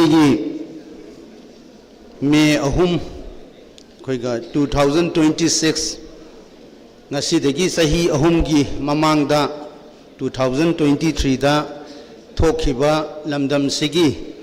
yamna nungaitaba adugumba puwari gi tangkak amada amuwa kalina idna lehauragadaba numita dugi ningsing boina pangthokliba people's convention asida koi moderator gi thogdang lawriba ayoza mingoina hangatcharabada AK Satyajit aduga coordinating committee on Manipur integrity gi convener gi thawpubiriba ai marup YK Dhiren loinana Imalaibak Manipur si kandaba yadi haiba wakhallon na mang tharaga tongan ba loop kaya represent tawdana aduga individual level da Manipur gi tongan wa mafam kaya dagi mafam sida mifam si yaw lakpiribi imaibel ahalaman marup mapang mahiroi sing loinana sinja langjariba kokomi gi thongmi sing amadi kokomi ga nakna satminariba loop sing pumnamakpu aini ikai khumnaba utchari mifam ji loisalakadorabani marui wafam di mamangi wangang loisingna yamna hena thambikre na khanjai aduna hojik warep lawbugi matam naksala banina aina kaisu hena hainingai leijade dubu aina minute khara wangang bagi tanjasi pibi bagi kudong chabadu lobjaraga wafam khara khak thamjanenge akhoi manipur se khoi puna mangna khange matam amada yamna matik mayai leiba aduga mahugsa lairem binasu yamna phajana khudon biba laibada yamna nungaiba adugumba lam ama oibadagi sana leibak manipur aina hainabani adubu ngasidi akhoi yamna khudong chadaba phibam amada leidana awa saitheng kaya mikup kangdana phangdana akhoi se pirang piroinana leiba adugumba khunai ama oire pendaba sauningba kayana akhoi se thumhatlaba aduna aikhoi se kari ngangani kari tawgani karamna khoigi punsi se lengani haibase khangaktadana akhoi si amaga wanjannabagi thak phawba yaurae asigumba tanpham asida akhoi amuktang khandaminare hairaga akhoi manipurgi nungsitna ningsa sor honba manipur imagi ising thakpa manipur imagi maseng chaba aduga mapal lamdagi lakpa adugumba miwai sing aduna ngasi manipur gi hana leijaramba yelhawmi sing asida salhaidaba tawhaidaba lisat sajat mayam chatharaktana yelhawmi singbu halakpa yelhawmi singi yum thugairakpa yelhawmi singi yum mai tharakpa yelhawmi singi khoiri nawpham tajariba mafamdagi tanthoraktana akhoi yelhawmi masasina magi maramdamsida refugee dangna saidangdana leiraaba matamsida akhoina khandhaminagadaba wakhalse akhoi masense amaga yamna nungsi sanana akhoi se karamba phibamda leire adu akhoi se mangomda chatnaba malemgi miyam mamangda akhoi sungakse haigatna ipa ipu singna piklabasu pikna ngaktana mamangaida leiramba phibamdo maduda ngasigi chawkhalaba matamjiga sanana kamaina hingdana akhoigi punsi mahing akhoigi iramdam akhoigi ipurupase kangadage ngakadage haibagi yamna luraba tanphamni asigumba tanpham asida akhoina ngasi thengnariba khudong chadaba punamakse masi gi ayamba sarukse akhoi kohange hairagadi akhoina tawgadaba thabak ase manipur gi iramdam asida mathong maram khangdana mapal lamdagi changjhalaiba akhoigi mitop miyan cha singse aikhoina khandoklaga makhoibu yariba makhai tanthokhiba maru phokna manghanba madu yadre akhoi miyoiba khunaide hingurabani haiba oiba taragasu adugumba mitop miyan cha singdo masak khangtoe hairaga makhoida laingaki oiba khudong chaba kaya aduga laingak lon paibagi pangal asina singba kaya se akhoi sinnadaba madu oiraba matamdada akhoina ngasi thengnariba awa chai thengjingje kanba ngamgadoribani mi phakta mi top miyan cha singsina ꯑꯩꯈꯣꯏꯒꯤ ꯂꯝꯁꯤꯗ ꯆꯪꯁꯜꯂꯛꯑꯒ ꯑꯩꯈꯣꯏꯒꯤ ꯆꯦꯡ ꯆꯥꯔꯒ ꯑꯩꯈꯣꯏꯒꯤ ꯏꯁꯤꯡ ꯊꯛꯑꯒ ꯑꯩꯈꯣꯏꯒꯤ ꯅꯨꯡꯁꯤꯠꯅ ꯅꯨꯡꯁꯥ ꯁꯣꯔ ꯍꯣꯜꯂꯒ ꯌꯦꯜꯍꯧꯃꯤꯁꯤꯡꯁꯤꯗ ꯈꯨꯠ ꯊꯥꯔꯛꯄ ꯍꯥꯏꯕꯁꯦ ꯃꯁꯤ ꯉꯥꯛꯊꯣꯛꯄꯁꯦ ꯌꯦꯜꯍꯧꯃꯤ ꯑꯩꯈꯣꯏ ꯃꯌꯥꯝ ꯄꯨꯝꯅꯃꯛꯅ ꯇꯧꯃꯤꯟꯅꯒꯗꯕ ꯊꯕꯛꯅꯤ ꯑꯗꯨꯅ ꯃꯁꯤꯗ ꯃꯅꯤꯄꯨꯔꯗ ꯈꯨꯟꯗꯥꯔꯤꯕ ꯃꯅꯤꯄꯨꯔꯕꯨ ꯅꯨꯡꯁꯤꯕ ꯃꯅꯤꯄꯨꯔ ꯃꯤꯌꯥꯝꯕꯨ ꯅꯨꯡꯁꯤꯕ ꯃꯅꯤꯄꯨꯔ ꯏꯃꯥꯒꯤꯗꯃꯛꯇ ꯍꯤꯡꯒꯅꯤ ꯍꯥꯏꯅ ꯈꯟꯕ ꯃꯤꯄꯨꯝ ꯈꯨꯗꯤꯡꯃꯛꯅ ꯑꯃꯠꯇ ꯑꯣꯏꯅ ꯑꯆꯦꯠꯄ ꯐꯤꯔꯦꯞ ꯂꯧꯃꯤꯟꯅꯗꯨꯅ ꯊꯧꯗꯥꯡ ꯂꯧꯐꯝ ꯊꯣꯛꯏ ꯑꯗꯨ ꯅꯠꯇꯗꯅ ꯑꯩꯈꯣꯏ ꯃꯁꯦꯟ ꯋꯥꯟꯁꯟꯅꯗꯅ ꯑꯃꯅ ꯇꯧꯕꯗ ꯑꯃꯅ ꯃꯇꯦꯡ ꯄꯥꯡꯗꯕ ꯑꯃꯅ ꯇꯧꯕꯗ ꯑꯃꯅ ꯅꯣꯛꯅꯗꯅ ꯑꯩꯈꯣꯏꯒꯤ ꯑꯄꯨꯟꯕ ꯄꯥꯡꯒꯜ ꯁꯥꯒꯠꯄ ꯉꯝꯗ꯭ꯔꯒꯗꯤ ꯌꯥꯔꯣꯏ ꯑꯗꯨꯅ ꯌꯥꯝꯅ ꯁꯦꯡꯅ ꯍꯥꯏꯔꯕꯗ ꯑꯩꯈꯣꯏꯅ ꯉꯁꯤ ꯃꯤꯇꯣꯞ ꯃꯤꯌꯥꯟꯆꯥꯁꯤꯡꯁꯦ ꯈꯟꯗꯣꯛꯇꯅ ꯃꯈꯣꯏꯗ ꯃꯇꯤꯛ ꯆꯥꯕ ꯄꯔꯥ ꯇꯝꯕꯤꯗꯅ ꯃꯈꯣꯏꯗ ꯐꯪꯐꯝ ꯊꯣꯛꯇꯕ ꯍꯛꯁꯤꯡ ꯐꯪꯍꯟꯗꯅ ꯃꯈꯣꯏꯕꯨ ꯇꯣꯉꯥꯟꯅ ꯈꯥꯏꯗꯣꯛꯇꯨꯅ ꯊꯝꯒꯗꯕꯒꯤ ꯊꯕꯛ ꯑꯁꯦ ꯑꯩꯈꯣꯏꯒꯤ CSO ꯑꯣꯏꯔꯤꯕ ꯀꯣꯀꯣꯃꯤ ꯑꯗꯨꯒ ꯑꯩꯈꯣꯏꯒꯤ ꯂꯩꯕꯤꯔꯤꯕ ꯂꯨꯞ ꯃꯌꯥꯝꯅ ꯇꯧꯒꯗꯕ ꯊꯕꯛꯃꯛꯇꯤ ꯅꯠꯇꯦ ꯃꯁꯦ ꯑꯩꯈꯣꯏꯒꯤ ꯂꯩꯉꯥꯛꯅ ꯇꯧꯒꯗꯕ ꯊꯕꯛꯅꯤ ꯑꯗꯣ ꯑꯩꯈꯣꯏꯒꯤ ꯂꯩꯉꯥꯛꯇꯨꯅ ꯇꯧꯔꯛꯇ꯭ꯔꯕꯅꯤꯅ ꯂꯩꯉꯥꯛ ꯑꯁꯤꯒꯤ ꯃꯈꯥꯗ ꯂꯩꯔꯤꯕ ꯃꯤꯌꯥꯝ ꯑꯩꯈꯣꯏꯅ ꯑꯩꯈꯣꯏꯒꯤ ꯈꯣꯟꯖꯦꯜꯅ ꯂꯥꯎꯕꯅꯤ ꯑꯩꯈꯣꯏꯅ ꯅꯈꯣꯏ ꯃꯁꯤꯒꯤ ꯊꯕꯛꯁꯦ ꯄꯥꯡꯊꯣꯛꯐꯝ ꯊꯣꯛꯄꯁꯦ ꯅꯈꯣꯏꯅ ꯄꯥꯡꯊꯣꯛꯇ꯭ꯔꯕꯅꯤꯅ ꯄꯥꯡꯊꯣꯛꯎ ꯍꯥꯏꯗꯅ ꯃꯈꯣꯏꯗ ꯇꯛꯁꯟꯕꯅꯤ ꯑꯗꯨꯅ ꯑꯩꯈꯣꯏꯒꯤ ꯃꯤꯌꯥꯝꯒꯤ इहौगी मागी लिमिटेशन लई मियामगी इहौना तौबा याबा लई तौबा यादबा लई अदुबु नुंसीजरबा अखोगी इरैचासिंगी मरक्तगी यामना हेना इरैपाकु नुंसीजबना हेनमनगीदना अखोई CSO ना तौरिबा थबकसे पेंदरे अदुनदी याररोये अदुदगी वांगमदा तौरसे हाइदना यामना खोगी यैखाई थिंगाइबगी मोंगदा थबकसी तौरगदी अखोई पेनगनी हाइना खनबा मधु पामबा अखोई इरैचा मयाम अमा थोकलै अदुना मखोगी यैखाई थिंगाइबा अखोगी खोंजेनसे फजना हाइजबसे ताबिरक्त्रकांदा अखोई यैखाई थिंगाइबा तौनिंगैबसे मसि मियोइबा अखोगी हौना सानी पेंद्रबा मियाम अखोगी हौना सानी अदुबु अखोइना कदाई भावबदी तौबा याय कदाई भावबदी यादे हाइबसे अमुक्तंग खंधरगा अखोई तौमिनसी हाइबा पोटसिमा ऐ थमजनिंगी ngasiगी aigi maikaidagi aduga अखोइना ngasi मियामगी खोलाउ लाउरिबसे यामना कनबा यामना मपांगल लैबा पोटनी अखोइना दि खल्ले वाकत मिफम फमगा अदगी अखोइना रैली चलगा खोलाउ लाउरगा पोस्टर कैंपेन तौरगा करी काना दोइनो अखोइ खुथांग चरा हेलगा सीदी भोग चरा हेलगा हानसु हेनखरे काना देना खल्ले अखोइगी पांगलदी मसिगी खोलाउ मयामसिना पेंदबो मयामसिना अखोइगी लैंगाकी मफमदा तत्तना तहल्लाबा मतमदा नोंग नत्रगा नोंग सोइदना मुलकनी सोइदना पोखाइरकनी अदु ngaइबा ताबनी मियामगी इहौ सागतपा ताबनी मियामगी इहौसे मसि फादोगा मसाई मसाई चलगा मचोई मचोई तारगा अपुनबा मागी साफु सागतपा ngамहनदबगी पोट अदो अखोइना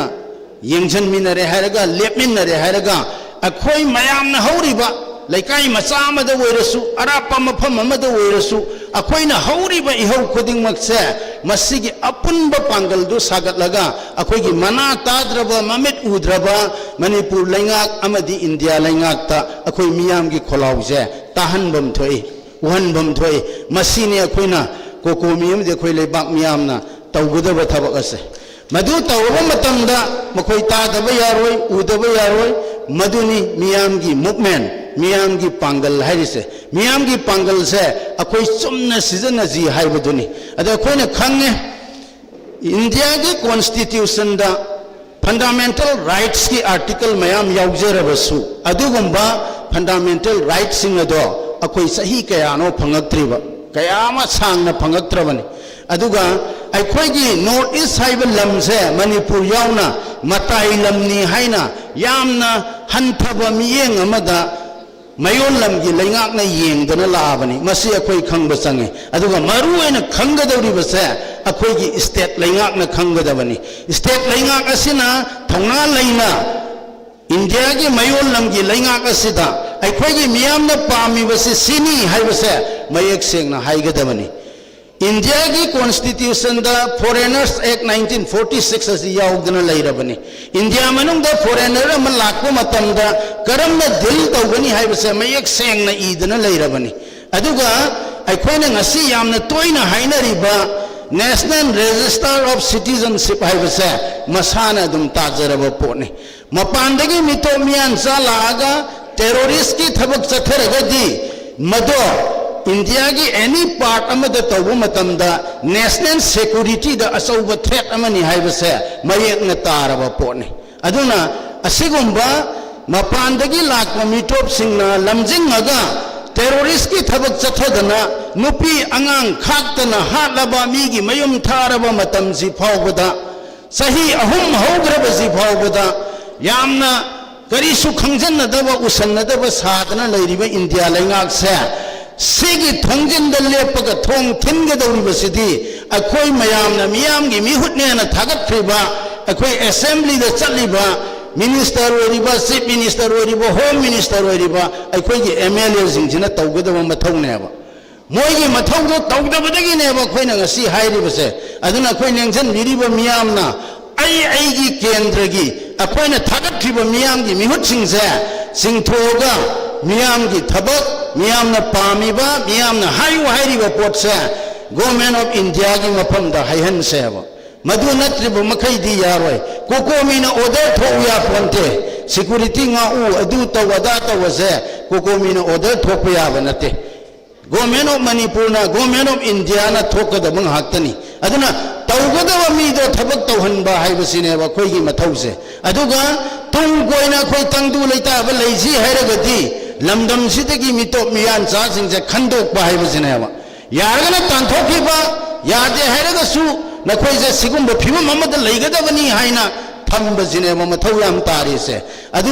ꯃꯁꯤ ꯄꯨꯝꯅꯃꯛꯁꯦ ꯊꯧꯑꯣꯏꯗꯅ ꯒꯣꯚꯔꯟꯃꯦꯟꯠ ꯑꯣꯐ ꯏꯟꯗꯤꯌꯥꯅ 2026-27 ꯆꯍꯤ ꯑꯅꯤꯁꯤꯗ ꯃꯤꯁꯤꯡ ꯊꯤꯔꯅꯤ ꯍꯦꯛꯇ ꯍꯥꯏꯖꯜꯂꯛꯄ ꯍꯧꯖꯤꯛ ꯃꯤꯁꯤꯡ ꯊꯤꯕ ꯌꯥꯕꯒꯤ ꯐꯤꯕꯝ ꯂꯩꯇ꯭ꯔꯤꯉꯩ ꯌꯥꯝꯅ ꯆꯔꯥꯡꯅꯔꯤꯉꯩ ꯃꯇꯝꯁꯤꯗ ꯃꯤꯁꯤꯡ ꯊꯤꯔꯅꯤ ꯍꯦꯛꯇ ꯍꯥꯏꯖꯜꯂꯛꯄ ꯑꯗꯨꯒ ꯑꯩꯈꯣꯏ ꯃꯤꯌꯥꯝꯅ ꯃꯤꯇꯣꯞ ꯃꯤꯌꯥꯟꯆꯥ ꯈꯟꯗꯣꯛꯇꯅ ꯃꯤꯁꯤꯡ ꯊꯤꯕ ꯌꯥꯔꯣꯏꯒ ꯍꯥꯏꯕꯁꯦ ꯇꯥꯁꯟꯅꯗꯕ ꯑꯗꯨꯒꯤ ꯇꯥꯁꯟꯅꯗꯕ ꯑꯗꯨꯒꯤ ꯑꯣꯔꯗꯔ ꯇꯧꯊꯔꯛꯏꯕꯗꯣ ꯑꯩꯈꯣꯏꯒꯤ ꯃꯅꯤꯄꯨꯔ ꯒꯣꯚꯔꯟꯃꯦꯟꯠꯅꯁꯨ ꯍꯦꯛꯇ ꯇꯔꯥꯝꯅ ꯑꯣꯛꯄꯒꯤ ꯃꯊꯛꯇ ꯃꯑꯣꯡꯗ ꯊꯕꯛ ꯆꯠꯊꯕꯁꯦ ꯑꯩꯈꯣꯏꯒꯤ ꯃꯅꯤꯄꯨꯔ ꯂꯩꯉꯥꯛꯁꯦ ꯃꯣꯏꯁꯦ ꯇꯁꯦꯡꯅ ꯀꯤꯔꯤꯕ꯭ꯔꯥ ꯍꯩꯇ꯭ꯔꯤꯕ꯭ꯔꯥ ꯈꯪꯗ꯭ꯔꯤꯕ꯭ꯔꯥ ꯑꯃꯗꯤ ꯇꯧꯔꯦꯕ ꯑꯩꯅ ꯈꯟꯕꯗꯗꯤ ꯃꯣꯏꯁꯦ ꯂꯣꯏꯅꯃꯛꯁꯦ ꯀꯤꯕꯅꯦ ꯈꯪꯗꯕꯅꯦ ꯍꯩꯇꯕꯅꯦ ꯄꯨꯝꯅꯃꯛꯁꯦ ꯄꯨꯜꯂꯕ ꯂꯩꯉꯥꯛꯅꯦꯅ ꯍꯥꯏꯅꯤꯡꯉꯦꯕ ꯃꯅꯤꯄꯨꯔꯒꯤ ꯒꯣꯚꯔꯟꯃꯦꯟꯠꯁꯦ ꯂꯣꯏ ꯄꯨꯟꯁꯤꯟꯕ ꯑꯗꯨꯅ ꯃꯥꯁꯦ ꯃꯇꯤꯛ ꯃꯊꯧꯅꯥꯁꯦ ꯀꯔꯤꯝꯇ ꯐꯨꯗꯣꯛꯄ ꯉꯝꯗ꯭ꯔꯕ ꯑꯗꯨꯅ ꯍꯧꯖꯤꯛꯃꯛꯀꯤ ꯑꯣꯏꯅ ꯑꯩꯈꯣꯏꯅ ꯇꯛꯁꯟꯕ ꯍꯧꯖꯤꯛꯃꯛꯀꯤ ꯒꯣꯚꯔꯟꯃꯦꯟꯠꯁꯤꯗ ꯇꯛꯁꯟꯕ ꯑꯣꯏꯔꯒꯁꯨ ꯃꯇꯨꯡ ꯂꯥꯛꯀꯗꯕ ꯃꯇꯝꯗꯗꯤ ꯑꯩꯈꯣꯏꯅ ꯃꯤꯌꯥꯝꯒꯤ ꯃꯤꯍꯨꯠ ꯈꯟꯕ ꯃꯇꯝꯗ ꯊꯧꯅꯥ ꯂꯩꯕ ꯃꯔꯩꯄꯥꯛꯄꯨ ꯅꯨꯡꯁꯤꯕ ꯌꯥꯝꯅ ꯈꯪ ꯍꯩꯔꯕ ꯑꯗꯨꯒꯨꯝꯕ ꯃꯤꯍꯨꯠꯁꯦ ꯈꯟꯅꯕ ꯍꯣꯠꯅꯁꯤ ꯑꯩꯈꯣꯏ ꯚꯣꯠ ꯌꯣꯜꯂꯛꯄ ꯂꯩꯔꯛꯄ ꯚꯣꯠꯇ ꯄꯩꯁꯥ ꯄꯤꯕ ꯄꯩꯁꯥ ꯂꯧꯕꯁꯦ ꯑꯩꯈꯣꯏ ꯚꯣꯇꯔ ꯈꯨꯗꯤꯡꯃꯛ ꯇꯣꯛꯁꯤ ꯑꯩꯈꯣꯏꯒꯤ ꯃꯇꯤꯛ ꯆꯥꯕ ꯃꯤꯔꯦꯞ ꯈꯟꯁꯤ ꯑꯗꯨꯒ ꯒꯚꯔꯅꯥꯟꯁ ꯍꯥꯏꯕꯗꯣ ꯀꯔꯤꯅꯣ ꯍꯥꯏꯕꯗꯨ ꯂꯩꯍꯟꯁꯤ ꯌꯥꯝꯅ ꯏꯀꯥꯏꯖꯩ ꯃꯤꯇꯤꯡꯗ ꯍꯥꯏꯅꯤꯡꯗꯦ ꯑꯩꯈꯣꯏꯁꯦ ꯏꯔꯝꯗꯝ ꯃꯅꯤꯄꯨꯔꯗ ꯅꯦꯁꯅꯦꯜ ꯍꯥꯏꯋꯦ 2-3 ꯂꯩꯕꯁꯤꯗ ꯆꯠꯄ ꯉꯝꯗ꯭ꯔꯦ ꯂꯝꯕꯤꯗ ꯆꯠꯄ ꯐꯥꯎ ꯉꯝꯗ꯭ꯔꯦꯕ ꯑꯗꯨ ꯑꯣꯏꯇꯥꯔꯒꯗꯤ ꯍꯤꯡꯕꯒꯤ ꯍꯛꯇꯤ ꯀꯗꯥꯏꯗꯒꯤ ꯂꯩꯒꯗꯧꯔꯤꯕ ꯏꯆꯝ ꯆꯝꯕ ꯂꯝꯕꯤꯁꯤꯗ ꯆꯠꯄ ꯐꯥꯎ ꯑꯩꯈꯣꯏ ꯉꯝꯗ꯭ꯔꯕꯅꯦꯕ ꯑꯩꯈꯣꯏꯒꯤ ꯏꯔꯝꯗꯝꯅꯤ ꯍꯥꯏꯔꯒ ꯑꯩꯁꯦ ꯑꯩꯒꯤ ꯏꯔꯝꯗꯝꯒꯤ ꯀꯥꯆꯤꯜ ꯑꯃꯗ ꯆꯠꯄꯗꯒꯤꯗꯤ ꯑꯩꯅ ꯑꯇꯣꯞꯄ ꯃꯤꯌꯝ ꯑꯃꯗ ꯆꯠꯄꯅ ꯍꯦꯟꯅ ꯁꯦꯀ꯭ꯌꯨꯔ ꯑꯣꯏꯔꯕꯅꯦꯕ ꯑꯩꯒꯤ ꯏꯔꯝꯗꯝꯗ ꯁꯦꯀ꯭ꯌꯨꯔ ꯑꯣꯏꯗ꯭ꯔꯕꯅꯦꯕ ꯑꯩꯒꯤ ꯌꯨꯝꯗ ꯂꯩꯕ ꯐꯪꯗ꯭ꯔꯕꯅꯦꯕ ꯑꯩꯒꯤ ꯌꯨꯝꯗ tumba phangdrabaneba si punamaki daitase si punamaki accountable oirise government of Manipur amadi government of India da natrawa adu tati akhoina miyamgi kholau lauraga para tambigadu ise government of Manipur amadi government of India da nawa government of India na hana tamthiba ain apaspana singba kaya se thamdana khoisi miot minai mayam tawi hujik sumafam kaya da thammi aduga ngasi maksu anauba अदुगुंबा security law enforcing agency सिंगसिदा power है ना हफ्चल लगा अखोई की मीबु नहीं खाईरी मोइना ngakpi dabadagi akhoi ge naha singna khun ngak pe salubado akhoi mayum da thiraga ngasi phari aba phuri aba aduga ima ibel mayamna makhoi da wahang hangubado akhoi da wonsal laga tiar gas kapi aba nongmai kapsalli aba phuri aba makhoi da wahang hang da chatbado akhoi da wonsal laga phuri aba aduga India की national security से थुगाइरबा terrorist की थबक सु तौरबा अदुगुंबा सिन cookie narco terrorist सिंगुंदना मखोइना कंखतना लेरियबा मखोइना मपानदगी security मयाम पुसलागा चिन cookie narco terrorist सिंगु नाक्तना सेंदना थम लेरेबा अखोइदना फुबा सिबु तो होइरिबा थबक लाबा अदुना अखोइगी government से अखोइ सिंथोगा मथौ तौहन्नबा होनसी अदुगा मथंग लाकदब government the पाइगदब मीसिंग दो सेंगना अचुंबा अफब खलौजी अदु नत्रगदी अखोइ मियाम सु मरा लेते हाइरकोइ हाइनिंगाइ लेते अखोइ ईरान सु लाकनेबा अखोइ लुसिंग बदो अखोइना फजन खंद्रगदी अखोइ सु ईरान लेरोइद्रो अदुना अखोइ लुसिंग बा हौगिबना हौगरे कोनदी अखोइ लुसिंग बसिंग से असेंबा अफब खंजी अदुगा इंडिया गवर्नमेंट तौरिबा थबक से खंजी मोइना हाना एक पाइरगा इंडियन आर्मी ना खोइद नैरंबदो ngasi खुलाई अमा हेंकत खरे सिमुकुकी नार्को टेररिस्ट हाइबा पोट अमसु मोइना पाइगरे मोइगी खुलाई ओइना सिजनगरे अखोइगी खुलाई सिबु पाइरिबा मीसे मसिदा खोइ टारगेट तौजी अदुगा खुलाई सिसु थुदेक्सी हाइ वाफम से थमजरगा मतंग सिदा टेंशन जे हम फजना थंबी है L Ratan Kumar former convener कोकोमिनी ngambi gibudu yam phajana akoi mitop khandoga tandokhidragadi akoi ngasigi manipur si soidana awaba thengnaragani habasi phajana thambirami aduga mitop khandok laga tandokpa matamda yalomi khudimak pungadabani habasi masu yam mayek sega takpirami ana hojik yamna maru oribadi chathariba chahi ohungi lanpham masida laikai gi oiba khul gi oiba lam gi oiba mawongda yau sagatnabagi thabasi chathar tokpi daga apunba mawongda yau sagatlagadi sodanam ke koi mai pakpa ngangani haibase asini thambiramba mathangda kaushanjage manipuri kabui singi machin chatpa lusingba hira kabui oja hira kabui entak lengkapiro Dr. Hira Kabui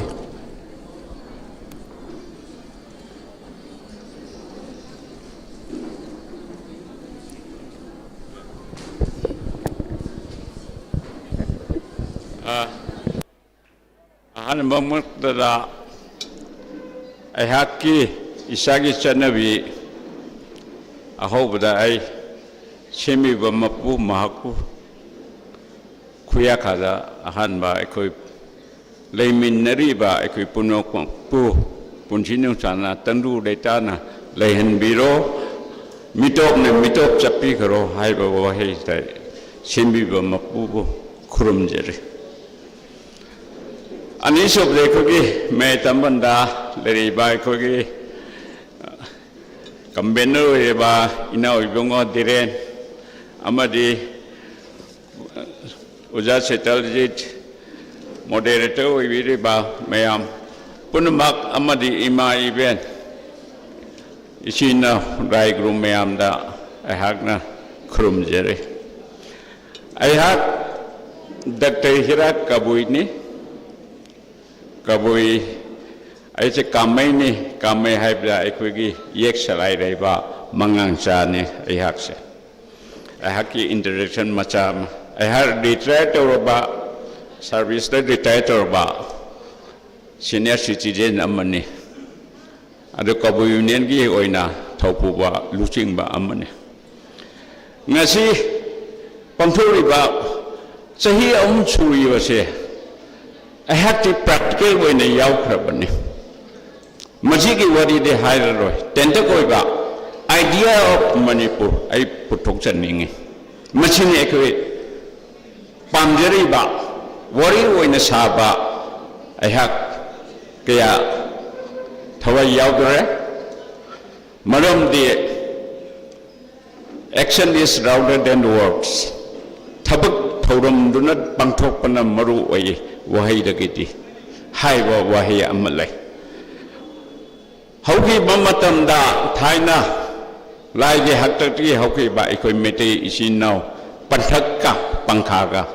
isin amon inao amakaktani. Amoka yengsi aikoina yelami hai pase kana kana no pa. Lam sida leihau asida pokpok lari ba leirang makan mayam dune pajaraba leirang dune ba.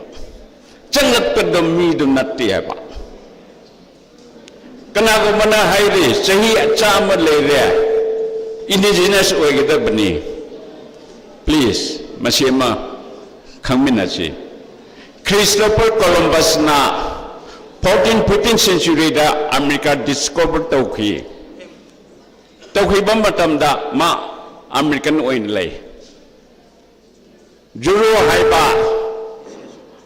Apache haiba our friendly tribe mayam lay machine. World International Indigenous Day pangthok tringai da Columbus Day haina 15th century da pangthoki.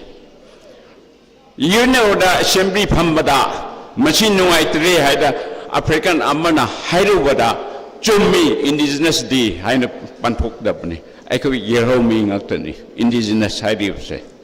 Masi say, Masi Sahi Om Suriba, Laina say, I want to supali haba, Kawi Masama Waisu.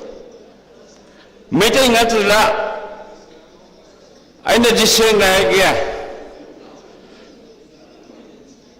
Poppy plantation tau bakangbo broxy wa kana no ba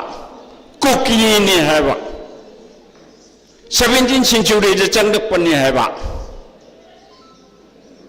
project de Canada expansion tau khrea 2005 ta agreement tau khiba amma ma extension tau khiba kari wa saklo khi ai khoi ge so asoi be lai Karam bagi agreement yawo bagi.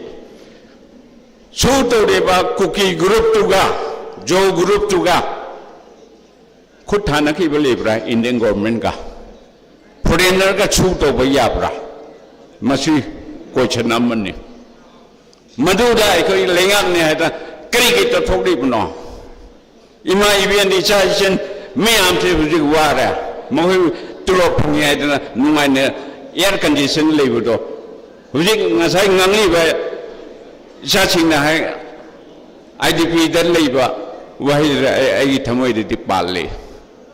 Mi am oi bagi. Minung si lei bagi. Lei de badi bangang hi ni. Aduna ide khon chu chau bi.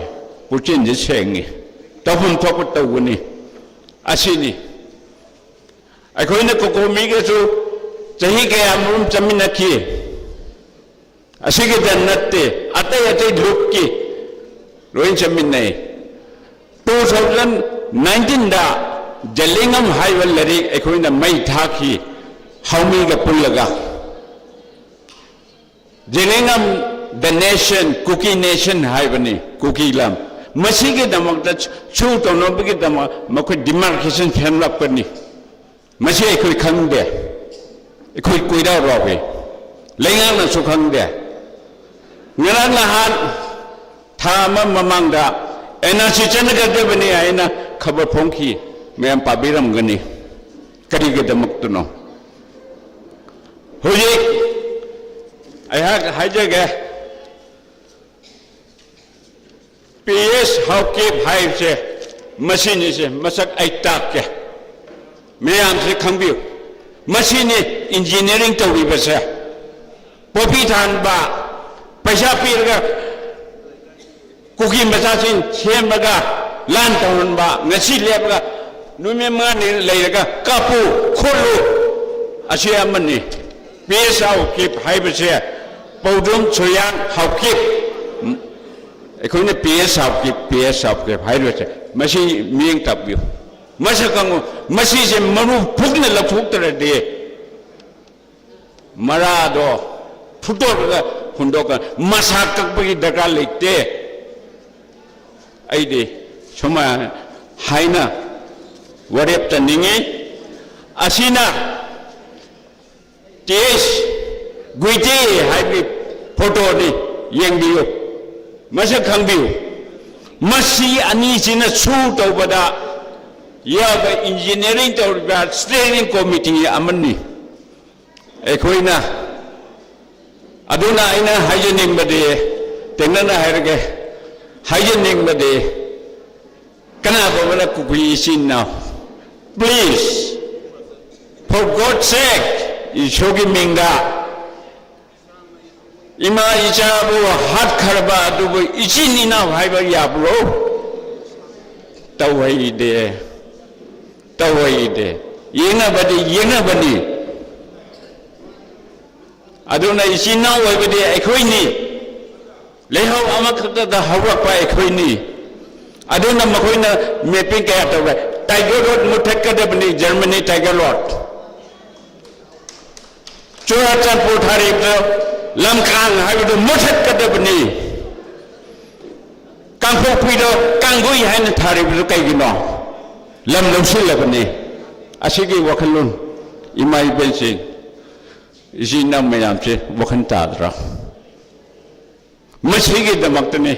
ngasi ekhoi Manipur semge hairadi I have point khara thamjai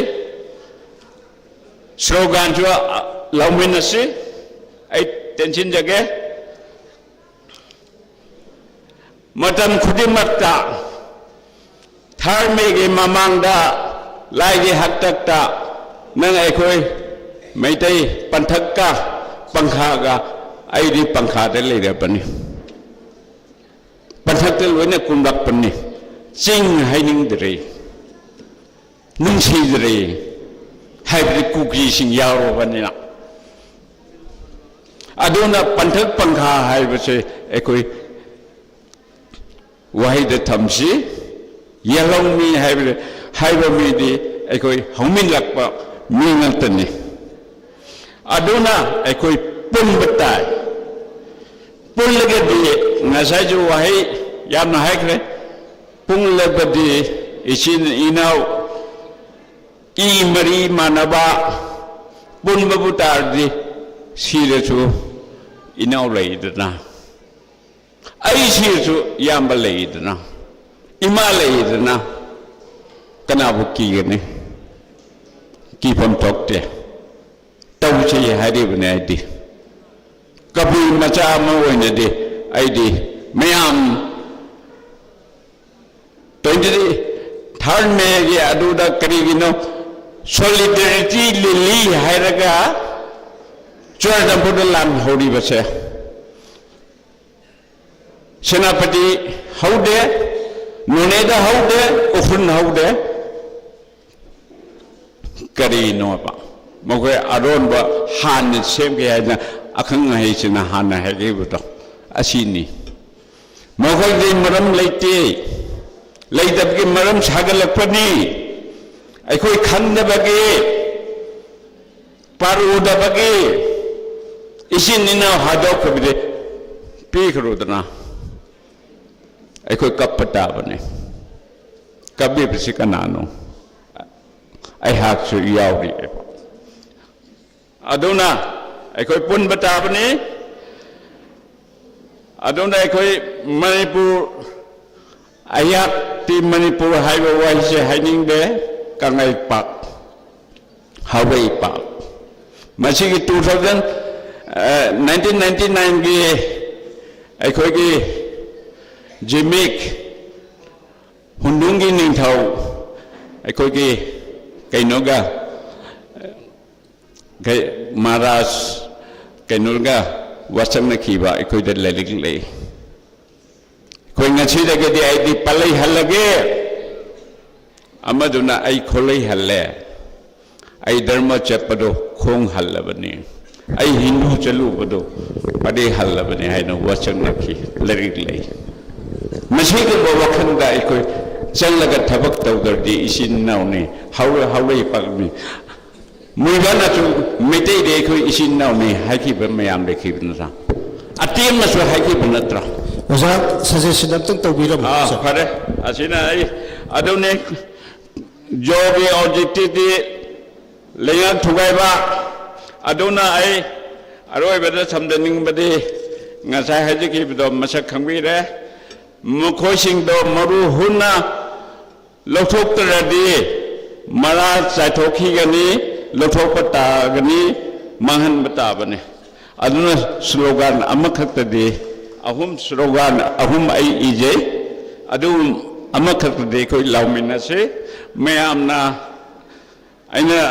ꯍꯧꯒꯗꯧꯔꯤꯁꯦ ꯌꯦꯜꯍꯧꯃꯤ ꯑꯩꯈꯣꯏ ꯄꯨꯜꯂꯁꯤ ꯍꯥꯏꯕꯤꯌꯨ ꯏꯃꯥꯈꯣꯏ ꯃꯌꯥꯝꯁꯤꯅ ꯌꯦꯜꯍꯧꯃꯤ ꯑꯩꯈꯣꯏ ꯑꯃꯠꯇꯅꯤ ꯍꯥꯏꯕꯤꯌꯨ ꯑꯅꯤꯁꯨꯕꯗ ꯑꯍꯨꯝꯁꯨꯕꯗ ꯌꯦꯜꯍꯧꯃꯤ ꯑꯩꯈꯣꯏꯅ ꯌꯥꯏꯐꯒꯅꯤ ꯍꯥꯏꯕ ꯋꯥꯍꯩ ꯑꯁꯤ ꯑꯍꯨꯝ ꯈꯛꯇ ꯁ꯭ꯂꯣꯒꯥꯟ ꯑꯃ ꯇꯧꯁꯤ ꯑꯩ ꯍꯥꯏꯖꯔꯒꯦ ꯌꯦꯜꯍꯧꯃꯤ ꯑꯩꯈꯣꯏ ꯌꯦꯜꯍꯧꯃꯤ ꯑꯩꯈꯣꯏ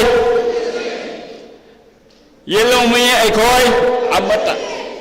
ꯑꯃꯠꯇ ꯌꯦꯜꯍꯧꯃꯤ ꯑꯩꯈꯣꯏ ꯌꯦꯜꯍꯧꯃꯤ ꯑꯩꯈꯣꯏꯅ ꯌꯥꯏꯐꯜꯂꯒꯅꯤ ꯌꯦꯜꯍꯧꯃꯤ ꯑꯩꯈꯣꯏꯅ ꯊꯦꯡꯛ ꯌꯨ ꯌꯥꯝ ꯅꯨꯡꯉꯥꯏꯖꯔꯦ ꯏꯁꯣꯔꯅꯁꯨ ꯆꯥꯟꯕꯤꯕ ꯑꯣꯏꯁꯅꯨ ꯂꯩꯕꯥꯛꯁꯦ ꯑꯃꯨꯛ ꯍꯟꯅ ꯏꯅꯤꯡꯊꯧ ꯂꯩꯕꯒꯤ ꯃꯇꯝꯗꯨꯒꯤ ꯊꯥꯏꯅ ꯑꯍꯥꯟꯕ ꯏꯅꯤꯡꯊꯧ ꯂꯩꯕꯒꯤ ꯃꯑꯣꯡꯗ ꯑꯩꯈꯣꯏ ꯍꯟꯖꯤꯟꯅꯐꯝ ꯊꯣꯛꯏ ꯍꯟꯖꯤꯟꯅꯕꯤꯅꯁꯨ ꯏꯁꯣꯔꯗ ꯑꯩꯅ ꯊꯧꯒꯜ ꯇꯧꯖꯔꯤ ꯊꯦꯡꯛ ꯌꯨ ꯚꯦꯔꯤ ꯃꯆ ꯗꯣꯛꯇꯔ ꯍꯤꯔꯥꯛ ꯀꯧꯕꯨ ꯉꯪꯐꯩ ꯂꯩꯇꯅ ꯊꯥꯒꯠꯆꯔꯤ ꯁ꯭ꯂꯣꯒꯥꯟ ꯑꯍꯨꯝ ꯄꯨꯊꯣꯛꯄꯤꯗꯨꯅ ꯃꯌꯥꯝꯒꯤ ꯑꯄꯨꯟꯕ ꯁꯛꯇꯝ ꯑꯃ ꯄꯨꯔꯛꯅꯕ ꯍꯣꯠꯅꯕꯤꯔꯝꯕ ꯌꯥꯝ ꯅꯨꯡꯉꯥꯏꯖꯩ ꯍꯧꯖꯤꯛ ꯂꯣꯏꯁꯤꯜꯂꯛꯄꯁꯤꯗꯩꯗ ꯑꯩꯈꯣꯏ ꯑꯦꯄꯤꯜ ꯑꯃꯇꯪ ꯇꯧꯖꯒꯦ ꯃꯌꯥꯝ ꯐꯝꯕꯤꯔꯤꯕꯁꯤ ꯏꯁꯥꯏ ꯑꯩꯈꯣꯏ ꯄꯨꯡ 12:30 ꯍꯧꯕꯗ ꯑꯩꯈꯣꯏꯒꯤ ꯉꯁꯤꯒꯤ ꯍꯣꯜꯁꯤ ꯄꯤꯛ ꯊꯜꯂꯝꯕꯗꯨ ꯍꯧꯖꯤꯛꯇꯤ ꯈꯔ ꯄꯥꯊꯈ꯭ꯔꯦ ꯑꯗꯨ ꯑꯩꯅ ꯅꯤꯡꯁꯤꯡꯖꯅꯤꯡꯕꯁꯤ ꯍꯧꯖꯤꯛ ꯋꯥꯉꯥꯡꯂꯣꯏꯁꯤ ꯑꯌꯥꯝꯕ ꯂꯣꯏꯅ ꯂꯣꯏꯔꯦ ꯋꯥꯉꯥꯡꯂꯣꯏ 4 ꯋꯥꯠꯂꯤ 4ꯁꯦ ꯌꯥꯝ ꯇꯦꯟꯕ ꯃꯇꯝꯗ ꯔꯤꯀ꯭ꯋꯦꯁ ꯇꯧꯖꯒꯦ ꯋꯥꯔꯧꯕꯤꯕ ꯌꯥꯗꯦ ꯃꯤꯅꯤꯠ ꯏꯁꯥꯏꯒꯣꯏ 10ꯗꯒꯤ 15 ꯐꯥꯎꯕ ꯇꯧꯕꯅꯤ ꯑꯗꯣ ꯍꯧꯖꯤꯛ ꯃꯌꯥꯝ ꯌꯥꯝ ꯔꯦꯁꯂꯦꯁ ꯑꯣꯏꯕ ꯃꯌꯥꯝ ꯋꯥꯔꯕꯅꯤ나 ꯑꯩꯈꯣꯏꯒꯤ ꯁꯤ ꯃꯇꯨꯡꯗ ꯔꯤꯖꯣꯂꯨꯁꯟꯒꯤ ꯄꯥꯔꯠ ꯑꯃ ꯂꯩꯔꯤ ꯃꯤꯅꯤꯠ 5-10ꯒꯤ ꯃꯅꯨꯡꯗ ꯑꯗꯨꯅ ꯊꯦꯡꯉꯕꯗ ꯑꯩꯈꯣꯏ ꯄꯨꯡ 4 ꯇꯥꯗꯅꯕ ꯑꯗꯨꯃꯥꯏꯅ ꯇꯧꯕꯤꯌꯨ ꯑꯗꯨꯅ ꯋꯥꯉꯥꯡꯂꯣꯏ 4ꯁꯤ ꯈꯔ ꯇꯦꯟꯇꯛ ꯍꯥꯟꯅꯗꯒꯤ ꯈꯤꯇꯪ ꯇꯦꯟꯁꯤꯟꯕꯤꯕ ꯋꯥꯔꯧꯕꯤꯕ ꯌꯥꯗꯦꯀꯣ ꯃꯁꯤ ꯂꯣꯏꯔꯛꯄꯒꯤꯅꯤꯅ ꯑꯗꯨꯃꯥꯏꯅ ꯇꯧꯖꯒꯦ ꯑꯗꯨꯒ ꯐꯝꯕꯤꯔꯤꯕ ꯑꯩꯈꯣꯏꯒꯤ ꯏꯔꯩꯆꯥꯁꯤꯡꯁꯨ ꯇꯉꯥꯏ ꯐꯗꯅ ngasi ꯆꯠꯊꯖꯔꯤꯕ ꯀꯟꯚꯦꯟꯁꯟ ꯁꯤ ꯂꯣꯏꯕ ꯐꯥꯎꯕ ꯑꯩꯈꯣꯏ ꯁꯤꯗ ꯐꯝꯃꯤꯕ ꯑꯩꯈꯣꯏꯁꯤ ꯐꯝꯃꯤꯟꯅꯔꯒ ꯂꯣꯏꯁꯤꯟꯃꯤꯟꯅꯁꯤ ꯍꯥꯏꯕꯁꯤ ꯑꯦꯄꯤꯜ ꯇꯧꯖꯒꯦ ꯃꯊꯪꯗ ꯀꯧꯁꯟꯖꯒꯦ T H. Somarendro former convener COCOMI T H. Somarendro ꯈꯤꯇꯪ ꯇꯦꯟꯇꯛꯄ ꯋꯥꯔꯣꯜ ꯑꯃꯇꯪ ꯄꯤꯕꯤꯌꯨ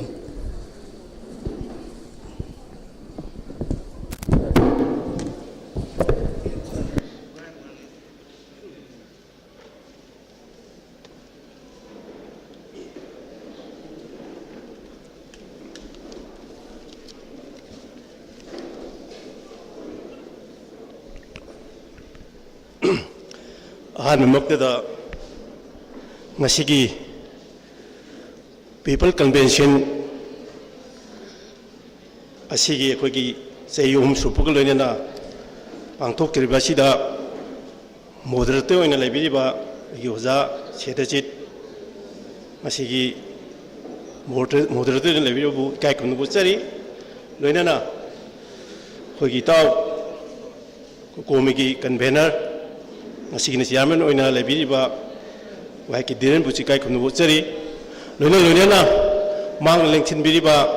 si hichen imai ben manu pang ki naw khwai khibipu aigi maikai dagi kong non khurumjari ngasi si yamna ko awungam na roidaba adugumlaba numit amani haibatai haibidi indiana khogi tin kukinar ko terrorist signaraga masama ke citizen da landa duna akogi miut minai mihat pun chathaba malengi puari da thok thiba thodu amani maram madru masi aikoi malengi thakta narco terrorism Manipur मियाम तो ओली है अगे मालूम मियाम खंगन मथौ ताई है वफम से हम थमजगे अरे अमरा अखोइसी अदुकी मती अखोइ सोले अब फंग मोंग अखोइ मणिपुर की लेंगा खने तौसी सही तरह खुंताक मतमदा ब्राह्मीस ना अखोइ की हामनिंग बनी थौ हापा दुमाइना कोई सही तरह खुंताक मनुंगदनी को खेले नोनांग तेलेबम हापी भद्र सिंह हापी मोइन हामनिंग मोइ अपा मोइन हाबे इनगदबुदो अदुगी खुराकी मोंगा मणिपुर की लेंगा की लीडरशिप से अखोइ मियाम न खनबा अदे एमएलए मियाम न खनबु ओइद्रबो जिति सेंटर की डायरेक्ट खलग लीडर खलपगी चनबे हुजि लिखबो लितबरा सिने न कोइ वारिसे अना खोइगी थॉट प्रोसेस से लाले वखन खनबगी मो सिस्टम लेंगा लोंगी सिस्टम से अदुगी मति सोरे हाइबदे अखोइ जे मतम लेबा खिबिकता खोइगी लीडर सिंह न खली अखोइ इंडिया की मखादा लेबदोना अखोइ इंडिया के सिटीजन अमो ओरगदी इंडिया के स्टेट अमो ओरगदी अखोइ न खली वखन खोइ इंडिया के सिटीजन अमो खनबन थोकते खोइ दो खनबन थोइ अदु अखोइ की लीडर सिंह अखोइ सामक्सु अखोइ जे इंडिया की मखादा लेबगी वखन खुखल अखोइ न खलिएबा अन हेक तबगा सेंटर के याब याव थबक तबुग हम सेंटर से यु ओबी है हाइबे इसार कौ थोखरेबा अखोइ की राइट अखोइ की हत चमारे से कोइ लोय कौ थोखरगा अखोइ से नफुवा फुद लोखिन की बिना अखोइ इसा की वखन खुखन दजु अखोइ से मखोइ की बखा पोलबा मेलेन इंडिया मियांग की बखा पोलबा मिशक तुंग अखोइ से खल लइरे मदरे अखोइ की वखन की प्रोसेस खोइ सिस्टम वखन की सिस्टम जे चन सिस्टम जे होंदोकपमा पैराडाइम शिफ्ट तौबम चांगी नत्रगदि अखोइ पुनसिरो जे नोमोगी अखोइ मांगथरपगी आबगी अकीबदुनि खोइ जिक लरेजे हौजि फावदा एंगो मणिपुर वा चथरबा मतुंगदा मणिपुर की खोइ नुपा सिगी मागी मतिंगजे अदुकी मतिक मांगखेब अकीबना पिक थल्लाबा अदुगुंबा फुनाय अमदों तवेब नुपिलान अहानबा अनिसबा थोखिबदु नुपासिंग चोंथोकपा गंदबदगी खल्ले आइ वखंदा नुपिसिंग चोंथोकपदो हौजिसु मणिपुर की सत्तम हाबे एंगो मणिपुर वार मतुंगदि मणिपुर की सत्तम कनाना कली मांग फलिबा इमासन कल लाकनी हाबि थमजागेबो अना खोइना मसी वखन खनमिनबो मतम ओरे अखोइ कमाइ तौरगदि अखोइ मसी मणिपुर से कनगदगे हाबिदो खोइगी स्विस की साइकिट्रिक का युंगदा मलेमी माना सुमना हायरमेबा खोइना उरिचे बयाम खंबिरमनि उरिन नामा के मकोन साब अदके बति मिये म साब ngमदबा मकोन से माना साबने हाइ माना साइबा मकोन से मसी इनबोनेबा हाइ हायें उरितुना मामा पाली तंबनते मागी थिजल हुनिबदे फंगमनिको उरितुना माना मागी बसा सुरोंदुदा न सुमाइ तौ ताकुनते मसाना दम मसा यावजरअबा अदु साबा हेबैजे उरि सिंगल लो योगजयबा मिरांगना मी थुबची लोइनबा मिरांग साबा हेदुमाइना मोइ हैजयबा अदमाइ तौना मणिपुर से कम खुनाइनो हाइबदा इसादा इनबोन क्वालिटी खरा योगजरबा हाइबदि अखोइगी स्पोर्ट आर्ट एंड कल्चर दा कोइ फिदा अमदि मालेगी मफमदा कनबगत नतना इंडिया की ममाइ इंडिया को खोइ मसक ताकदा अचौबो थौदा अम लौरिबा खोइसे ngasi लोखिबे याबै फुलम लैरे अद खोइ बियाम सेक्समिनसी हाबे वफम लमकुस थमजगे अदुना खोइना मसुगुम मयाम खोइगी तौबन लंबा मयाम से खोइगी मांगखिबकी चौराफमै हैजरके अकल लकब फांग कल्लबा फुरुक कया मालेम से मांगे ग्रीस की स्पार्टान सिंगना कमाई तौरा मांगखिगे हाइबदो ग्रीस की स्पार्टान नसी लान आइबदा ngakponi adubu मखोइजे रोमानियन सिंगना खोइगी हारम सेंचुरी अनिसबो सेंचुरी द पुलप लक्षनखिबो मसी कमाई थुले हम तमदा लीडरशिप मतिक चातबा पॉपुलेशन हंदरकपा अरे ख्वाइगी बरुइना खोइगी करप्शन हबी जाबी म्यामा करप्शन नेपोटिज्म न चिंगम म्यामा थोलपदगी मखोइजे मीने इलाइलाइना लाखिन हिनोगी मरम ओरगा खोइगी कैनो सिंजी स्पार्टान की साथीरो स्पार्टान की ग्रुप से मांगी अदुगा माना अखोइना हाइनै रोम असी नोद सेमखिबो नते अना हाइनै अमादो रोम सिसु अदु मंगाइ फर्स्ट सेंचुरी सेकेंड सेंचुरी दा दगिना हौरगा आ 3, 4, 5 century bu adu kematik sakhale sakhale maju kamai to geda makhoi se makhoi gi no gi makhoi gi leader sing matik cha ta ba corruption orak pa nepotism tarok pa adu ba mayam tarok dagi makhoi se mapangan tam tam so tharak dagi koi Germany tak mayam sina sanga ga da moji lan ta selaga moji tam thugai ga Rome pura Rome empire se thugai gi bane ba ora khoi ju khang da ni khoi chahi lising ani gi puari le ba mapang kan hingam ba khoi se kai do haninga le ke khoi se khin mu thau tai hai nai hai jabadi ora masu ma mayam se khoi khangmin na ba yam mu thau tare aduga khoi gi American scientist amosing historian khoi gi Jared Diamond na mo le mana lairi ama idi ma Gun James and still ra ya paula ni miyo bigi maram ga khoi sanga gi maram go lainari ba kamai to miyo ni muthiba kamai to sanga na mutha gi ba hai base mana masi je khoi gi yam kanna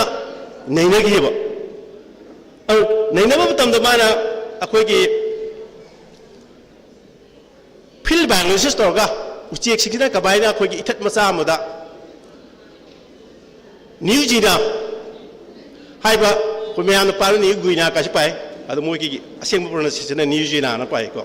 adu jere daiba na man hosiki mai ke no se chatha bu madam da khoi gi haiba ithat tu da leiba usiek singje mang haga mapan ni changchal bu mayam je sina da hingba ngamba adu ba adu lei adu hingjar ba mi sing do usiek sing do hingba ngam ta ba almai to khoi ju akhoi je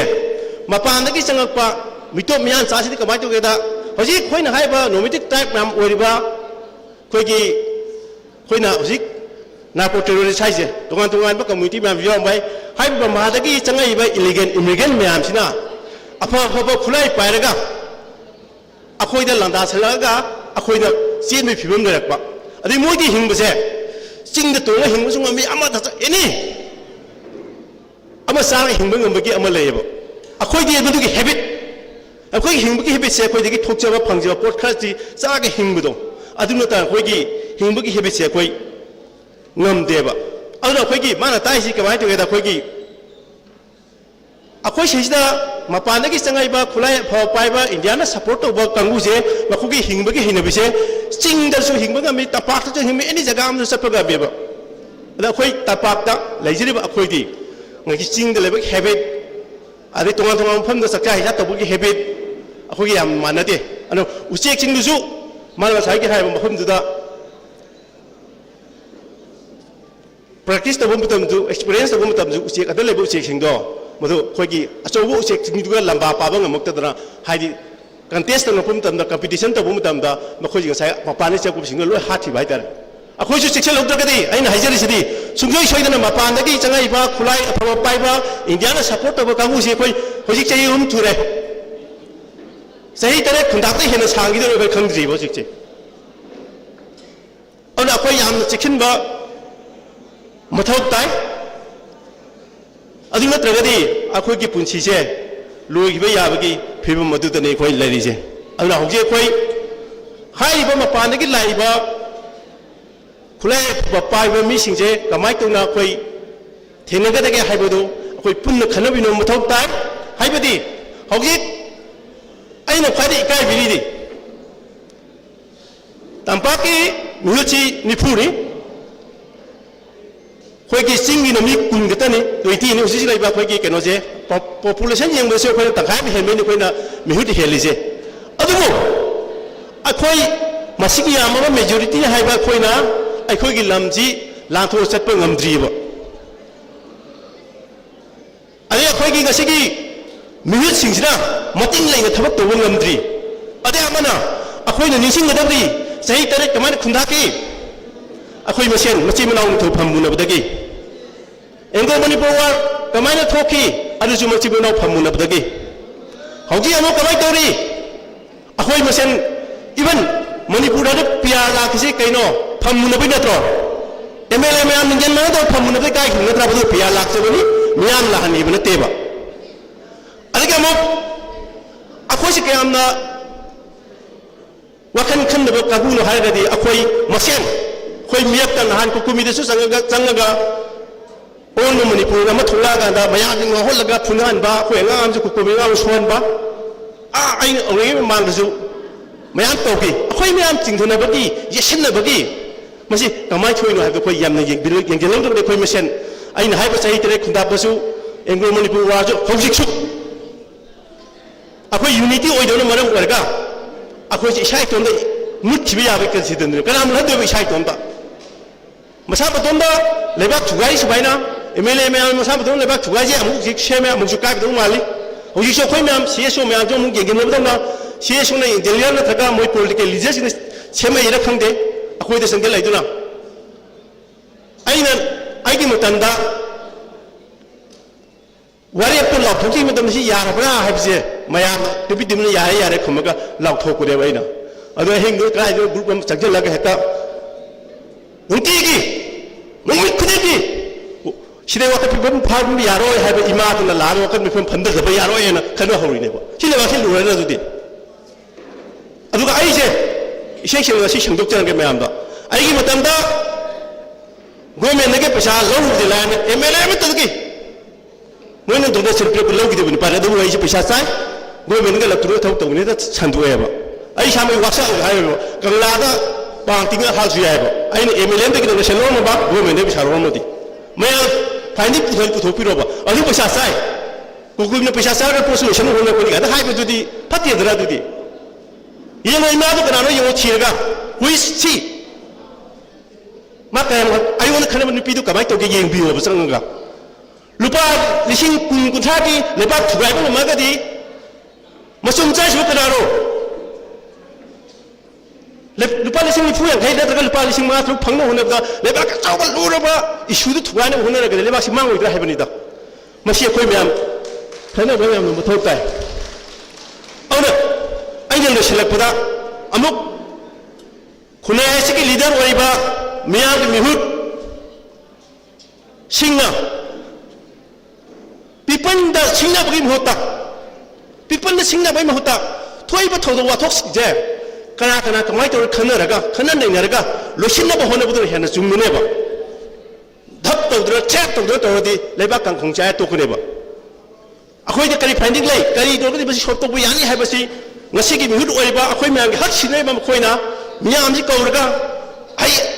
intelligent ꯃꯌꯥꯝꯁꯤ ꯌꯥꯎꯔꯤ CSO ꯃꯌꯥꯝꯒꯤ leader ꯃꯌꯥꯝꯁꯤ ꯌꯥꯎꯔꯤ ꯑꯩꯈꯣই ꯁꯤ ꯄꯣꯠꯁꯤ ꯀꯃꯥꯏꯅ ꯇꯧꯔꯒꯗꯤ solve ꯇꯧꯕ ꯌꯥꯒꯗꯒꯦ ꯍꯥꯏꯕꯁꯤ ꯈꯟꯅ ꯅꯩꯅꯕ ꯃꯊꯧ ꯇꯥꯗ꯭ꯔꯅꯦ ꯃꯗꯨꯒꯤ ꯃꯍꯨꯠꯇ ꯅꯣꯡꯃꯩ ꯀꯥꯞꯁꯤꯟꯕ ꯔꯥꯊꯤꯖꯥ ꯇꯧꯁꯤꯟꯕ ꯃꯗꯨꯅꯗꯤ ꯑꯣꯏꯕ ꯌꯥꯔꯣꯏꯕ ꯑꯗꯨꯅ ꯑꯩꯅ ꯂꯣꯏꯁꯤꯜꯂꯛꯄꯗ ꯍꯥꯏꯖꯅꯤꯡꯉꯤꯗꯤ ꯑꯩꯈꯣꯏ ꯂꯩꯔꯤꯕ ꯈꯨꯟꯅꯥꯏꯁꯤꯒꯤ ꯃꯤꯌꯥꯝ ꯑꯩꯈꯣꯏꯁꯦ ꯑꯩꯈꯣꯏ ꯃꯌꯥꯝꯁꯦ ꯌꯨꯅꯤꯇꯤ ꯑꯣꯏꯗ꯭ꯔꯕ ꯑꯩꯈꯣꯏ ꯃꯌꯥꯝꯁꯦ ꯍꯤꯡꯕꯒꯤ ꯋꯥꯈꯜꯂꯣꯟꯗ ꯍꯦꯟꯖꯟꯅ ꯈꯟꯖꯟꯈꯤꯗꯅ ꯑꯩꯗꯤ ꯍꯤꯡꯕ ꯉꯝꯃꯔꯣꯏ ꯑꯩꯗꯤ ꯄ꯭ꯔꯙꯥꯟꯒꯤ ꯃꯇꯨꯡ ꯏꯟꯅꯗꯤ ꯍꯤꯡꯕ ꯉꯝꯃꯔꯣꯏ ꯑꯩꯗꯤ MLA-ꯒꯤ ꯃꯇꯨꯡ ꯏꯟꯅꯗꯤ ꯍꯤꯡꯕ ꯉꯝꯃꯔꯣꯏꯅ ꯈꯟꯕ ꯋꯥꯈꯜꯗꯣ ꯊꯥꯗꯣꯛꯃꯤꯔꯀꯥꯟꯗ ꯍꯤꯡꯕ ꯍꯥꯏꯕꯁꯦ ꯏꯁꯥꯗ ꯌꯥꯎꯖꯔꯕ ꯃꯥꯒ ꯇꯤꯟꯅꯗ꯭ꯔꯁꯨ ꯑꯗꯨꯝ ꯍꯤꯡꯕ ꯌꯥꯕ ꯑꯩꯈꯣꯏ ꯊꯕꯛ ꯁꯨꯅꯕ ꯈꯨꯠ ꯄꯥꯜꯂꯤ ꯆꯤꯟ ꯄꯥꯜꯂꯤ ꯃꯥ ꯈꯛꯇ ꯅꯠꯇꯦꯕ ꯑꯗꯣꯝꯗ ꯈꯜꯂꯒ ꯑꯩꯈꯣꯏ ꯊꯕꯛ ꯁꯨꯔꯒꯗ ꯃꯤꯒꯤ ꯃꯇꯦꯡ ꯂꯣꯏ ꯂꯧꯔꯒ ꯑꯩꯈꯣꯏꯒꯤ ꯃꯤꯌꯥꯝꯁꯤꯅ ꯈꯜꯂꯤꯁꯤ ꯑꯩꯅ MLA-ꯗꯒꯤ ꯃꯇꯦꯡ ꯂꯧꯅꯤ ꯃꯇꯦꯡ ꯂꯧꯗꯗꯤ ꯍꯤꯡꯉꯝꯃꯣꯏ ꯈꯜꯂꯤ MLA ꯃꯌꯥꯝꯁꯤꯅ ꯈꯜꯂꯤ ꯁꯦꯟꯇꯔꯒꯤ ꯃꯇꯦꯡ ꯂꯧꯗꯗꯤ ꯍꯤꯡꯕ ꯉꯝꯃꯣꯏꯅ ꯈꯜꯂꯤ ꯁꯤꯒꯤ ꯋꯥꯈꯜ ꯈꯨꯈꯜꯁꯤꯅ ꯃꯔꯝ ꯑꯣꯏꯔꯒꯗꯤ ꯉꯁꯤ ꯑꯩꯈꯣꯏ ꯂꯩꯈꯥ ꯇꯥꯔꯛꯏꯁꯦ ꯃꯁꯤ ꯊꯥꯗꯣꯛꯄ ꯃꯇꯝ ꯑꯣꯏꯔꯦ ꯅꯠꯇ꯭ꯔꯒꯗꯤ ꯑꯩꯈꯣꯏ ꯈꯨꯟꯅꯥꯏꯁꯦ ꯃꯥꯡꯒꯅꯤ ꯑꯗꯨꯅ ꯑꯩꯈꯣꯏ ꯌꯨꯅꯤꯇꯤ ꯂꯩꯅ ꯄꯨꯛꯆꯦꯜ ꯁꯦꯡꯅ ꯂꯩꯕꯥꯛꯀꯤꯗꯃꯛ ꯊꯕꯛ ꯇꯧꯁꯤ ꯂꯩꯕꯥꯛ ꯅꯤꯡꯕ ꯁꯥꯕ ꯃꯌꯥꯝꯅ ꯇꯣꯛꯊꯣꯛꯄꯤꯔꯒ ꯂꯩꯕꯥꯛ ꯅꯤꯡꯕ ꯁꯥꯗꯧꯔꯗꯤ ꯌꯥꯎꯕꯤꯔꯛꯇ꯭ꯔꯒ ꯂꯩꯕꯥꯛ ꯇꯁꯦꯡꯅ ꯅꯤꯡꯉꯒ ꯂꯩꯕꯥꯛ ꯀꯟꯅꯕ ꯊꯋꯥꯏ ꯌꯥꯎꯅ ꯍꯣꯠꯅꯔꯒ ꯑꯩꯈꯣꯏ ꯂꯩꯕꯥꯛ ꯑꯁꯤ ꯑꯃꯨꯛꯇꯪ ꯀꯟꯃꯤꯟꯅꯁꯤ ꯍꯥꯏꯕ ꯋꯥꯐꯝ ꯈꯔꯁꯤ ꯊꯝꯖꯔꯒ ꯇꯦꯟꯁꯤꯟꯖꯒꯦ ꯄꯨꯛꯅꯤꯡ ꯐꯪꯕꯤ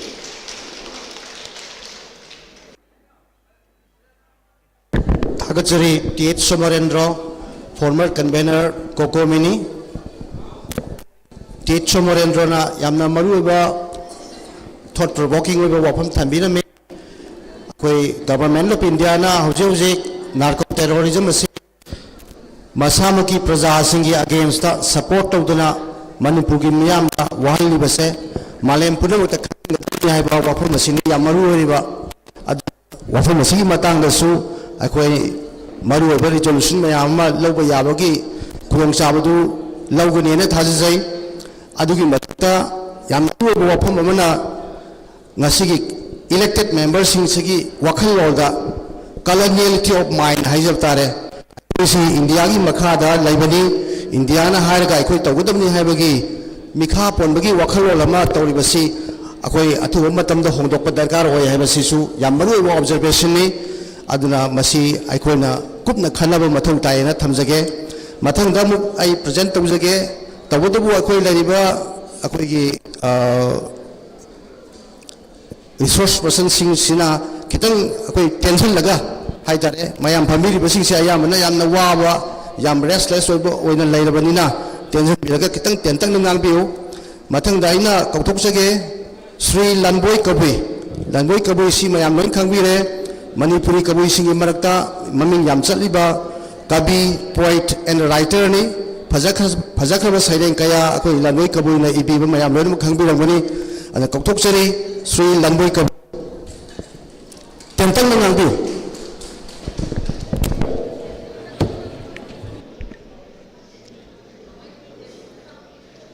इकाई खुमनजरीबा moderator amadi kokomi convener loinana mang lengsin biriba ahal laman sing ima indol ichation maru mapang kuting mak ngasi asi nixing luraga thamuda yamna awaba niyamdaba ningba thundaba pendal pik thale अदुबु आइना हाइजेगदबा वफमदि अमा अनि खक्तनि हौखिबा मतमदा अखंग high मयामना लोइना ngangbikre लोइना हाइबिक्रे अन खाली अदुना हौजि लमदंसिदा इरमदंसिदा लेरिबा लेलिबा पुन्सि मरें पुनमा असि मतंगा अखंगाई सिंगा लोइना हाइबिक्रे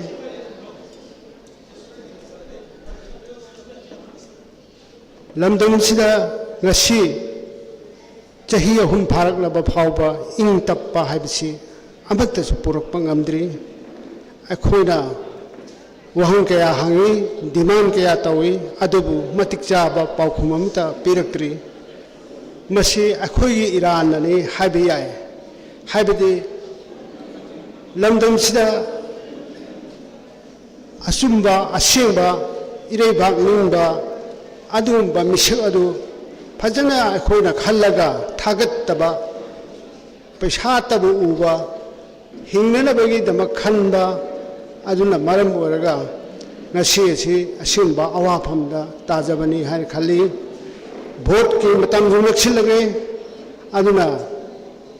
ममों सु क्या हाइख्रे अदुबो आइना हाइदनिंबा अमतंगदि भोट लाकपा मतमदा इमा बेनसिंग अहल लमनसिंग मुबांगसिंग इचे जनसिंगना निक्सिंग बिगदबा कावरदबा निक्सिंग बिगदबा वाफमदि लुपा चांगवा चापी लिसिंग चापी लिसिंग नि चापी लिसिंग हम भावबा अदमाइना ngahaki oina sum lawkhibaduna ngasi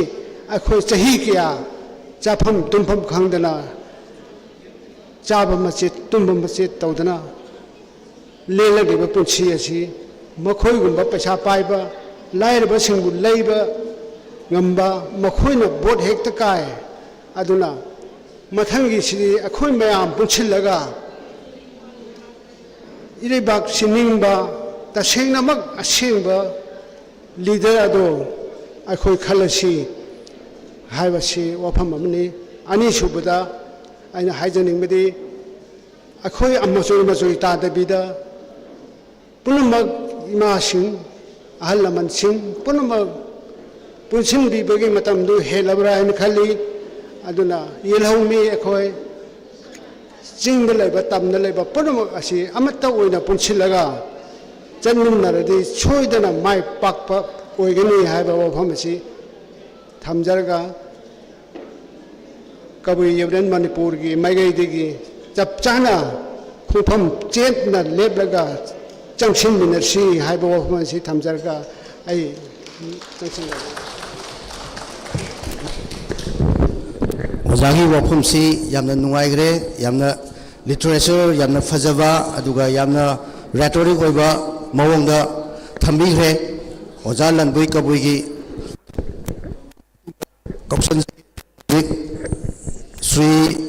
Maibam sorry Sri Victor Pamuba aroiba last but one Victor Pamuba spokesperson Manipur Awang Chingkhai Kanba Club amadi Maya Paibi Apunba Lupki representative kitang tentak na thambiyo.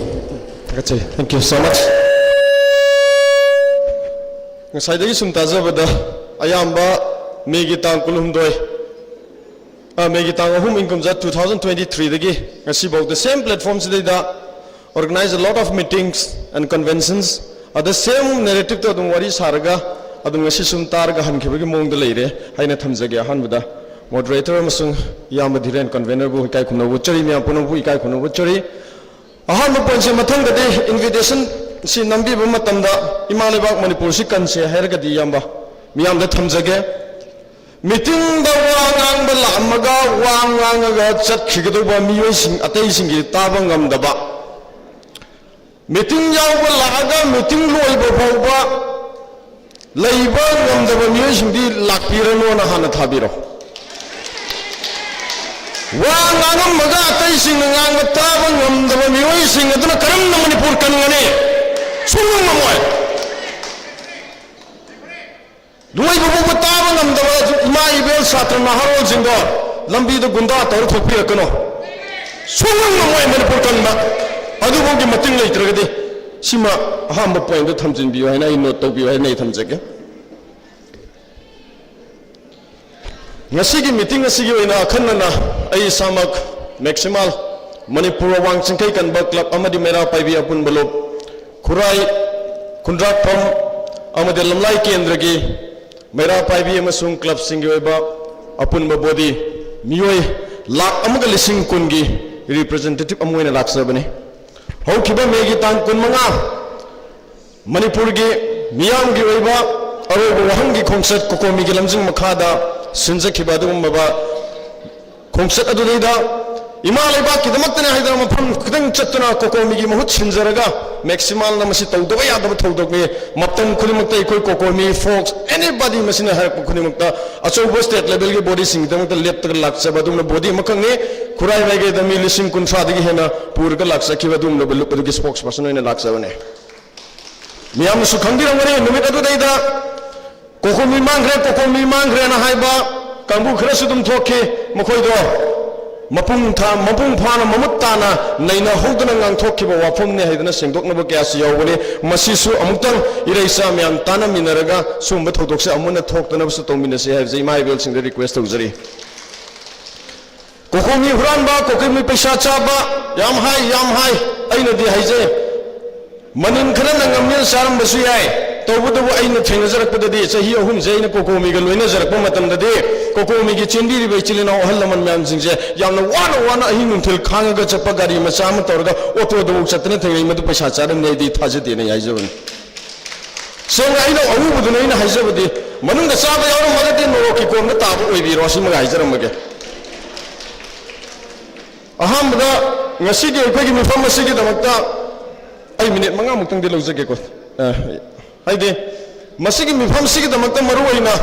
lamlai khundakpam amadi khurai kendra gi oiba miyoi sing adugi meeting asing asigi special meeting asi conventions people convention asigi damakta nahan tang amada me de numita ikoi convention ma ikoi mai kai gi oiba tawjarga imaibel sing satra naharol sing apumba gi oiba aikoi maximal na haijaba nataba miyam sing aduna haibirakpa kari torucho kari hairujo habda haijage haidana numit adu de kokjarga takhiba resolution sing do masing mya ai ngasi mya mafamda kokongi mafamda thamjage haidana laksabani adubu laibak thibadi karai digino rumor me sandorakpadagi kokomina hangkiba miyam gi oiba wahang sing adu madugi answer se lakhre na donda ninaraga laksaruri yamba tobudu asengba makti ko sarkar gi site gi oiba formal oiba achumba paukhum adu de hojifu laktriba maliko maduna madugi nainaruba duma media gi thangda khothangda ubiriba imaibel sing miyo lak amaga lising kun maike song gi myamna madugi damakta nainaruba adu aikoi madugi nainaruba gi wafam sing adu asengba paukhum laktribani na masigi paudam tamba ngamjararoi madugi damakta ngakpi gani haidana media gi thongda request koknu na kurumjari tamoi seng thoksarakpani tamkiba wa haina kiba wafam sing seng tamjarongge ahanba mapamda akoina hangjaning se kokomina lauthokiba BJP boycott ese karino na hangbire amutang no toksinbiu kokomina lauthokpikiba BJP boycott तब है अखोई प्रजा सिंह करी तौदनो BJP ले यावरिबा मिसिंजे बातोन तौबद लेप्तोइरा नत्रगा BJP office थोंग लोनदोइरा नत्र whatever करीनो हाइबसे confusion अमा लेरे मदु लेबाक मियाम की दमक्तदी फनबदो अखोई तौजरगे हाइदना मियाम ला अमग लिसिंग कुंदना हाइहवे मदुमा थमजगे अनिसुबा पॉइंट दा नहान हंखिबा वाहन तरेत पुन्न वाहन तरेत असी अखोइना कोकोमी लीडरसिंग मतम पुनमक्ता लेबाकसिगी दमक्तने हाइदना हौबदगी कथोक्तना लाक्पिरबा हालसो हापीरो हाइदना अदु मतंग सददे हापे यारोय गना हाइबदो खोइ लोय ताजरगा मदुगी असेंग लीडरगी स्पिरिट ता अखोइना मदुगी वाफम सिंह अदो कुपना मणिपुर की दमक्तने हाइदना खंथरगा लौरखरबा खोंथांगनी प्रजा मियामनसु मसुगी खोंथांगसिंग वाहंग सिंह अदो यारगा चटखिबनी मरमदी मदुदा यावखिबा मियाम सिंह अदुना यारमदबो इतादि चटपा यारोय हाइदना थिंगलमगदबने हाइना खंजै अदुबु थोखिबा थोदोक चलखिबा मियाम अदुना कोकोमीना हाइबिखिबा थंबिखिबा वाहंग तरे असे यारे हाइदना चटखिबनी हाइबसिमा इ मियामदा थमजगे नसि माइकेगी मियामनसु याना होई तौबदबो हंगरिबा वाफा हंगक्तिबा वाफमदि मियाम असिना हंगहौरिबा माइकेगी इरैबाकी असोमनाकन थंबा वांग चिंखैरोम थंबा प्रजासिंगना हंगहौरिबा वाफमदि कयाम कुइना अखोइ वाहंग सिगी पाउखुंग गायरगा लैगिदैनो कोकोमीना प्रजा मियाम की मुहुत सिल्लगा हंबिखिबा वाहंग असिगी पाउखुंग कयाम कुइना गायरगा लैखिगनी हाइबा वाहंग सिमा थमजगे अनिसुबदा सरकार ना तौबीद्रे हाइदना सरकार का यानद्रे हाइदना वाहंग हंगत्री हाइदना वाहंग सिगी पाउखुम फंगद्री हाइदना मतम थेंगथबा लोइना अखोइदी सरकार का वारी सानररोय हाइदना लाउथोखरे हाइदना वारी सानदब तारगदी कनागा वारी सानरगा सरकार सिगा करम मीगा वारी सानरगा सोल्यूशन पोरकदोइनो वारी अथुब मतम साबियो हाइबसिमा रिक्वेस्ट याम कन्न तौबिरे वारी साबिरो असेंग वाफंगो हाइबिरो यारगदी माइकै सोमजिसु रिप्रेजेंटेटिव खरे यौहन बियोन हाइरे इफ कन्वीनियंट ओइरगदी मदु कोकोमिना यामना थाजजना कोकोमिबु थाजजना माइकैगी लिसिंग कुंथ्रादगी हेन चटखिबा माइकैगी वॉइस ने इन सिमियाम द थांगा चरिसे अदुना कयाम कुइबबो वहंग सिगी पाउकुम नाइखिदैनो कोकोमिना मणिपुर की ओइबा अचौब खोंचर असिदगी ngasi फाउबदा एपेक्स बॉडी ओइना सेंट्रल गवर्नमेंट ना कौरकपा मतमदा याम ममांग द इलेक्शन बिरबे याम जितेंद्र की ममांग मतमदगी हौन ngasi फाउबदा कोकोमी की कन्वेनर द चे थाबिरागा कोकोमी ना मणिपुर महुत सिलगा मै वारी सानबिखिबा गातने हबसे मियामना हाइबि हौइ मियामना सु थाजरगा लेहवे अदुना याम कोइना थिनथदबिदा असोक अपन नंगबा कयाम हाइबदि अखोइ जस्टिस अंगांग हातखिबा मयाम सुद लोइनमक यावरे CRPF ngasai dum panagre narratives me amdoi panchatra sudum yarabran khanjai aduna yaragadi miyam haibi rei se athuba matamda kokomina answer se kyam koina ngai bi gi doino aduga phanglaba matungda natraga phangdraga su masigi damakta wari sanabiro haibasima yam kanna taksin bire aduga taksalaba matungda madugi tarakpa folado amuk kupthana nainabiraga athuba matamda manipur gi damakta kokomina lepiyo अखोइना CM दा मणिपुर की दमक को लेपियो Haider honourable CM दा मणिपुर की दमक लेपियो अखोइ प्रजा सिंह लेरी हाइबा दुमाइना केंद्र हुंगी मियाम सिंहना कोकोमिना मसी दमक अचौब थौदांग लोबिरगा मसी अथुबदा वारी सन थोपिरगा करी तौगदगे हाइबदो लेपियो मदु की दमक केंद्र हुंगी मियो लाख अमग लिसिंग कुन लेपगा कोकोमी दमक लेहवी हाइबसिमा थमजगे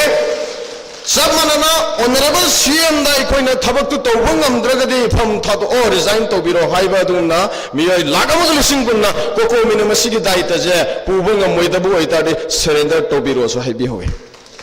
ओफम सिंग से थमजरगा हाइरिबा पॉइंट सिंग अहान बदंग सागी यamba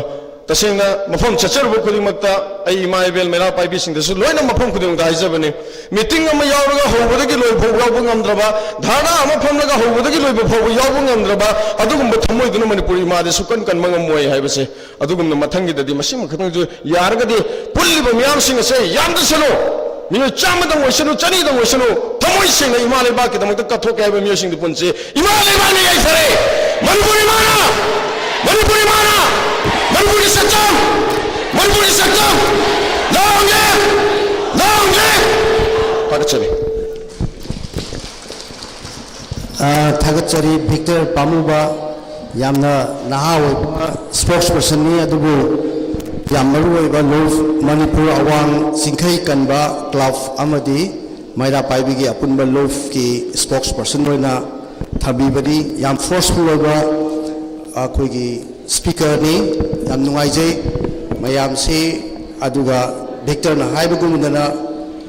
ꯂꯩꯕꯥꯛꯀꯤ ꯂꯨꯔꯕ ꯃꯅꯤꯄꯨꯔ ꯅꯦꯁꯅꯦꯜ ꯀꯟꯚꯦꯟꯁꯟꯁꯤꯗ ꯂꯨꯔꯕ ꯋꯥꯐꯝ ꯀꯌꯥ ꯈꯟꯅꯕꯁꯤ ꯄꯨꯡ 2-3 ꯐꯝꯕ ꯉꯝꯗꯅ ꯑꯗꯨꯝ ꯍꯧꯒꯠꯅꯔꯒ ꯆꯠꯈꯤꯕ ꯑꯗꯨꯒ ꯃꯔꯨꯑꯣꯏꯅ ꯑꯩꯈꯣꯏꯒꯤ ꯃꯦꯟ ꯁ꯭ꯄꯤꯀꯔꯁꯤꯡꯁꯨ ꯃꯥꯒꯤ ꯉꯥꯡꯉꯝꯃꯒ ꯃꯌꯥꯝꯅ ꯀꯔꯤ ꯈꯟꯅꯔꯤꯒꯦ ꯍꯥꯏꯕꯁꯤ ꯇꯥꯗꯕꯤꯗ ꯌꯥꯝꯅ ꯆꯤꯟꯅ ꯆꯠꯈꯤꯕ ꯃꯌꯥꯝ ꯑꯁꯤꯒꯤ ꯃꯥꯌꯣꯛꯇ ꯌꯥꯝꯅ ꯅꯨꯡꯉꯥꯏꯇꯕ ꯐꯣꯡꯗꯣꯛꯄꯗꯨ ꯑꯩꯈꯣꯏ ꯁꯤꯌꯔ ꯇꯧꯖꯩ ꯌꯥꯝꯅ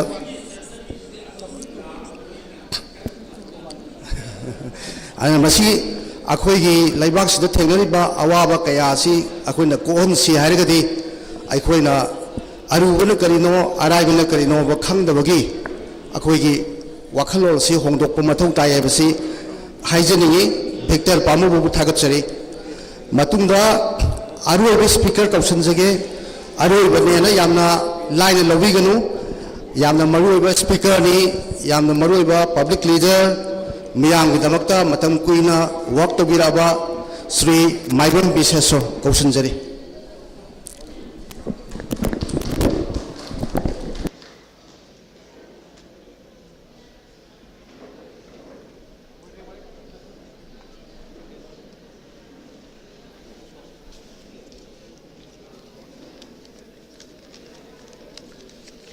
ngasi yam maruoiba lamdam sida thokiba thokdok amagi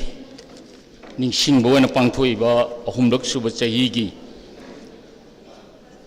thokiba thokdok tugi ningsingba sigi mayai gi tangbanda lengsin biraba ai naw diren convener kokomi amadi ngasi gi ko yam luba thoram masigi watim bigadoriba aigi oja Setajit amadi ngasai di yamna mapung phana lerambani adubu haujikti aroiba warep lorum daisida ko mihusing asi tangkai phajalaktabasi ko gi laibak thabani adubu lakpiriba khudimak pusu ai ahan badai kai khumna useri ai kasoina hajararoi maramdi ꯑꯩꯈꯣꯏꯅ ꯚꯥꯔꯠꯀꯤ ꯂꯩꯉꯥꯛꯁꯤꯅ ꯑꯩꯈꯣꯏꯗ ꯉꯁꯤ ꯄꯤꯔꯤꯕ ꯄꯣꯂꯤꯁꯤꯁꯤ ꯑꯩꯈꯣꯏꯒꯤ ꯑꯣꯏꯅꯗꯤ ꯌꯦꯡꯃꯧꯅꯕꯅꯤ ꯍꯥꯏꯕꯗꯨꯃ ꯑꯩ ꯑꯍꯥꯟꯕꯗ ꯊꯝꯖꯒꯦ ꯑꯗꯨꯒ ꯑꯩꯈꯣꯏꯅ ꯍꯧꯖꯤꯛ ꯌꯥꯝꯅ ꯃꯔꯨꯑꯣꯏꯅ ꯑꯩꯈꯣꯏ ꯀꯣꯀꯣꯃꯤꯅꯁꯨ ꯌꯥꯎꯕꯗ ꯑꯩꯈꯣꯏ ꯌꯦꯜꯍꯧꯃꯤ ꯀꯔꯝꯍꯥꯏꯅ ꯀꯟꯒꯗꯒꯦ ꯍꯥꯏꯕꯁꯤꯗ ꯑꯩꯈꯣꯏ ꯍꯧꯖꯤꯛ ꯃꯤꯇꯣꯞꯁꯤꯡ ꯍꯥꯏꯇꯥꯔꯦ ꯃꯁꯤ ꯇꯥꯟꯊꯣꯛꯅꯕ ꯂꯥꯛꯅꯕꯗ ꯑꯩꯈꯣꯏꯒꯤ ꯂꯝꯗꯝꯁꯤꯒꯤ ꯑꯈꯪ ꯑꯍꯩ ꯅꯤ ꯍꯥꯏꯗꯅ ꯂꯩꯕꯤꯔꯤꯕ ꯆꯍꯤ ꯀꯌꯥ ꯇꯨꯡꯃꯨꯔꯒ ꯊꯣꯔꯛꯑꯒ ꯃꯇꯝ ꯁꯥꯡꯅ ꯃꯤꯌꯥꯝꯁꯤꯅ ꯊꯤꯖꯤꯟꯗꯅ ꯄꯨꯊꯣꯔꯛꯏꯕ 1994ꯗ ꯏꯟꯅꯈꯤꯕ ꯑꯩꯈꯣꯏꯒꯤ ꯃꯇꯝꯗꯨꯒꯤ PR ꯃꯇꯝꯗ ꯏꯟꯅꯈꯤꯕꯅꯤ ꯌꯥꯝ ꯂꯨꯕ ꯑꯦꯒ꯭ꯔꯤꯃꯦꯟꯅꯤ ꯍꯥꯏꯕ ꯌꯥꯏ ꯑꯗꯨꯕు ꯃꯇꯝ ꯈꯔ ꯑꯩꯈꯣꯏ ꯂꯣꯠꯁꯤꯟꯗꯅ ꯍꯥꯏꯒꯗ꯭ꯔꯥ ꯅꯠꯇ꯭ꯔꯒ ꯐꯣꯡꯗꯣꯛꯇꯅ ꯍꯥꯏꯒꯗ꯭ꯔꯥ ꯂꯩꯔꯨꯕꯗꯒꯤ ꯑꯩꯈꯣꯏ ꯗꯣꯀꯨꯃꯦꯟ ꯂꯩꯇꯦ ꯂꯩꯇꯦ ꯀꯥꯏꯅ ꯌꯥꯝ ꯍꯥꯏꯔꯤꯁꯤ ꯃꯇꯝꯗꯨꯗ ꯏꯅꯈꯤꯕꯁꯤ 1948ꯀꯤ ꯃꯇꯝꯗꯨꯒꯤ ꯚꯣꯇꯔ ꯂꯤꯁꯇꯨ ꯌꯦꯡꯉꯒ ꯚꯣꯇꯔ ꯂꯤꯁꯇ ꯂꯩꯔꯝꯕꯁꯤꯡ ꯑꯗꯣ 1950ꯗ ꯀꯠ ꯑꯣꯐ ꯏꯌꯔ ꯑꯣꯏꯔꯒ 1951ꯒꯤ ꯕꯦꯖ ꯏꯌꯔꯗꯨ लौरगा मरमदी NRC हाइबे पोथोइदुदा मिटोपसिंग अदु खंदोकनी हाइदना लेरबा हाइबदी PR मतमदुदा इनबा डॉक्यूमेंटेसी सेंट्रल गवर्नमेंट गे इनबनी मदु लेते काइदना पंगाइदा हाइरकपा अखोय हल अखोय अंगम मथौनी अदगी मियाम गी गेनोनी काइन पंगे हाइरकपसे मसी हाइदबो फै अदुगा लोइनना महाना अमदी मिपम खुदिमना खंगा हिजिंगुना तौगदोरिबदो करी तौगदोरिबनो हाइबदो मोय खंगदबनी मरमदी मदो नेशन जिम कनगदोरिबनी मागी आहयसिंग खर फोंदोकदु नते हाइबजे मसिमंग असिगी मियामना लौबियो अदुना अखोय 1951 दा मतमदुगी इंडिया गवर्नमेंट ना ꯑꯩꯈꯣꯏ ꯂꯝꯗꯝꯁꯤꯒꯤ ꯁꯤꯇꯤꯖꯦꯟ ꯑꯁꯦꯡꯕ ꯀꯅꯥꯅꯣ ꯍꯥꯏꯗꯅ ꯍꯥꯏꯈꯤꯕ NRC ꯑꯗꯣ ꯍꯧꯖꯤꯛ ꯑꯞꯗꯦꯠ ꯇꯧꯒꯗꯧꯅꯤ ꯍꯥꯏꯕꯁꯤꯗ ꯑꯩꯈꯣꯏ ꯑꯄꯨꯟꯕꯒꯤ ꯈꯣꯜꯂꯥꯎ ꯑꯃ ꯑꯣꯏꯅ ꯑꯩꯈꯣꯏ ꯂꯥꯎꯗꯅ ꯆꯪꯁꯤꯜꯂꯤꯉꯩꯗ ꯑꯩꯈꯣꯏ ꯈꯨꯔꯛꯀꯤ ꯏꯅ ꯂꯥꯏ ꯁꯥꯔꯛꯄ ꯊꯨꯒꯥꯏꯅꯕ ꯍꯣꯠꯅꯕꯁꯦ ꯑꯩꯈꯣꯏ ꯄꯨꯝꯅꯃꯛꯅ ꯉꯁꯤꯒꯤ ꯃꯤꯐꯝꯁꯤꯗꯁꯨ ꯌꯥꯗꯦ ꯍꯥꯏꯕꯁꯦ ꯄꯨꯟꯅ ꯋꯥꯔꯦꯞ ꯂꯧꯃꯤꯟꯅꯒꯗꯕꯅꯤ ꯑꯗꯨꯒ ꯂꯣꯏꯅꯅ ꯉꯁꯤꯗꯤ ꯉꯁꯥꯏꯗꯒꯤ ꯈꯟꯅꯔꯛꯄꯗꯨꯒꯤ ꯑꯔꯣꯏꯕ ꯑꯣꯏꯅ ꯑꯩꯅ ꯍꯥꯏꯖꯅꯤꯡꯕꯁꯤ ꯍꯧꯖꯤꯛ ꯑꯩꯈꯣꯏ ꯅꯦꯁꯅꯦꯜ ꯍꯥꯏꯋꯦꯁꯦ ꯆꯍꯤ 3 ꯊꯤꯡꯅ ꯂꯥꯛꯈ꯭ꯔꯦ ꯑꯗꯨꯒꯤ ꯃꯃꯥꯡꯗꯁꯨ ꯀꯌꯥꯔꯛ ꯇꯧꯈꯤ ꯆꯍꯤ 3ꯁꯦ ꯊꯤꯡꯕꯁꯦ ꯀꯔꯤꯒꯤꯗꯃꯛꯇ ꯍꯧꯖꯤꯛꯐꯥꯎ ꯊꯤꯡꯉꯤꯅꯣ ꯃꯁꯤ ꯑꯩꯈꯣꯏ ꯚꯥꯔꯠ ꯂꯩꯉꯥꯛꯅ ꯑꯩꯈꯣꯏ ꯌꯥꯎꯔꯅꯨ ꯑꯩꯈꯣꯏ ꯆꯪꯉꯅꯨ ꯍꯥꯏꯕ꯭ꯔꯥ ꯍꯥꯏꯕ ꯃꯁꯤꯃꯁꯨ ꯈꯪꯖꯤꯟꯕꯤꯌꯣꯕ ꯑꯩꯈꯣꯏ ꯆꯪꯉꯅꯨ ꯍꯥꯏꯕꯒ ꯆꯞ ꯃꯥꯟꯅꯩꯌꯦꯕ ꯅꯣꯏ ꯌꯥꯎꯗ꯭ꯔꯁꯨ ꯌꯥꯔꯦ ꯍꯥꯏꯕꯒ ꯆꯞ ꯃꯥꯟꯅꯩ ꯃꯁꯤꯃ ꯑꯗꯨꯗꯒꯤ ꯑꯩꯈꯣꯏꯒꯤ ꯈꯨꯟꯉꯥꯛꯄꯁꯤ ꯍꯥꯏꯗꯅ ꯊꯣꯛꯎꯕꯁꯤꯡ ꯑꯗꯣ ꯚꯥꯔꯠꯀꯤ ꯕꯥꯎꯟꯗꯔꯤꯁꯤ ꯀꯥꯏꯈꯤꯕ ꯇꯥꯔꯦ ꯑꯩꯈꯣꯏ ꯃꯨꯠꯄ ꯇꯥꯔꯦ ꯍꯥꯏꯗꯅ ꯀꯜꯂꯨꯕ ꯏꯆꯤꯟ ꯏꯅꯥꯎꯁꯤꯡ ꯑꯗꯣ ꯉꯁꯤꯗꯤ ꯇꯥꯟꯅꯗꯅ ꯐꯥꯅꯤ ꯍꯥꯏꯒꯠꯂꯛꯑꯦꯕ ꯑꯗꯨ ꯑꯣꯏꯔꯗꯤ ꯑꯩꯈꯣꯏꯁꯦ ꯚꯥꯔꯠꯀꯤ ꯂꯩꯉꯥꯛꯇꯨꯗ ꯑꯩꯈꯣꯏꯁꯤ ꯌꯥꯎꯍꯟꯗ꯭ꯔꯦ ꯑꯩꯈꯣꯏ ꯌꯥꯎꯗ꯭ꯔꯦ ꯍꯥꯏꯕꯒ ꯆꯞ ꯃꯥꯟꯅꯕ ꯅꯠꯇ꯭ꯔꯥ मसीमसु अखोई मुन्ना खनबियु अदुगा लोइनना अखोई मियामना करी तौगदगे हाइबसे मसीमा ए हाइजगे अदुना मे अहुंगे थौदोक्तगी हौजिक फावदा अखोईगी वैना याम मरुवरिसी लमदमसिदा लैरिबा इंडिजिनस पीपल अखोई वाखन ताबा मथौ ताई सिदा वाखन ताहौद्रबा मतंग सिदा अखोई अपुनबगी वाखलोनजे सागलहौद्रबा अखोईगी लंबी लैते अदुगा लोइनना ngasiगी kokomin sinbiri basida yamna maruiri base अखोई अपुनबगी ओइबा इहौगी सापगा लोइनना अखोईगी एजुकेशन की ओइबा अखोईगी कमिटी अमसु साबा मथौ ताई मरमदी ngarang han mamon wari sanwa matam da puthore ibado madugi thesis dugi anti thesis singaje akhoi matam du da MU da so haijabani MU gi pol science ki kangbu amadi akhoi gi statistics ki amadi akhoi gi no singsa akhoi chat chat na haije mase anti thesis sama thuna pudokbi oina mase loi sigra bara khangde akhoi gi department jing adu so lai gi drabara khangde moi kaim tokde aduna haujik su कोकोमिन मसे अथुब मतमदा सेंबीरगा अखोई खुदक के anti thesis अमा पीद्रगदी अखोई अतोप community सिंग अमदी मपानी मिसिंगना अखोई से लैते हैना नत्रगा अखोइना हारिबो Y सिंग अदो अरानबनी हैना लौरगनी हाइबसे मसिमा थमजगे अदुगा अखोई लंगदम सिदा लैरिबा सीएसओ अमदी अदर्स ग्रुप सिंग अमदी तम अखोई से हौजिक पुनमक से अखोई इरमदम की योलगा इरमदम की कम्युनिटी से योलगा अखोई की चागे है वो वाखलोन सिमा नसीदगी अगदी ममांगी थोकिबा अखोई की कोकोमिना चटकिबा के नोदुदगी थेंगनारा दुदा नसीदगी दी हारिबसिंग अदो मसा मसाना वाखलोन जिंग से थादो ओ हाइबसिमा आई साइतगी मदु हाइजगे नत्रगदी मोई मसा मसा की खुदों चाबी येंबा मसा मसा की काने नव येंबदा इजाती से मुन्ना नव होने बसे मसी मोई मोईसु मसी की लंबी से मुन्ना खनगदो बनी अदुना मसी देसिदा मोई वाखन थादो हाइबसिमा अदुना ngasi di अखोई की पॉलिटिकल की इचिन जेसिदा करी से लई इकोनॉमी की लाइन सिदा कोई करी सोचले हाइबसे अखोई ngasi हाइबिरिबा दुमाई तौदना अपुनबगी कमिटी अमा अखोई सेमिनार कांजे सिदा मायेप त लाव नतबा अखोई की तौगदब डूज एंड डोंट से खरा अखोई इंदा अखोई खरा खनमिनबा मथौ ताई हाइबसिमा आई थमजरगा अखोई हौजिन लैरिबा हंदकी थौगोक अमदी ममांगी थौगोक तुजुदा आई याम नुआई हिदबसे ममांगदसु अखोई ऑनरेबल सरदा से अखोई हाइजबन नुपी अहुमनि हंदकी मिहुत से कारिसे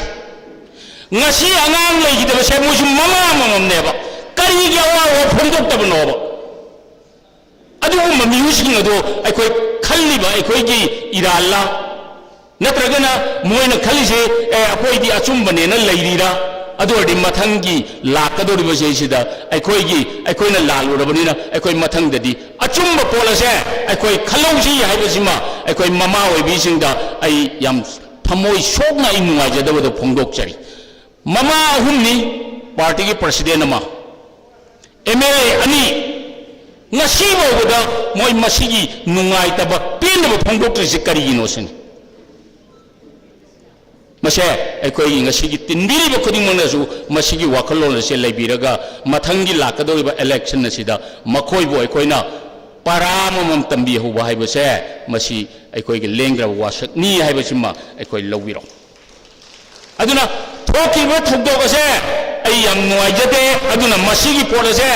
ngasigi matong hinagi thokna ba ekoi punna honamina ba loinana thogdok asi loisina ba gi damakta ekoi apunba committee ama seminar kanda ching ama sung tam gi mihu sing asi yauraga akoi kari to min sige haibodo lon khana min bagi thogdok asi longmin raga ai matang sida ngasi gi ai wafam tension jaki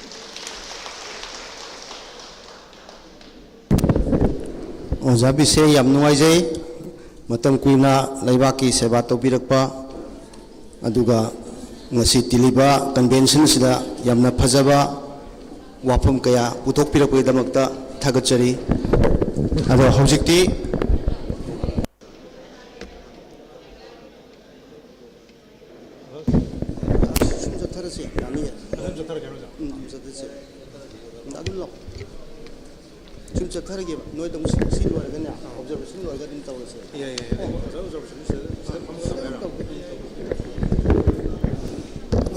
hojiksi isai pung Taramathoi makai chap chabadagi horpa mifam se hojik pung mariga minute 3 chale adu akoi hojik pawda wangang loi punna taraga taret ne akoi ngang dise adu makhal makhal gi koi chingi tamgi aduga maitei pangal singi IDP gi makhal khudumuki mi mayam ama akoi gi ngasi gi wangang loi oina ngangbi gre aduga phambiriba miyam sigi marakta akoi da hana so haijagi ba ngasi phambiri basi chupagi micham mamata nate ayambana ngasi phambiri basi yamna marui ba CSO gi leader sing media akwigi eminent personality sing scholar intellectual adu ethnic community representative IDP singi representative aduga village volunteer force ki representative mayam asi loina stunaba phambira bani aduna ngahan goi gi convention ga manadaba khare hena maru oiba khare hena akoigi paksana khanaba adumba mifamni na ai lawjage da hojik loisalabadina akoina tawgadabasi akoi resolution ama mayamda propose tawjaba aduga aroibada presidential speech piba adugi wakhumda ngaisalae ana marak saida hojik aina rapporteur sing galoidana organizer sing sina isai mayam ngangbi gi ba mayam dugi yengaga samina substance lakhot piraga akhoi resolution ama draft tawraga puthok pinaba athubada mane sinbiro ru marak saida aina as in a moderator aina isai tal gi ba mayam du tabiri ni samane adubu aigi thawmo ina moderator gi observer se ai mayam da tentang na pijage adu hek loibaga akhoi gi presidential akhoi speech ama pipiraga iroi loibada akhoi propose resolution si lauthoga mayam kainanaba ai ningsingjage ai sesum phamang ngangjerage ai yam sangna haijagadawa nate ngasigi akhoi kokomina sinlangdana CSO mayamna support tobidana aduga tongan tongan ba lamdagi tongan tongan mi mayam lakpidana Manipur People's Convention on 3 years of Manipur crisis aina tawri basigi nutshell akoina khanagi badugi aina note tawjauba aduga aina khanjaba wakhaldu mayamna tentanga thamjage khoi ahan bada aina ujabasi ai tamna dung langjage ko akhoi gi ngasi sound jam nuai tabdong tawe aduna akhoi gi keno se microphone su aduga keno se su akhoi somdo wala ngang rabadina tungda laiba akhoi dadi ayamba tade haijariba isai speaker mayamna maru oiba ngangbudu somna phama moderator dadi yam wan taeba adubu aina tahu haijab tare madura base torga haijage mayam waro bi yade asoi ngam yawarga ngakpini khoi ahan bada aina khanghuba aduga aina khanjaba mayamna haibigi badudagi loksal hobasi aina isai mayamna haijagre aikoi ngasi si target ani ne na ngangoi khanaba convention ga khitang manadaba mona khoi na target oriented oina khoi na semjabani ahan ba target ta khoi na thamjagi basi crisis sibu understand to ba akhoi gi sahi ohum suna crisis si la amina sahi si yam sang abani na kari marum gi thoi bano karamaina tawri bano hayo si akhoi gyan mamba matam natre hujik si akhoi na chap chana khangba ama channe aduna madugi maram madu aina speaker sing da su haibiu aina haijagi bado ahan ba target si kai noi da sigi convention sigi akhoi na thoi ba sahi ohum si tawri si kai noi si chamam na ba se maram ni kai gi noi da government of India na ngai ta da hairi si moi gi maitei ga kuki ga hadabani ethnic crisis ni kangluk masen hanabani aduga moi masi hanabasidi hana so dum hana laabni sahi ke ai mamang dagi historical background no laibani moi gi tribe kambu se amaga maga hanaba maya mum laigre kuki naga hanaba paite kuki hanaba adu wada mai tawduna maitei pangan hanaba aduna hojik su maitei kuki hanaba is just another story ni moi haisi yam sam samna aduna government of India gi role di moi masen hanaba se khambi ba amada su khamba soina danaba moi gi si kari haidare khambi ba midune ba moi se khana ba se akhoi na khana jaba moi na khambi ba duni sine ba moi haise aduna khambi na ba idamukta akhoi si changna danaba ina buffer zone ga thambi dana khotpi dana sipai ga si lising humra pusalaktana akhoi manipur da moi na silang beri. Now this is the version sini government of India na hariba pitribi da lauthoi base parliamental lauriba kholi base adu masi sumabra na tragana laliba base akoi maitei na haiba wahi asiga kuki na haibu wahi ga so mukhile kuki na hariba sina akoi di yam mi yam jadaba minority ni picture khaba yam sonba adu maitei gi yam ba mi sina akoi se imphal se lai han ningdana akoi si tanthok tana si hawgani adagi amuk maitei sing sigi karam chawba haitare singi lamda moise imphal de pelak tadana singi lamda laining dana akoi se sing simone lawsangi am honar pani haiman singba adagi amuk aikoi Christian oijaba minority kitang se maitei mayam su uktana akoi se chabi bani koi church thugai pire adu tawbire da tawbire haiba sumaina maram ama natraga maram ama pi taraga su maitei na di adum lanba sini moi namu harise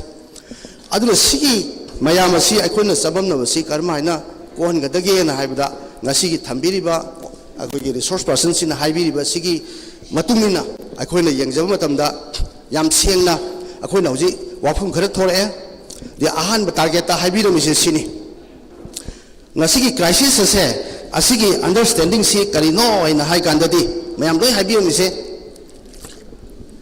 khwai first ta habiri se mayam tabiu ko crisis sigi khwai digi maru oiba tholi bagi mapung se mase government of India ni haibani mayam habiri mi se government of India na main architect ni haibani haidi government of India gi thon ge haiba yaula thon ba adu ma crisis ni haiba maitei na pamdana kuki na pamdana thokpa natte haibaneba adu kari marami dongta crisis se government of India na tholi no hairadi ngasi khanabaduda khara sudum yaure adu aina suama ani phenjan jage kari maramgi thoi no haibasi chahi ahum surabnina lolam ba mayam du loina ngasi de mayak senge habasi ai haijage kari gi thoi no ina haibada government of India policy ama lei masi policy se akoina akoi gi Chin cookie appeasement policy kawe Chin cookie sibu dusi na moisi moibu ina tapna moibu moiga leina bo honaba Chin cookie appeasement policy adu masi kari gi government bi na tawri no hairati yam samna maram ani khakki thobone ba ahan no maram da government of India na akoi gi Burma ko hojik Myanmar hariba se masda China sina lo dikko occupy tawreba Burma da khana Burma gi military government dune aduga Burma da leba tribe mayam gi ethnic mayam gi army mayam dune aduga democracy gi force ne moi mayam sina alliance tawga ani si kanna ba military ga adu China na military junta da su paisa su pi nomai su pi aduga moi gi lambi semi rail लंबी semi लोने सेमेब number 2 दा लाल हौरिबा जुंदा की मायोक्ता लान सुनरिबा ethnic army से खुदमन KN हाइगेरा अमा हाइगेरा सिदैदा मसीगी मयाम Sissu अदुगा democratic force Sissu लोइना पैसा पीबा China ना नाकल दिमक्ता खनरिबा नाकल दिमक से चाइना ना पैसा सु पी सपोर्ट सु तवेबा खुदोंग चाबी मतुगिना मिलिट्री ने कंट्रोल तब जगह दुना मिलिट्री ने पैसा पीरगा मोइ चकनेबा अदुगा इथनिक आर्मी ने कंट्रोल तब जगह दुना मोइ इथनिक पैसा पीर मोइ चकनेबा मोइ गिदी इकोनॉमी से चटप यारे लोइरेबा अन सिगी पोसे कयाम यामझल अगेबु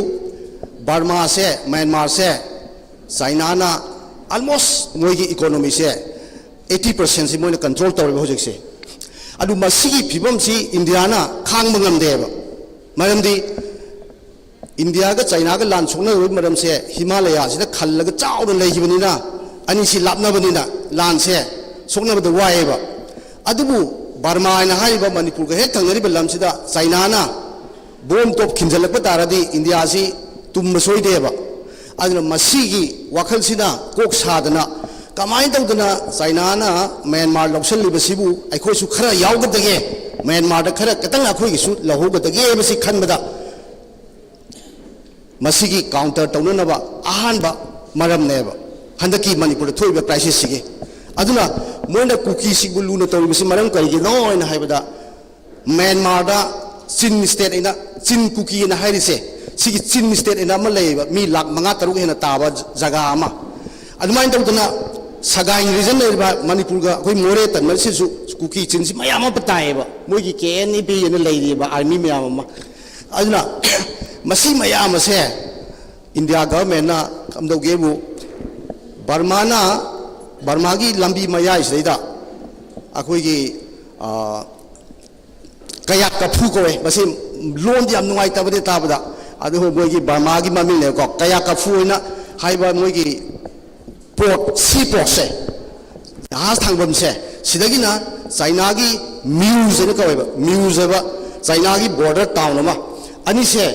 हेक कनोदगिना खादगे अवांगबोक से बर्मा सि फाउना हौजिक से लंबी अचौबम से मेबा मसी belt and the road policy द कवेबा चाइना की सी मखादा ट्रेन अम सेले लंबी अम सांग सेले अदुगा कोई गैस की पाइप अमसु सांग सेलेबा अदुना याम समना हरबदा चाइना दा कोई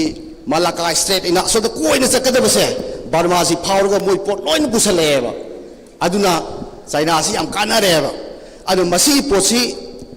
इंडिया ना कमाइ तोरगा मसी खितंग मोइ काउंटर तौसिगे न खनबदा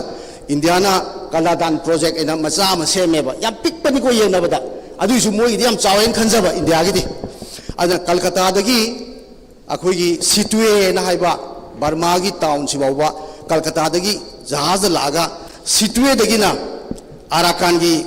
स्टेट से कालादानब तुरेन से फावरगा पलेट वाब मफम से तारगा मिजोराम यौदोइनेबा अदा मसिगी रुचिनेदा चिन कुकी मयाम सि पैरा लेबनिना मोइगा यानद्रदी मोइगी लंबी से चटपोइ थोक्तेबा अदुना मसिना अम्मा अदुना नतना इसागी म्यांमार की इकोनॉमी से मोइसु खरा संगजनदि यादबदिना अखोने एशियन हाईवे ना हारिबा मोरे फाउरिबसे सी आ थाईलैंड यौदोइनेबा मसिगी लंबी असिसु चल्लगदि इसाई चाइना दा सेबु लंबी दुगा काउंटर तौनरगा इंडिया की सुकर कानजदोरिबा अदु मदुगी सुम सेमकपा हुजिक सेबा लोरेदना बयाम खंगबिरेदना मोरे दगी असोम ताबु तागरिसे इंडियन सेम लंबी गातनेबा पैसा पुथोगा अनु मसिगी सेमबसिदसु कुकी मयाम ना थलगा लेबा कइनो मनुसिदा मणिपुर की मनुंगदसु पलेल दगी हौरेदना अदुम अदुगा तमु मनुंगदसु मोय मयाम लेबा अनु मसी मोय मयाम से थिंगदि चत यादबनिना मसी मोयगा साउदनबा गवर्नमेंट ऑफ इंडिया थेमम चंगेबको मसीना चाइना काउंटर तौसिना अहानबा मरमनेबा अनिसु मरमना इंसर्जेंसी मणिपुर लेरिबा नागागी लेरिबा इंसर्जेंसी लालहौबसिंगसे मसी लोइसननबगिदमक्ता कुकी की आर्मी सिंगसे सिजनरगा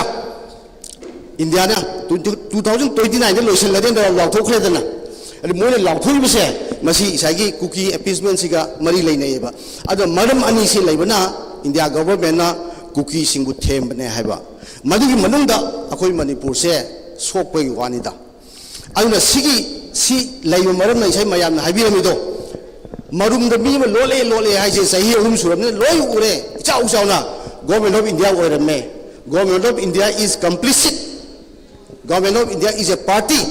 government of India is the architect of this crisis saying haise banida mayam na haibirami se scholar mayam ana sigi maram masi laiba maram na akoina pochi strategy si kamai lawgodage khongthang se kuki dam tana hatuna yaroi doriba kuki duri mo de insal laga tawunina mo ne insan dadi kuki to khidoi dira aduna akhoi di mo ne insan ba mi du ko thegna leireba sibu ne khone proxy war hairise aduna sigi matang sida ani subada amuk yam sathiri bise mayam da isai ta pirum da narco terrorism ki posil la eba adi mo di paisa se kai da kino sahi hum se lan su na rise ngaram di drug mayam si thare ba moina koi ki popi plan bi se adu masi ki drug sidagi sahi mada sahi ngasi dagi taruk ki mamang da pi ki report ta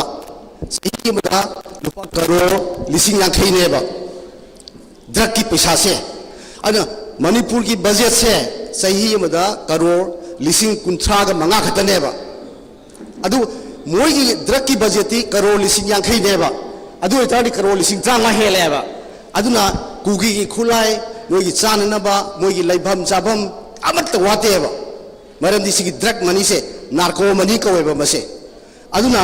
makoi ki se narco insurgency na chingye ba hujik se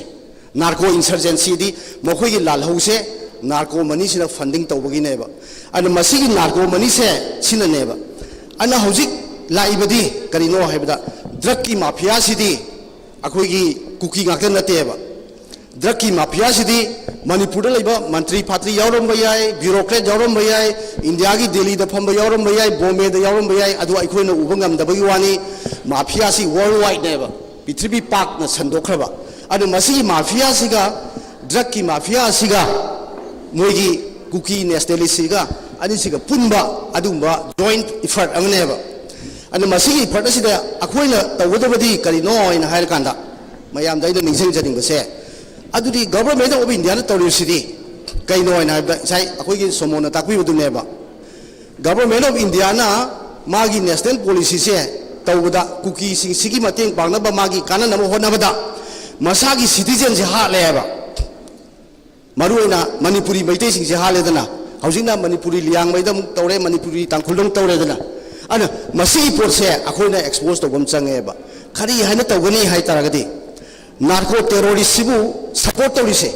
India government narco terrorism si muthak kadori ne na narco me amji phari ni kholi ne na doida narcotic bureau ga ligatra mayam tawidana but on the other hand they are supporting the narco terrorists they are supporting narco terrorism adu masi aikoi na pithribi de expose to ngam deba pithribi kanam tana narco terrorism si support to na teba India su taw deba adu naronda akoi gi manipur ki missing se pangmadagi narco terrorism se expose to gidabadagi sumai tawre se akoi pithribi miyam da haiba haitabadagi kanam da khangdabanina kuki ga maite ga khanari na laibane ba ana mase ngasi ki convention ngasi ki matung dagidi narco terrorism se government of India na kari ki support tawri no haiba sima kuna expose to bu changi haiba sini miyam thambina misi ana sina target number 1 dune ba target number 2 da mayam haibira misi kaino way out si kaino finding the way out si kamai tar khar fagadagi haragadi mayam haibira mise kwai ahan bada issue based cooperation to biro CSO mayam se mase issue based cooperation to biro sima number 1 number 2 da alliance of working committee na sida koi hemant na haibira mani alliance of working committee haigera maming ama haigera issue based cooperation sima to biro haibne ba number 2 da RK Nimai na takpira mani academic team am sembiro mayam si punba natragadi kuki ki na se akoi na thenglaba ngamdre maram di moi gi professional loba paisa thadaraga mapam gudimak tagi pithribi tagi expert mayam si la eba mayam kangbira mani na akoi gi Israel da akoi gi mijo mayam ma kuki mayam ma chatli do military training loin tori do adu isai panbira maduni same strategy do Israel si akan melewat orang berdua pisak piasu aduga chap manana mo strategy do khoi taweba anu masigi strategy se counter to ngamna ba akhoi gi su academic team ma semo aduga kuki gi propaganda se respond to biyo haibne ba aduga proper funding sim tawbiro maram so di narco funding sida crores of pay lere thousands ta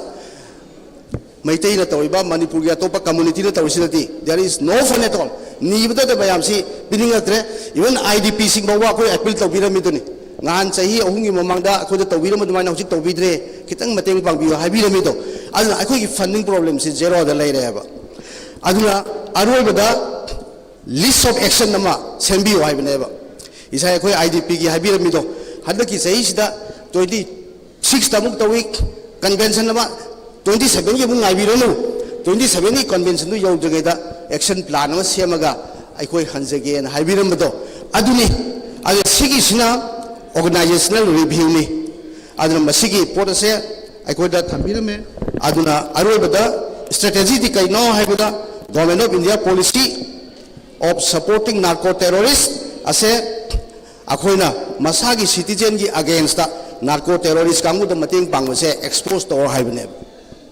number 2 da kokomina government ko wali sabi wa bisa koi ichai bunga hagadra ino bunga hagadra yam kan forcefully harame ai basi ma ya da mon rite tawjage kokomina huji government ko wali sada na leiba state se komthok piraga kokomina government ko punbi raga manipur gi miyam gadabani kan bi wa bisi akan ba pressure na jai thabirame mayam koi ino bunga ma mayam loi chat khre ka dorge ka bai to tawdu sawiram do ana masigi potsimasu kokomina aduga organization na khanbi basu ai chumme na khanje aduna sigi potsi sine ina akoi sadagi pung ohum hena chatharakpa akoi gi kasigi convention sida mayam na thambiram badu aina as an observer mayam gi mafamda aina akoi as a moderator amtang hana remind tawjabani aduna mayam punam yam thagatsari yamna akoi gi khangba kanna leibak sigi thoiba thodok asibu mamutana khangbidana ahalaman mayam yawbiri phambidana akoi ichan sing ifwa akoi gi inau sing mayam na hodabidana manipur gi sumba chiraba tanja sida sumba convention ma pangthoktana akoi manipur gi aruba tanja si nanthok minana ba khona binaba pulap puna khangdra laibiri basibu amukana ai model tai market dagi ikai khubajari mayam punam khoramjari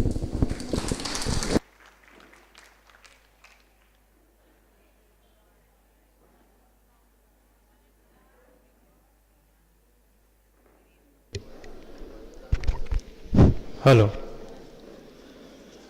Thagachari masigi silaba matambu kaithokpiduna ngasai ayuk pung 12 makai hek tabu matamdagina haujuk fawbada lengdana mafam asida phambiraga achauba thodang ama lobiduna ngasigi mifam Manipur People Convention asigi moderator oina lengsin biriba kai kumnajari boza AK Satyajit, retired head of Department of Political Science, Impal College, Sanjalangziriba, Kokomi Maigi Degi, Namkai Lieutenant Thakapa Pongduk Sari, Waza Si Koi, Hanadigi Hona, Manipur Tongan Bay, Shukayada, Manipur CSO Singa Punna, Atana Tignadro Lakraba, Adugumba, Miyamna Todogandorna, Sakang Nabia, Akoi Sakang Nabira Bozani, Wazana Mamal Yamlaba, masigi asumlaba mifam masida achoba thodang lobi bagdamakta thagachari lonana ngasigi mifam masege akoi mayam pummakna thambiramba wafam singasi punchalaga kokomina koi warep kharakak launana ba koi tawjari atuna warep singasi su mayam punna amtang tamina kisiya ba wafam du thamjage lonana warep singasi akoi gi presidential speech webaga mayamda draft hoina mutang patongna bagi tanja da lok jage atuna presidential speech hoina amutam mayamda wafam kar thambina ba ngasai dagi hek hobudagina ngasi function asigi chair lo biriba kokomi gi convener agi yamba mingoina panjarabada YK Dhiren presidential speech thambina ba nolna question jari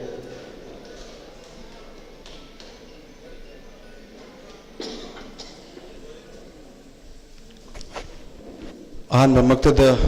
ngasigi sumlaba Manipur People Convention on 3 years of Manipur crisis ngasigi kokomina sinjaba ngasigi thoramasigi moderator ikai khumnajara waza Sethajit ikai khumnajaba duchari aduga loina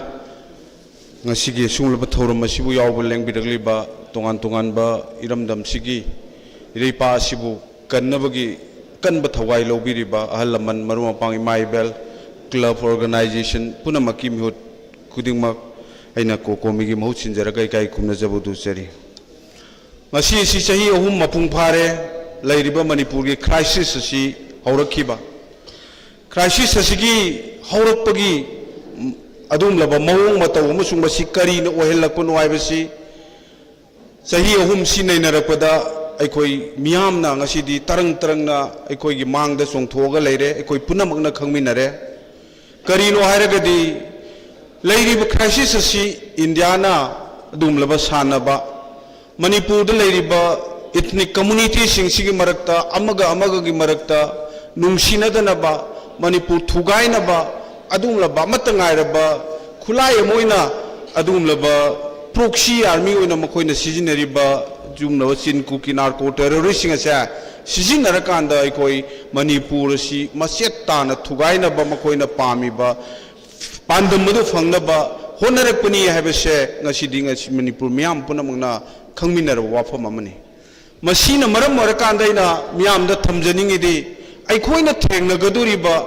asigulaba lana se aikoina Manipur kannagidamak Manipur gi idea of Manipur se ngangna thamnabagidam aikoina thengnagaduriba chi kanano haibasi mayek sengna tarang na urabanina aina Manipur miyam amasung laipak sigidamakta Manipur bu kanbat pambiriba silinau singda ahan boina apil amakak tawningi madudi karino harakanda aikoi thengnagaduriba lana se araiba lana te thengnagaduriba lana se adum laba yamna powerful oiba amna akanba shakti leiba kanglup amakakani maram maduna aikoi Manipur si kannabagidamukta aikoi emotion amasung sentiment thabak tawbagi thabak se aikoi tokpa phai aikoina karigumba reasoning da tawgaduriba thabaksinga sengasidi aikoi sahi ahum phajalakpana maram moirakanda awa saitheng mayam amakak phangakpa pendabagi kholau mayam akhlaurokpa mayum makai leijadraba mai thadok pikraba masa hatpi kraba mayam hatpi kraba masi hatpi kraba kunai sida leiriba pendabana thallaba adumlaba kunai ama oirakpana maram morakanda ngasidi aikoida achumba aranba haibasi thidana aikoina gi emotion amasung sentiment duna mangda tharakanda aikoi thengu basingda wairakpagi adumlaba tanpham ama ngasi laibase masi aikoi punna ngasi bhap taminarakanda aikoi achumba streamline ama kakte aikoi chatnabo honodragadi aikoi gi lana sigi mayolase thaigidana aikoi gi khunai achumba aikoi gi Manipuri khunai gi chachariba paring chumna chathariba dumlaba khunai sigi machat ase laikha tana mangkhiba yabagi dumlaba oithokpa ma aikoi mangsidanga sidi tarang oina tholakpadona tawe maramdi karino harakanda aikoi imasing hojik lansida natraga crisis asida hena shanthona mang tharaga sangsilliba isa inau sing ima ibel singi marakta aikoi gi pendabuduna henmalak hen khrakanda karino karam mana achumano karina ranbano haibasi khanda hogdaba matamda aikoi masel gi marakta onsin narakanda aikoi masel gi marakta khanna chainaba tholaknabagi tanja amaka tangkak kaya amakakta aikoi gi mangda ngasi thoga leigreba masi punamak singse aikoi lamdam sigi ngasi lakpiriba maira paibigi imaibel sing club organization gi lakpiriba leader sing tongan toba intellectual gi resource person sing do media gi sinau sing punamak sing sina ngasi di aikoi gi hauraiba naha sing sida chu aina apilama tawninge di aikoi khunai si manglomda puji hairagadi emotion amasung sentiment na mangda tharaga thabak tawragadi aikoi khunai si kaidongida mangda tharaga pubangamoy maramaduna aikoi kadam mana chumano karina ran mano haibasi yamna fazana aikoi thido akanda aikoi thabak changsin bamak changi emotion sentiment amang tharaga chalagadi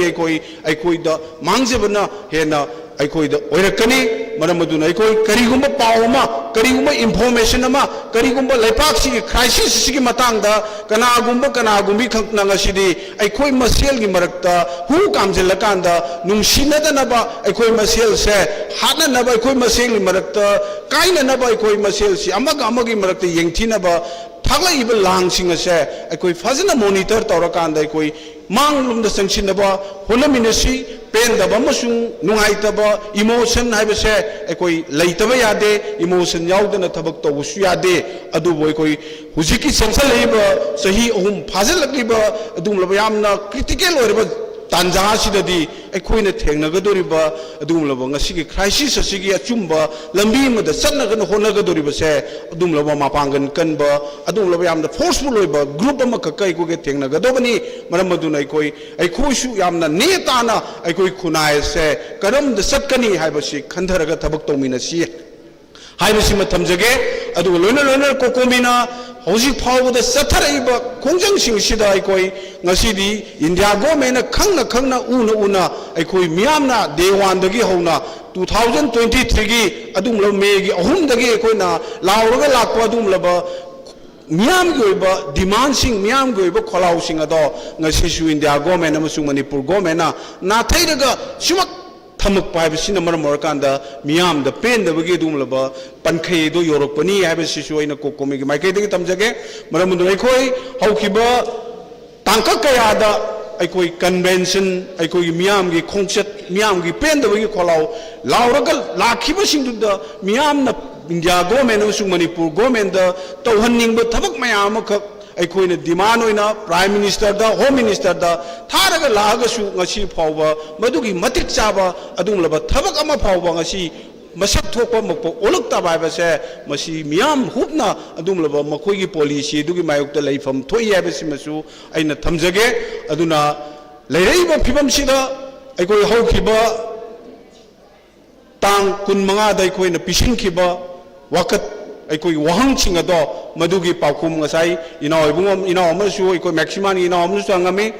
हाइरिबा मखोइना पीरिबा तहा तहाबा अदुमलबा मखोइगी पाउखुमने हाइरिबदो कोकोमीना मदु strongly reject तवे मरमदि कैनो हारकांदा मखोइना पीरिबदो लेपाक मियामना हंगिबा लेपाक मियामना थमिबा वाफमदो मदुगी ओइबा वाफमदुगी मनुंग हुचिनना खनरगा पिरकपा पाउखुम नते मखोइगी ngahaki ओइबा मियामदा उच्चाइबा पाउखुमने मरमदुना अखोइना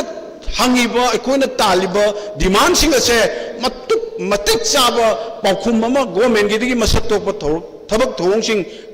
पांथोरक्ट्री फावबा अखोइ लेपाक मियामना ngasi चंगसिलिबा मियाम गे ओइबा डेमोक्रेटिक ओइबा खोंजंगसिंगसिदी चंगसिनफम थोइ हाइबसिमा इना कोकोमीगी माइकैदगी थमजगे अदुगा लोइना लोइना लेरिबा लेपाक गे ओइबा इशू मयामना ngasi मियामना थंबिरिबा वाखलोन ओजासिंग अदुमलबा अखंग हेसिंग तोंगान तोंगान क्लब की कम्युनिटी लीडर सिंग पुनमंगना ngasi थंबिरमिबा सजेशन सिंग दो हम इंक्लूसिव ओइबा वाफम सिंग तासिन कोमजन लकांदा ngasi वारेप अमा लौमिनरकांदा वारेप तु मियाम ग लोइनना अखोइ लेपाकी दमक खुनाइ सिगी दमकता पुधबिननबा अमुस होनमिनसी लौरकदो वारेप से कोकोमी खतंगी वारेप ओहेलोसी लेपाक मियाम की वारेप ओइरकांदा लेपाक मियामना अखोई खुनाइसी कन्नब होनबदा मखा ताना लौरकदोरिबा वारेपसिंग असि अखोई मखा ताना पुन्ना अखोई अमतोइबा याम इंक्लूसिव ओइबा अखोई लंबी अमखक्ता अखोई पुन्ना यौमिनबा लंबी अमखक्ता चनमिनसी अदुगा ngасai थंबिरमबसिंग दुदैना टेंटंगना थमजनिंगबदा कोकोमी हाबसे अखोई ngасai अखोई दुमलबा इशू बेस ना थंबिरमबदो आई निंगसिंगजगे मयामदा लाखपिरिबसिंगसिगी मरक्ता खंगबसु यावम बेयाय खंगदबसु यावम बेयाय कोकोमी से इशू बेस्ड युमफम ओरकांदा पुनखिब लूप अमखकनेब मरमदि कैनो हारकांदा कोकोमी द यावरिब लूप हुंफु मुक्से मसी मागी तोंगान तोंगान बा एक्टिविटीज मागी तोंगान बा मयाम लई तोंगान बा सिंगसे मसीन मणिपुर की टेरिटोरियल इंटीग्रिटी अमसुंग मसीगी अखोगी अदुगलबा अखोगी लाइक लमदम सिगी अदुगलबा आइडिया मणिपुर से पुन्ना ngakmin si haiba adunglo firep tu da yumpham orakanda adunglo sem khiba loop amakhakneba sumai tawduna tongan ba issue sida aikhoi gi oiba tongan ba manipur da leiriba civil society organization sing tongan ba coordinating body sing tongan community leaders sing ekoi matam ge ekoi adung labo wakhlon manana ekoi thabak si coordination leina thabak tongminari tongan ba sai lakpiram ba kabui gi naga gi tongan ba meitei pangan gi tongan ba coordinating body gi laiba mayam sing se masi ga ekoi tathok tachin tongminara kanda ekoi gi ichu khuding makta kokomina miyam ga setmina na bagi thong lau na hangduna lei amusung miyam punna miyam na pirakpa suggestion khuding ma kokomina taram loksagani amusung madu thabak ton dok na bona bada kokomina mangjin thana ekoi thogai loksage haibo wafam ji thamjara kanda ngasi miyam na thambiram bi ngasi gi convention ji thambiram bi point sing du gi takhat charakpa adum laba resolution khara se ekoi hon miyam dagi rapporteur amusung ekoi gi ngasi gi moderator tongan ba sing sina collection tawjara kanda ekoi ngasi thamjagodoriba adum laba draft resolution si miyam yengminar kanda kari hapto abjin kari semtok senji lebage habedo yengminar si haibo wafam si thamjara kanda gi wafam matang si tension jagi puno utakse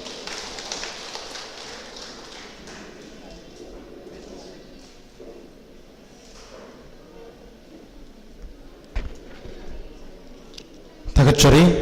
ayamba YK Dhiren convener Kokomi gi oiba sabsaba stand aduga ekoi na tawgadoba thabak thoram sing samlapna myamda ekoi presidential speech oina thambikre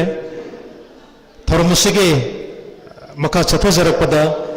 nasai ekoi gi Kokomi convener na tapi bagi matungina ngasigi tongan ba wangaloi kaya amakak intellectual circle dagi aduga legal gi aduga tongan ma community sing aduga ekoi gi laiba apex body singi representative sing na thambiramba wafam sing adu supna koi tasan jaraganda miyamda karingba warip khara koi Kokomi na logjai warip se koi drop oina puthok sage mayamna yaragadi warip se koi pass tok jage aduga semtok sanjin koi tawnana bagi tanja adu musu koi lomina se aduna mayam hairiba draft resolution se miyamda puthokpina naba ngasaidagi ekoi mifam se haubadagi panel discussion se haubadagi rapporteur oina lengsin biriba ayamba core committee member Mayangbam Dhananjoy magna ngasigi asumlaba draft resolution se puthokpigani aduga mayamna yaragadi ware se punna amtang lomina se ba wafam to thamjari kopsanjari Mayangbam Dhananjoy core committee member Kokomi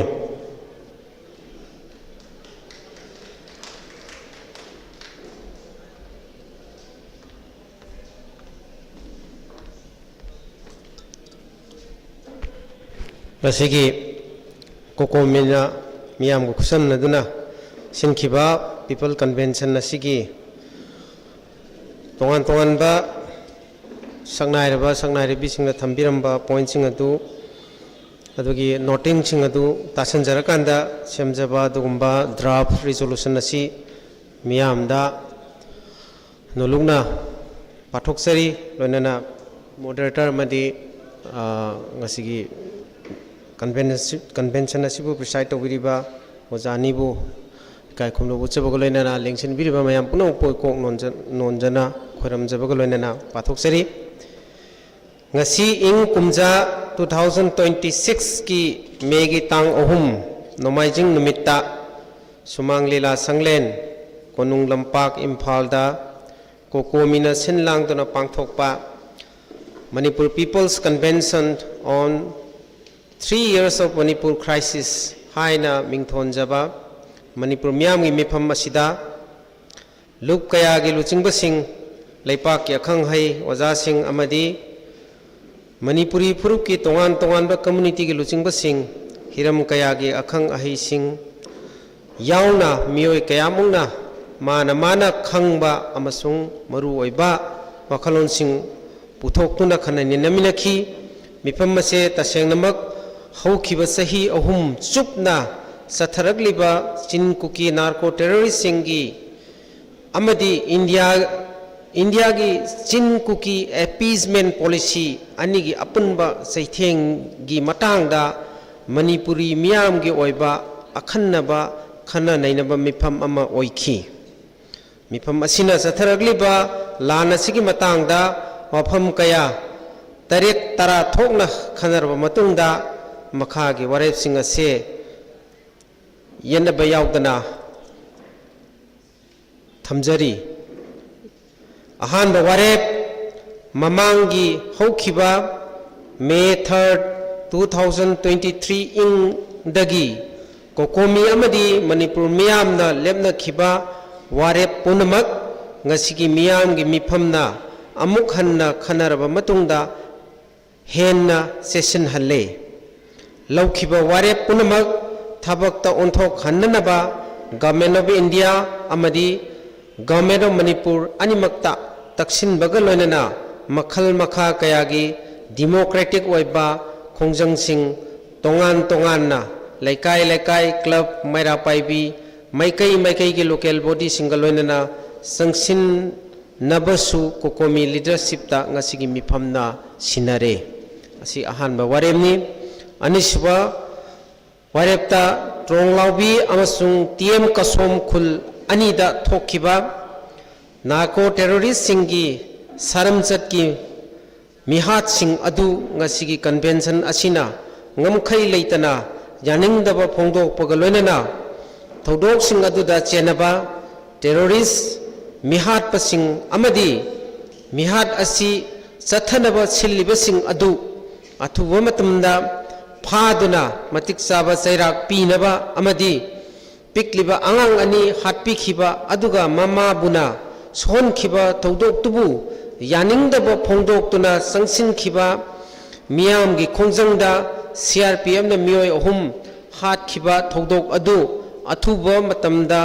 ꯖꯨꯗꯤꯁꯤꯌꯦꯜ enquiry ꯇꯧꯅꯕ ꯒꯚꯔꯟꯃꯦꯟꯠꯇ ꯃꯈꯥ ꯇꯥꯅ ꯃꯤꯌꯥꯝꯒꯤ ꯃꯇꯦꯡꯒ ꯂꯣꯏꯅꯅ ꯀꯣꯀꯣꯃꯤꯅ ꯂꯩꯖꯕꯤ ꯊꯥꯛꯇ ꯇꯛꯁꯤꯟꯕ ꯍꯥꯏꯅ ꯋꯥꯔꯦꯞꯅꯔꯦ ꯑꯁꯤꯅ ꯑꯅꯤꯁꯨꯕ ꯋꯥꯔꯦꯞ ꯑꯍꯨꯝꯁꯨꯕ ꯋꯥꯔꯦꯞꯇ ꯏꯟꯗꯤꯌꯥ ꯂꯩꯉꯥꯛꯅ ꯆꯤꯟ ꯀꯨꯀꯤ ꯅꯥꯔꯀꯣ ꯇꯦꯔꯣꯔꯤꯁꯁꯤꯡ ꯁꯤꯖꯤꯟꯅꯗꯨꯅ ꯑꯇꯠ ꯑꯈꯝ ꯂꯩꯇꯅ ꯂꯥꯟꯗꯥꯗꯨꯅ ꯃꯤꯌꯥꯝꯒꯤ ꯄꯨꯟꯁꯤ ꯇꯦꯝꯁꯤꯡꯅꯔꯛꯄ ꯑꯁꯤꯒꯤ ꯃꯥꯌꯣꯛꯇ ꯄꯤꯄꯜꯁ ꯀꯟꯚꯦꯟꯁꯟ ꯑꯁꯤꯅ ꯀꯣꯀꯣꯃꯤꯒꯤ ꯂꯤꯆꯤꯡ ꯃꯈꯥꯗ ꯆꯠꯊꯔꯤꯕ ꯈꯣꯡꯖꯪ ꯑꯁꯤꯒꯤ ꯃꯇꯥꯡꯗ ꯌꯥꯝꯅ ꯀꯨꯞꯅ ꯈꯟꯅ ꯅꯩꯅꯗꯨꯅ ꯀꯣꯀꯣꯃꯤꯒꯤ ꯍꯧꯖꯤꯛ ꯆꯠꯊꯔꯤꯕ ꯈꯣꯡꯖꯪꯁꯤꯡ ꯑꯁꯦ ꯂꯦꯞꯄ ꯂꯩꯇꯅ ꯆꯠꯊꯕꯒ ꯂꯣꯏꯅꯅ ꯏꯍꯧ ꯑꯁꯦ ꯗꯦꯃꯣꯀ꯭ꯔꯦꯇꯤꯛ ꯑꯣꯏꯕ ꯃꯑꯣꯡꯗ ꯍꯦꯟꯅ ꯀꯟꯁꯤꯟꯍꯟꯅꯕ ꯂꯦꯞꯅꯔꯦ ꯑꯁꯤꯅ ꯑꯍꯨꯝꯁꯨꯕ ꯋꯥꯔꯦꯞ ꯃꯔꯤꯁꯨꯕ ꯋꯥꯔꯦꯞꯇ ꯍꯧꯈꯤꯕ ꯑꯦꯄ꯭ꯔꯤꯜ 25, 2026ꯇ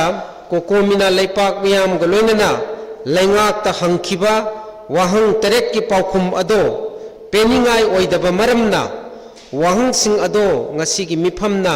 ꯗꯤꯃꯥꯟ ꯑꯣꯏꯅ ꯂꯩꯉꯥꯛꯀꯤ ꯃꯐꯝꯗ ꯊꯝꯂꯤ ꯗꯤꯃꯥꯟꯁꯤꯡ ꯑꯗꯨꯗꯤ ꯏꯟꯗꯤꯌꯥ ꯒꯚꯔꯟꯃꯦꯟꯠꯅ ꯃꯅꯤꯄꯨꯔꯒꯤ ꯌꯦꯜꯍꯧꯃꯤꯁꯤꯡ ꯃꯨꯠꯊꯠꯅꯕ ꯆꯠꯊꯔꯤꯕ ꯄ꯭ꯔꯣꯛꯁꯤ ꯋꯥꯔ ꯑꯁꯤ ꯃꯅꯤꯄꯨꯔ ꯂꯩꯉꯥꯛꯅ ꯊꯧꯅꯥ ꯂꯩꯅ ꯂꯦꯞꯍꯟꯅꯕ ꯇꯛꯁꯤꯟꯒꯗꯕꯅꯤ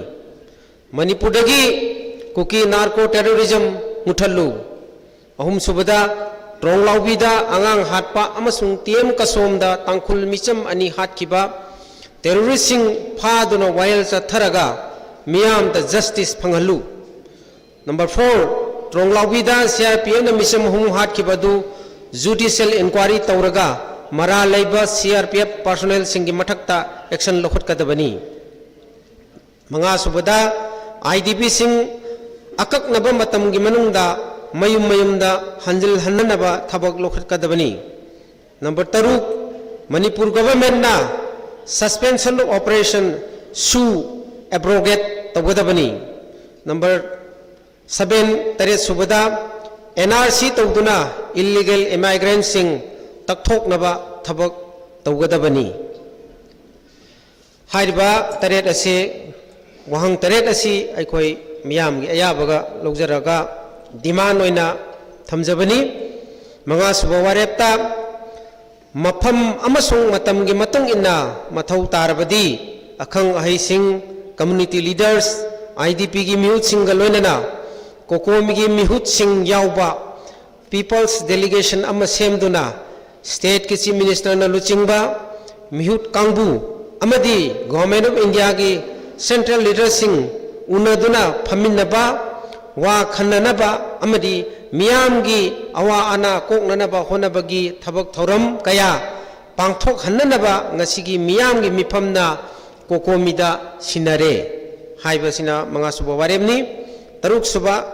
ꯋꯥꯔꯦꯞꯇ ꯆꯍꯤ ꯈꯨꯗꯤꯡꯒꯤ ꯅꯨꯃꯤꯠ ꯑꯁꯤꯕꯨ ꯅꯥꯔꯀꯣ ꯇꯦꯔꯣꯔꯤꯁꯁꯤꯡꯅ ꯃꯥꯂꯦꯝꯒꯤ ꯇꯣꯉꯥꯟ ꯇꯣꯉꯥꯟꯕ ꯂꯩꯕꯥꯛꯁꯤꯡꯗ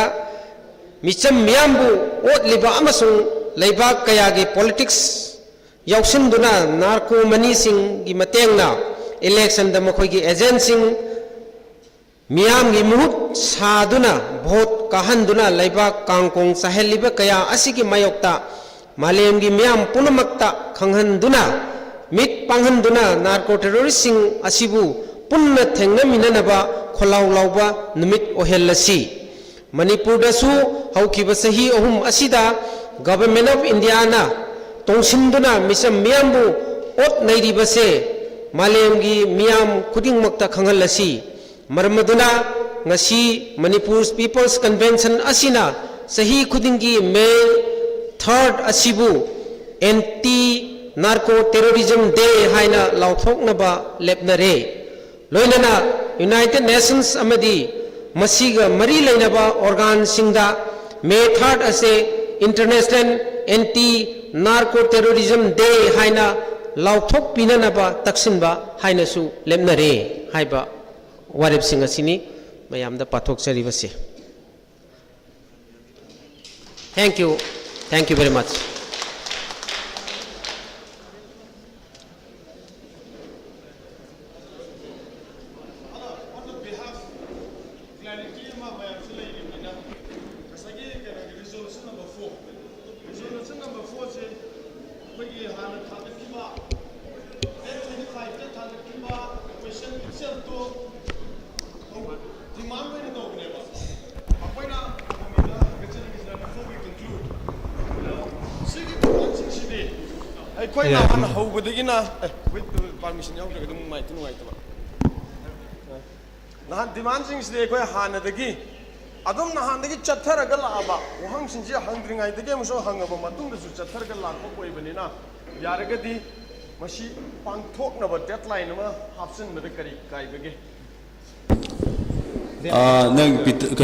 Victor yam Padipaba aduda Laignak amusung miyamgi marakta lainariwa posi aikhoigidi demand tawbani maruaina duga thabak to onthokadabdi laingakni aduna aikhoigi lairiba hujiki ihou amusung mayamgi adum lab kholaw miyamgi khongjang lairiba sidai koina piriba demand sing tu akan mamong dai koina maikai gi Lairiba coordinating body tongan basing siga loina naikoi democratic oina sanction baibu aikoi gi lengdraba steni aduga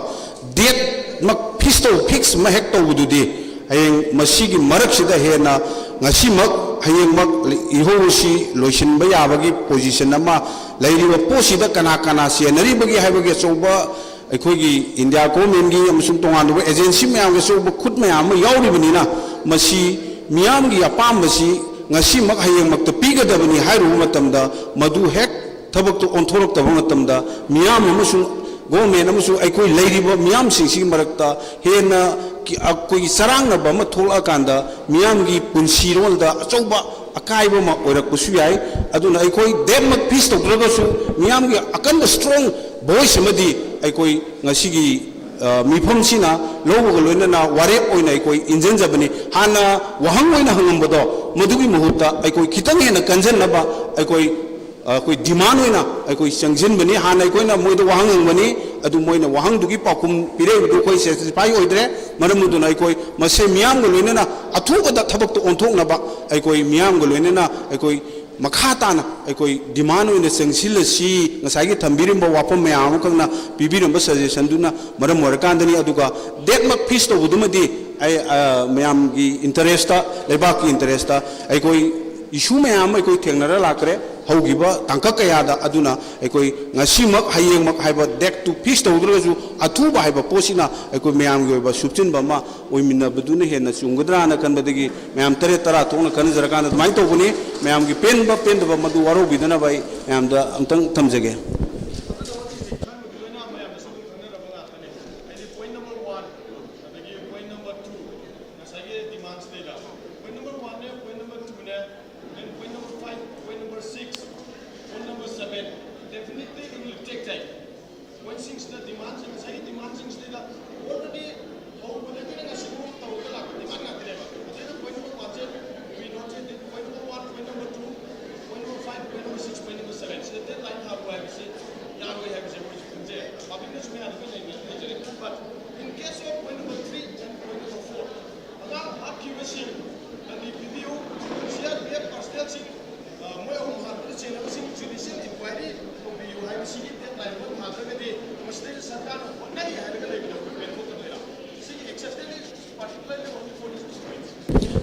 पेंथोꯛपदी पेंथोई अखोई डिमांडनी pressure अखोई मियाम की अकन pressure तौची अदुगा अखोइना deadline है यामना अखोई इशूजिगी अखोई मियाम का अखोई मरक्ता लेनबा ट्रस्टो अयंग मधुन मपुंग फाना पांथोरक्त्रकांदा अखोई मियाम की मरक्ता अखोई अवाबा मैम तोान तोान इशू मैम अमुक नंजलगा लाकनेबको अदुना अखोइना एज वेल एज अखोई अथुब मतमदा अखोई मियाम को लोइना तक्सिनमिनसी हाइबसे मसीना अचुंबा मियाम की ओइबा खलाउदु ओइगनी होय पेंदबा आइना ngasa हाइजबदो पेंदबगीदी हयेंगमक तौदे यादेना हाइनिंगबगी अखोई थमोइदा पावी अदुबु हयेंगमक तौदे यादे हाइरो कांदा गवर्नमेंट सिदा आइना गवर्नमेंट सिना तौरकनी तौरो हाइबदि नते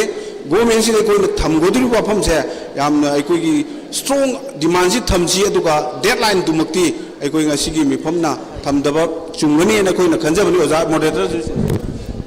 अखोई पामुगो विक्टर की जो यामना फजबा यामना अखोई इमोशनल स्ट्रेस के तौबनी दु मसे आइना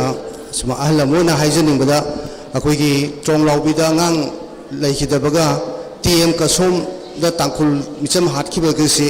मोई मोइगी ओइबा जेएसएसु लाइरिको अदुइ मदक्ता कासोम खुलेन कासोम दा हाटखिबा तांकुल गिसु मोइगी नागागी ओइबा बॉडी चोबम लाइरिबा आइना मोइगा खोइगा सुंझननबगा अखोगी डिसीजन लोबम संगेबा मरमदे अखोइ गाक्तन लोबदा अखोइना अदुम तौ हादे अखोइना टेक ओवर तौ मोंग लाकनेबा आदा मसी अंतंग अचौबा कन्वेंशननिना डेडलाइन सिगी खितंग डिफर तौरगा आइना खनबदा बामुना अंडरस्टैंड तौगिनेना खाली अदुमाइना टेंशन मन फगदरा आइना खनजै thank you for your emotion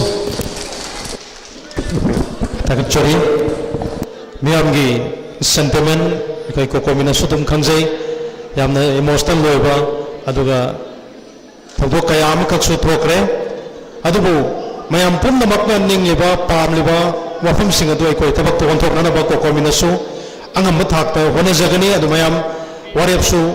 मयाम गा याबद लौरगा लौजख्रबनिना मयाम पुन्नमक लेंबिरकलिबा खुदिमक वरनिमिदांग पुंग 8 ताबा मतमदा कंगलागे नोंपोक थोंगदा लेखित्रबसिंगी मफमदा तोबिमल खंगबा उत्पोइना कोइ कैंडल लाइटिंग की प्रोग्राम खक्सु लैजै हाइरबा थोरमसिदा मयाम पुन्न सरुक यामिनसि लोनना थोरमसिगी लोइसलकपदा मियामबु थागत वारुल पिपिरनाबा कौशंजरी आइनाउ Laikram Jenta convener finance committee कोकोमी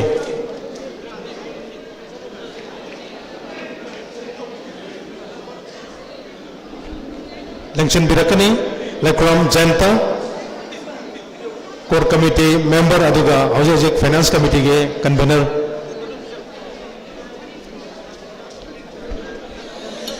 ngasi asini khwaidigi laibak thiba manipur miyamna megi tarik ahum 2023 ngasi asi khwaidigi laibak thiba nimini sahi ahum phajalaba megi tang ahum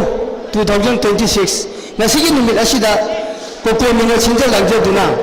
3 years of manipur crisis hariba thim asida miyamgi asoba मिफम असिदा अखोगी moderator ओबिखिबा कोई ओजा एके सत्यजित लोनना ngasiगी थौबुरन ओबिरिबा कोकोमीगी कन्वेनर अहानबा मक्तदा कोंगो लाइकाय खुंदबा अमदी थौरम ngasiगी मपुंग ओबा थवाय पुबिबगी दमक्ता कोकोमीगा थागत फुंदोक्सरी लोनना ngasiगी असिगुमनबा मिफम असिदा तोंगान तोंगानबा वांगांग लोइसिंग थंबिरंबा यामना मरिक सुंबा वाफमसिंग अमदी तोंगान तोंगानबा एपेक्स बॉडी कोऑर्डिनेटिंग क्लब मैरा पाबी खुदिंगमकी मोट मयाम पिबिरंबगीदमत्ता हनिया लेगना थागप फुंदोक्सरी मसिगी तोंगान तोंगानबा आइना थोदो हंदोंना फुरुक मयाम अमा पंजद्रगसु तोंगान तोंगानबा ngसागी वांगांग लोइसिंगी मरक्ता मैतई पांगलगी